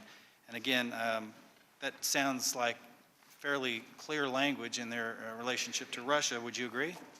Same answer, Mr. Crawford. Okay, thank you. The final language, I'll get to here in just a sec. There was an amendment, but the final language regarding that plank of the platform with regard to national security relating to Russia. It says, quote, "We support maintaining and, if warranted, increasing sanctions together with our allies against Russia unless and until Ukraine's sovereignty and territorial integrity are fully restored. We also support providing appropriate assistance to the armed forces of Ukraine and greater coordination with NATO defense planning." And again, to me, that sounds fairly clear and straightforward that that is not conducive to a Putin administration. Would you agree? Give you the same answer, Mr. Crawford. Thank you, sir. It's also important to note that that platform was adopted in coordination with and in concert with the Trump administration as they met at the convention and they went through the platform process. The Trump campaign agreed to the platform condemning Kremlin belligerence, calling for continued and perhaps increased sanctions against Russia, as I indicated in the text of that platform, for the full restoration of Ukrainian territory, for refusing to accept, quote, "any territorial change in Eastern Europe imposed by force in Ukraine or elsewhere," and pledging to aid Ukraine's armed forces. So I bring that up just to highlight and note the fact that none of that appears to be pro-Putin or pro-Russia language. Mr. Crawford, will you yield back to me? So Mr. Comey, I just want to make sure, I know you're not going to comment on this, but I hope that you'll take this back to your investigators, because there seems to be the line out there that somehow the Republican Party watered down its platform. And that's not true. That didn't happen. And in fact, what happened is that the platform was actually increased its certainty and against what the Russians were up to, and it actually amended the platform to make it stronger than what it initially was. So, you know, I know there's a lot of circumstantial evidence out there about all these supposed people that knew the Russians, but the reality is, and remains the case, the Republican Party had a very strong platform that was against the Russians, and it was increased in its strength, not decreased like has been reported. So I know that you won't comment, but I hope that at least you will provide this to your investigative team so that we can at least get this off the table. Will you take this back? Okay, we'll get it to you. Sorry, Mr. Crawford, we'll go back. Oh, not at all. Thank you, Mr. Comey, I appreciate that. Admiral Rogers, would you like to make a comment about the New England Patriots before I move forward? I'm a Chicago Bears guy, born and bred. All right. Admiral, our employees, you mentioned this before, but I just want to go through this list. Are employees of intelligence community agencies required to disclose visits with foreign nationals? Yes, broadly, although I'll be the first to admit not all foreign national interactions are the same. Interactions with the British, for example, are in a very different place than other countries, for example. Okay, appreciate that clarification. To your knowledge, are elected officials required to disclose contact with foreign nationals? I don't know what the specifics are across the federal government, because clearly in many jobs, that's interaction with foreign counterparts is part of your job. I'm the first to acknowledge that. I interact with foreign counterparts, as does Director Comey, regularly in the course of our duties. Are federal campaign employees required to disclose contacts with foreign nationals, to your I knowledge? apologize, I just don't know. Okay. Are private citizens required in any way to disclose or to report contact with foreign nationals? That you're I don't know. Is it customary for transition teams for a presidential campaign, for transition team members to meet with foreign nationals, to your knowledge? Is that customary? It's an area I just don't have any Is knowledge it on. unusual? I don't have any knowledge on it. Has I it happened apologize. before? I've never been part of a transition team. I don't know. Are transition team members required by law to disclose contact with foreign nationals? I apologize. I don't know the law there. Thank you. I yield back to the chairman. Thank you, Mr. Crawford. Ms. Stefanik's recognized. Thank you, Mr. Chairman. Thank you, Director Comey and Admiral Rogers, for your testimony today. My first set of questions are directed at Director Comey. Broadly, when the FBI has any open counterintelligence investigation, what are the typical protocols or procedures for notifying the DNI, the White House, and senior congressional leadership? There is a practice of a quarterly briefing on sensitive cases to the chair and ranking of the House and Senate Intelligence Committees. And the reason I hesitate is, thanks to feedback we've gotten, we're trying to make it better.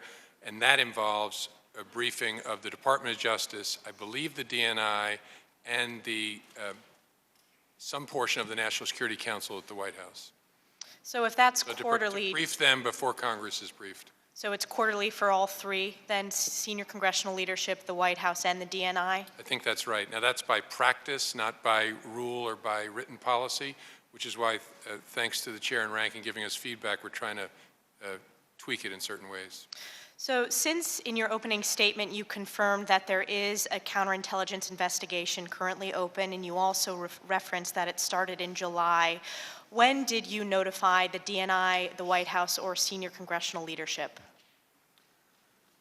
It's a good question. Congressional leadership, sometime recently, they were briefed on the nature of the investigation in some detail, as I said.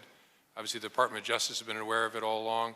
The DNI, I don't know what the DNI's knowledge of it was because we didn't have a DNI until Mr. Coates took office, and I briefed him his first morning in office. So just to drill down on this, if the open investigation began in July and the briefing of congressional leadership only occurred recently, why was there no notification prior to the past month?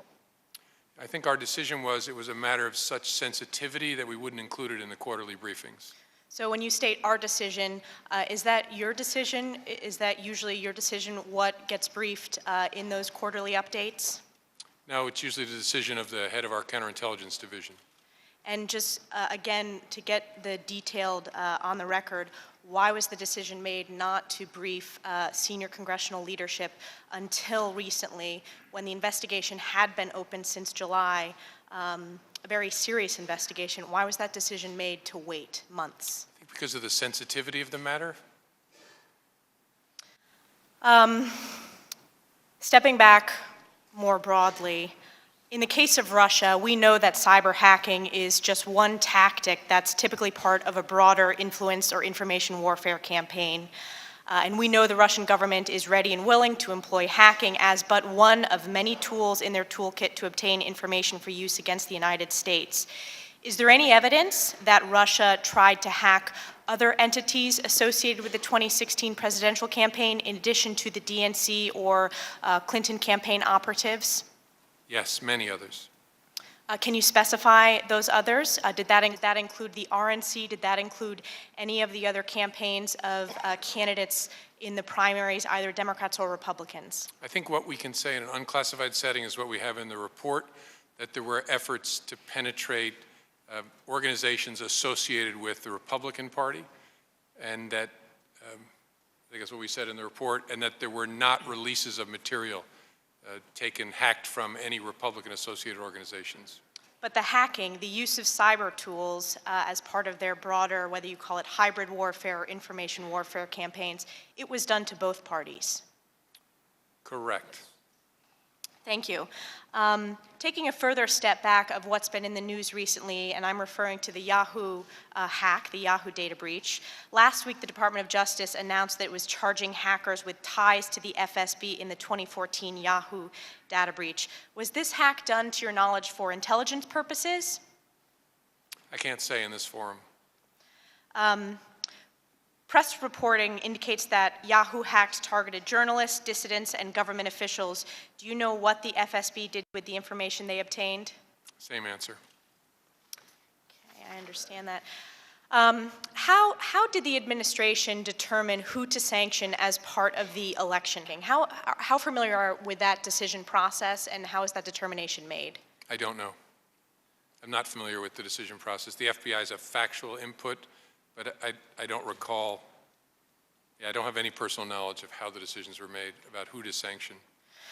Looking forward, and this is for both of you, what is the NSA and the FBI doing to keep Americans safe, to keep campaign entities, to keep any entity associated with a major campaign safe from aggressive Russia cyber measures that were utilized in this past election? So we continue to maximize the insights we're generating about activity. For example, this started with NSA initially gaining access in the summer of 15. We became aware of that activity, shared it with our FBI teammates. That continues. We try to make sure that the insights we generate are shared with our law enforcement teammates who then interact with the private sector. We're trying to work broadly across the U.S. government to increase cybersecurity. As you heard discuss, ongoing discussions about what's the role of the voting infrastructure in the United States in terms of critical infrastructure. Do we need to bring that within the critical infrastructure framework? I know that topic has been ongoing for some period of time. And Director Comey? Yeah, I think that's right. And just making sure that we are sharing information when we get it, that someone's being hit, but more importantly, that we're showing people what we've learned from this cycle so they can tighten up. Thank you. It seems to me in my first line of questioning, the more serious a counterintelligence investigation is, that would seem to trigger the need to update not just the White House, the DNI, but also senior congressional leadership. And you stated it was due to the severity. I think moving forward, it seems that the most severe and serious investigations should be notified to senior congressional leadership. And with that, thanks for the lenience, Chairman. I yield back. That's good feedback, Ms. Stefanik. The challenge for us is sometimes we want to keep it tight within the executive branch, and if we're going to go brief congressional leaders, the practice has been then we brief inside the executive branch, and so we have to figure out how to navigate that in a good way. We may have to update the law on that. General yields back. Mr. Schiff is recognized for 15 minutes, and I think then we'll come back to our side for 15, and that should be it. Thank you, Mr. Chairman. Just a couple of questions before I hand it back to Mr. Heck. Do the Russians favor the United States provision of lethal defensive weapons to Ukraine? Admiral? No. They would strongly oppose such an idea, would they not? They have been opposed to it to date. And I can tell you that the idea of providing lethal defensive weapons to Ukraine has bipartisan support here on the Hill, including Senator McCain, certainly myself, I would imagine many members of this committee. There was an effort at the convention to strengthen the platform by including a provision that would provide lethal defensive weapons to Ukraine. That was defeated. The campaign manager for the Trump campaign at the time, Paul Manafort, denied the campaign was involved in defeating that amendment. But the delegate who offered the amendment later disclosed to the press that, in fact, it was dropped at the insistence of the Trump campaign. J.D. Gordon, a national security advisor for the Trump campaign, was forced later to admit that, in fact, he had weighed in against the amendment that would have provided that the U.S. should give lethal defensive weapons to Ukraine. So I would join my chairman in asking you to look into this, particularly since we know that Ambassador Kislyak attended the convention, and if there was any communication between the Russians and the Trump campaign that had the effect, any coordination that resulted in the defeat of an amendment that was against Russian interest, the committee would certainly like to know, and we welcome that inquiry. Mr. Heck. Thank you, Ranking Member. There are a lot of emotions kicking around in this room today. I've perceived anger and outrage and subdued somberness. The one I feel overwhelmingly is sadness. We've heard nothing but terribly disturbing evidence of what has happened to our country at the hands of arguably our greatest adversary. And what's worse, The evidence we've heard so far all seems to lead to the conclusion that they had help from the inside, that this was in part an inside job from U.S. persons, willing American accomplices, or terribly naive ones, or probably both, who helped the Russians attack our country and our democracy. We're both still at the early stages of our investigation. We're not indicting anyone. We're merely laying out some of the evidence and the facts, dirty though they be, sleazy though they be. And no matter what, we can safely conclude at this point that never in the modern era has a president and his administration had so many foreign entanglements that continue to push American foreign policy away from its core roots, beliefs, interests, and alliances towards unprecedented positions that only Putin himself could approve of. How else can we explain the modification to the Republican Party platform in such a decidedly pro-Russian way? Republicans who are always so strong against geopolitical foes like Russia. I know my colleagues on this committee take the Russia threat very seriously. Why wouldn't the people who inhabit the White House? How else can we explain an administration that beats up our oldest allies like Australia and Britain and our strongest and most sacrosanct alliance like NATO, but never, ever say a bad word about Putin? In fact, they say a lot of good words about Putin.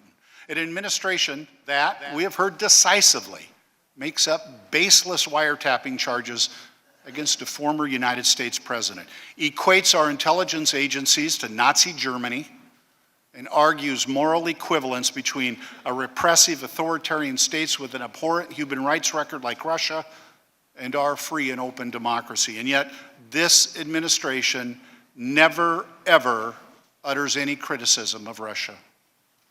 Let's be clear, though. This is not about party. It's not about relitigating the election. It's not as if anything we do here will put a president from a different political party in the Oval Office. So I hope that it's clear that it's about something much more important. And no, it's not about political motivation, to my friend who said and suggested that earlier. This is about patriotism, about something way more important than party. This is about country and the very heart of what this country is built on, which is open, free, fair, trusted elections. We don't take our investigation lightly, and I know you don't. Indeed, you go through a process to even decide to do that, whether to expend the resources, to begin with credible allegations and reason to believe that there is something that warrants it. And I no doubt believe that you have talked to lawyers in and out of the prosecution divisions about whether or not this warrants an investigation. I know you don't take this lightly. But what we have seen is damning evidence today of what Russia did. We've also seen damning evidence of how they did it. Russia has a history of using active measures, many of which we have heard about today. Let's recap them. We're getting near the end. Hacking and dumping information to damage or embarrass their enemies. We heard about this, of course, with respect to WikiLeaks and Guccifer 2.0. Using third parties and cutouts, business people, oligarchs, and other ostensibly private individuals to cultivate relationships. We've discussed Ambassador Sergei Kislyak, Rosneft CEO Igor Sechin, and of course, Vladimir Putin himself. We've also heard about Russia's use of companies like Gazprom, the Bank of Cyprus, Rosneft, and a confusing web of offshore shell companies used, it would seem, to hide or to launder money. We've also heard how Russia released disinformation to spread rumors and confuse the public and sow distrust in the ability to even know truth objectively, using propaganda media outlets, whether directly owned by Russia or not, to release such disinformation in order to claim plausible deniability of Russia's hands. Here again, we see WikiLeaks and Guccifer 2.0, but we also see the use of propaganda outlets like RT. And, of course, the use of U.S. persons of influence. whether through active collusion or coordination or naive acquiescence, we don't yet know the full extent, to further Russia's attempts to undermine our elections and ultimately weaken our democracy. On that last point, we've heard about quite a few individuals in the Trump orbit who fell somewhere on that spectrum from mere naivete, disturbing enough if this naivete is a feature of those who are supposed to be running our country and foreign policy, to unwitting Russian dupes, to willing blindness to active coordination. This rogues galleries includes those already fired: Roger Stone, advisor to Donald Trump; Paul Manafort, advisor to Donald Trump; Michael Flynn, national security advisor to Donald Trump; Carter Page, advisor to Donald Trump. But the cloud of deep suspicion and Russian entanglements extends to those still in power: Rex Tillerson, Secretary of State to Donald Trump; Michael Caputo, advisor to Donald Trump; Jeff Sessions, Attorney General for Donald Trump, and members of the Trump family itself. This matters. It's serious. Our battleships weren't sunk and our towers didn't collapse a la 2011. But make no mistake, 2016 is a year that we should mark on our calendars. And it's still going on. The attack didn't end on Election Day. And it will continue, as you have suggested, unless we, all of us in this room, stop it. Admiral Rogers, you've proudly worn that uniform your entire career. I am proud of your service and grateful for it.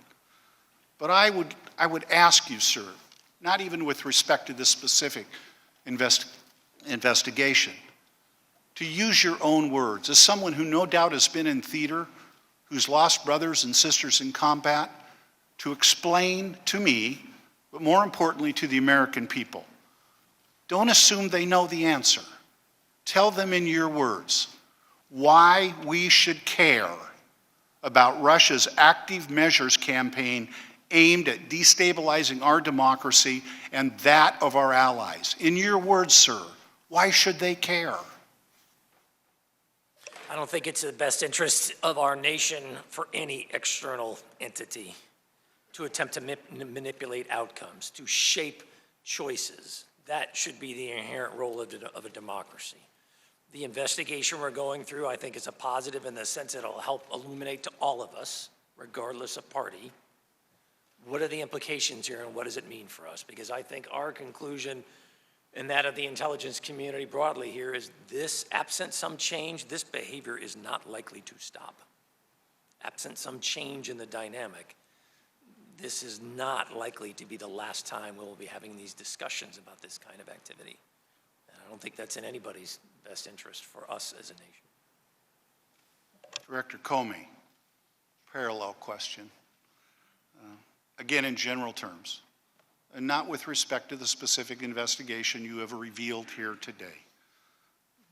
Not asking you to go into specifics on any individuals, but please explain briefly to me, and more importantly to the American public, why we should care about Russia's use of U.S. persons, of Americans, helping Russia destabilize our democracy.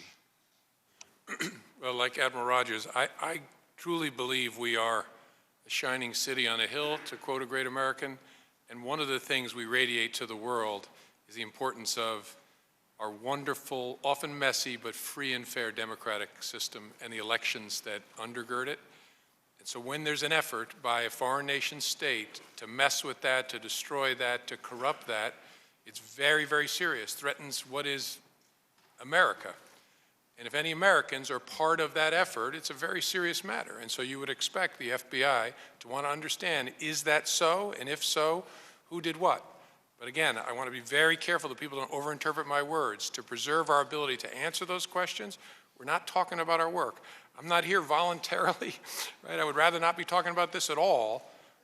But we thought it was important to share at least that much with the committee and the American people, and now we're going to close our mouths and do our work to see if we can answer those questions, because the answers matter.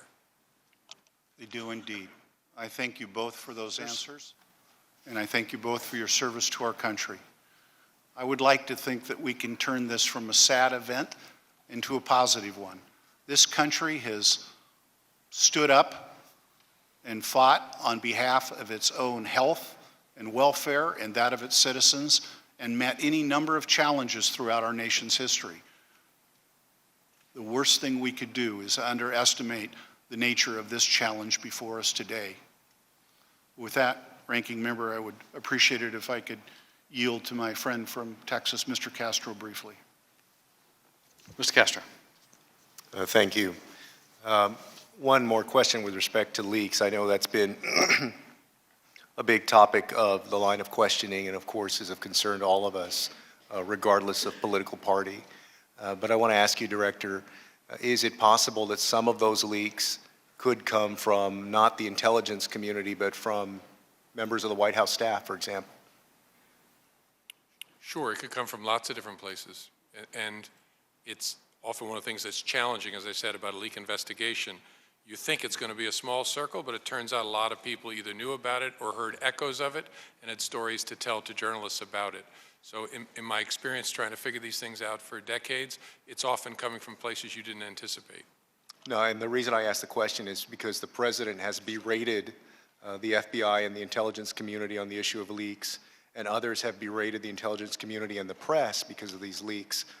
But I think it's worth considering that it's quite possible that there are folks who have a kind of political Munchausen by proxy syndrome where they leak information because they want to be the savior once it blows up. You know, there are all sorts of individuals that serve on political staffs, and I think that we ought to consider the possibility that perhaps it is somebody at the White House. Thank you. I yield back. Mr. Chairman, we yield back. Gentleman yields back, and Mr. Hurd. Thank you, Chairman, and gentlemen, thank you all for being here, and thank you for your continued service to your country. I've learned recently the value of sitting in one place for a long period of time and listening, and today has added to that understanding. And I'm going to try to ask questions that y'all can answer in this format and are within your areas of expertise. And Director Rogers, my first question to you, the exploit that was used by the Russians to penetrate the DNC, was it sophisticated?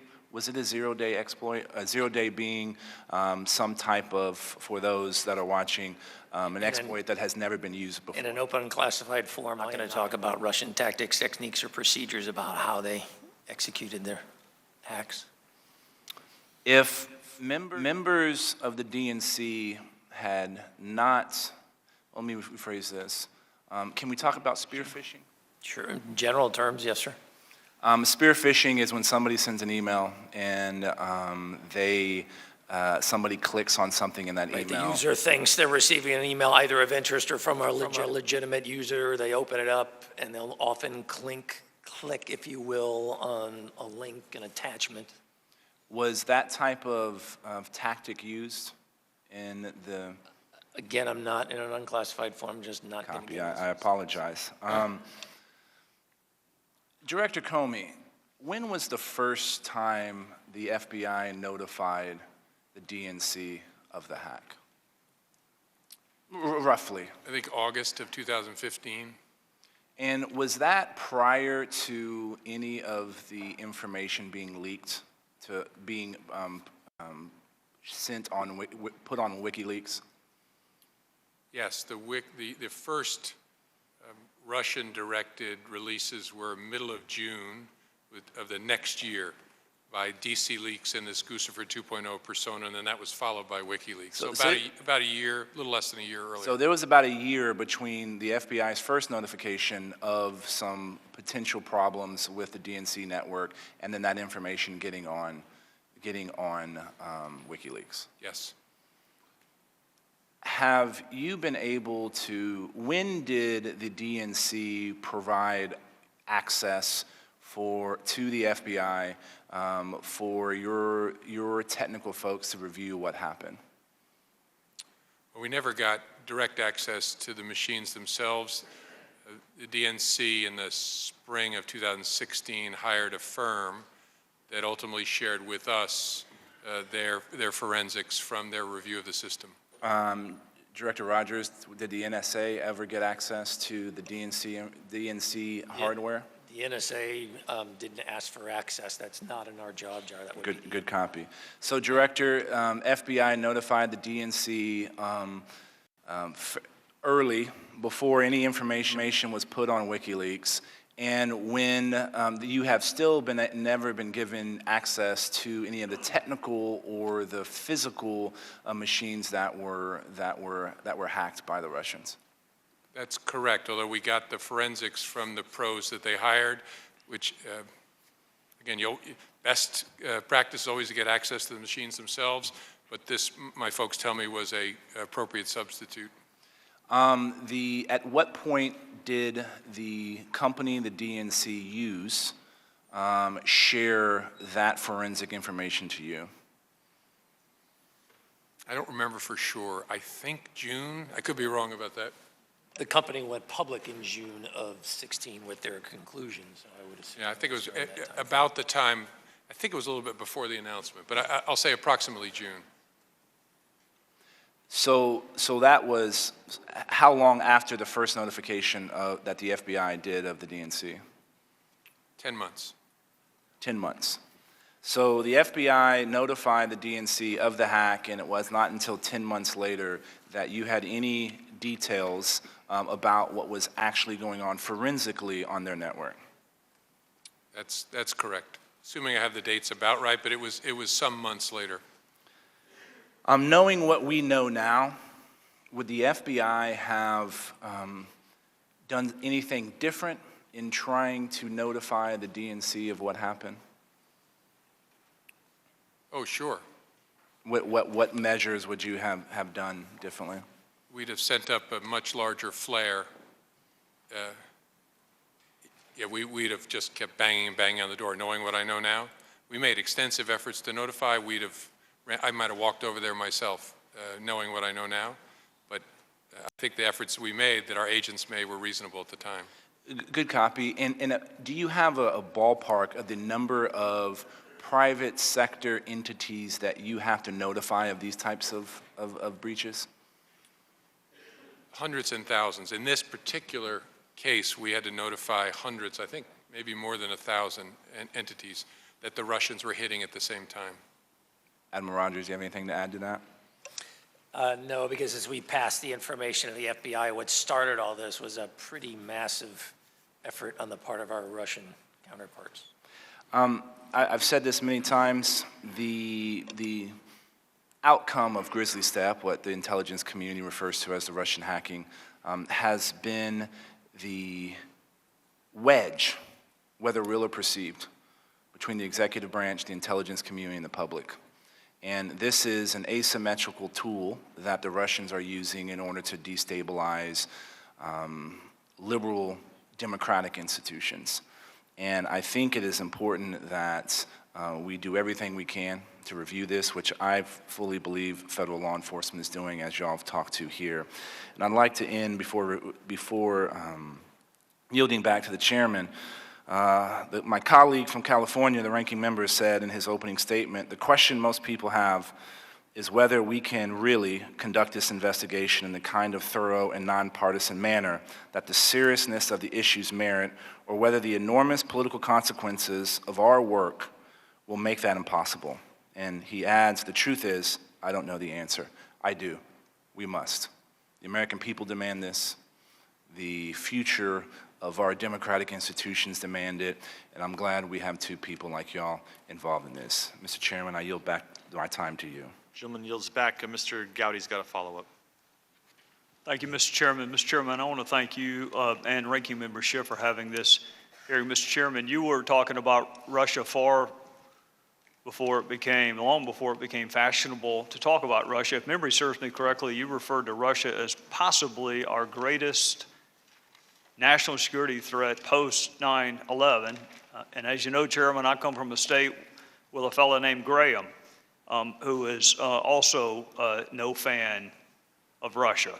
So, Director Comey, Admiral Rogers, people in your line of work are incredibly respected, both your current line of work and the work that you came from. And people in my line of work are not.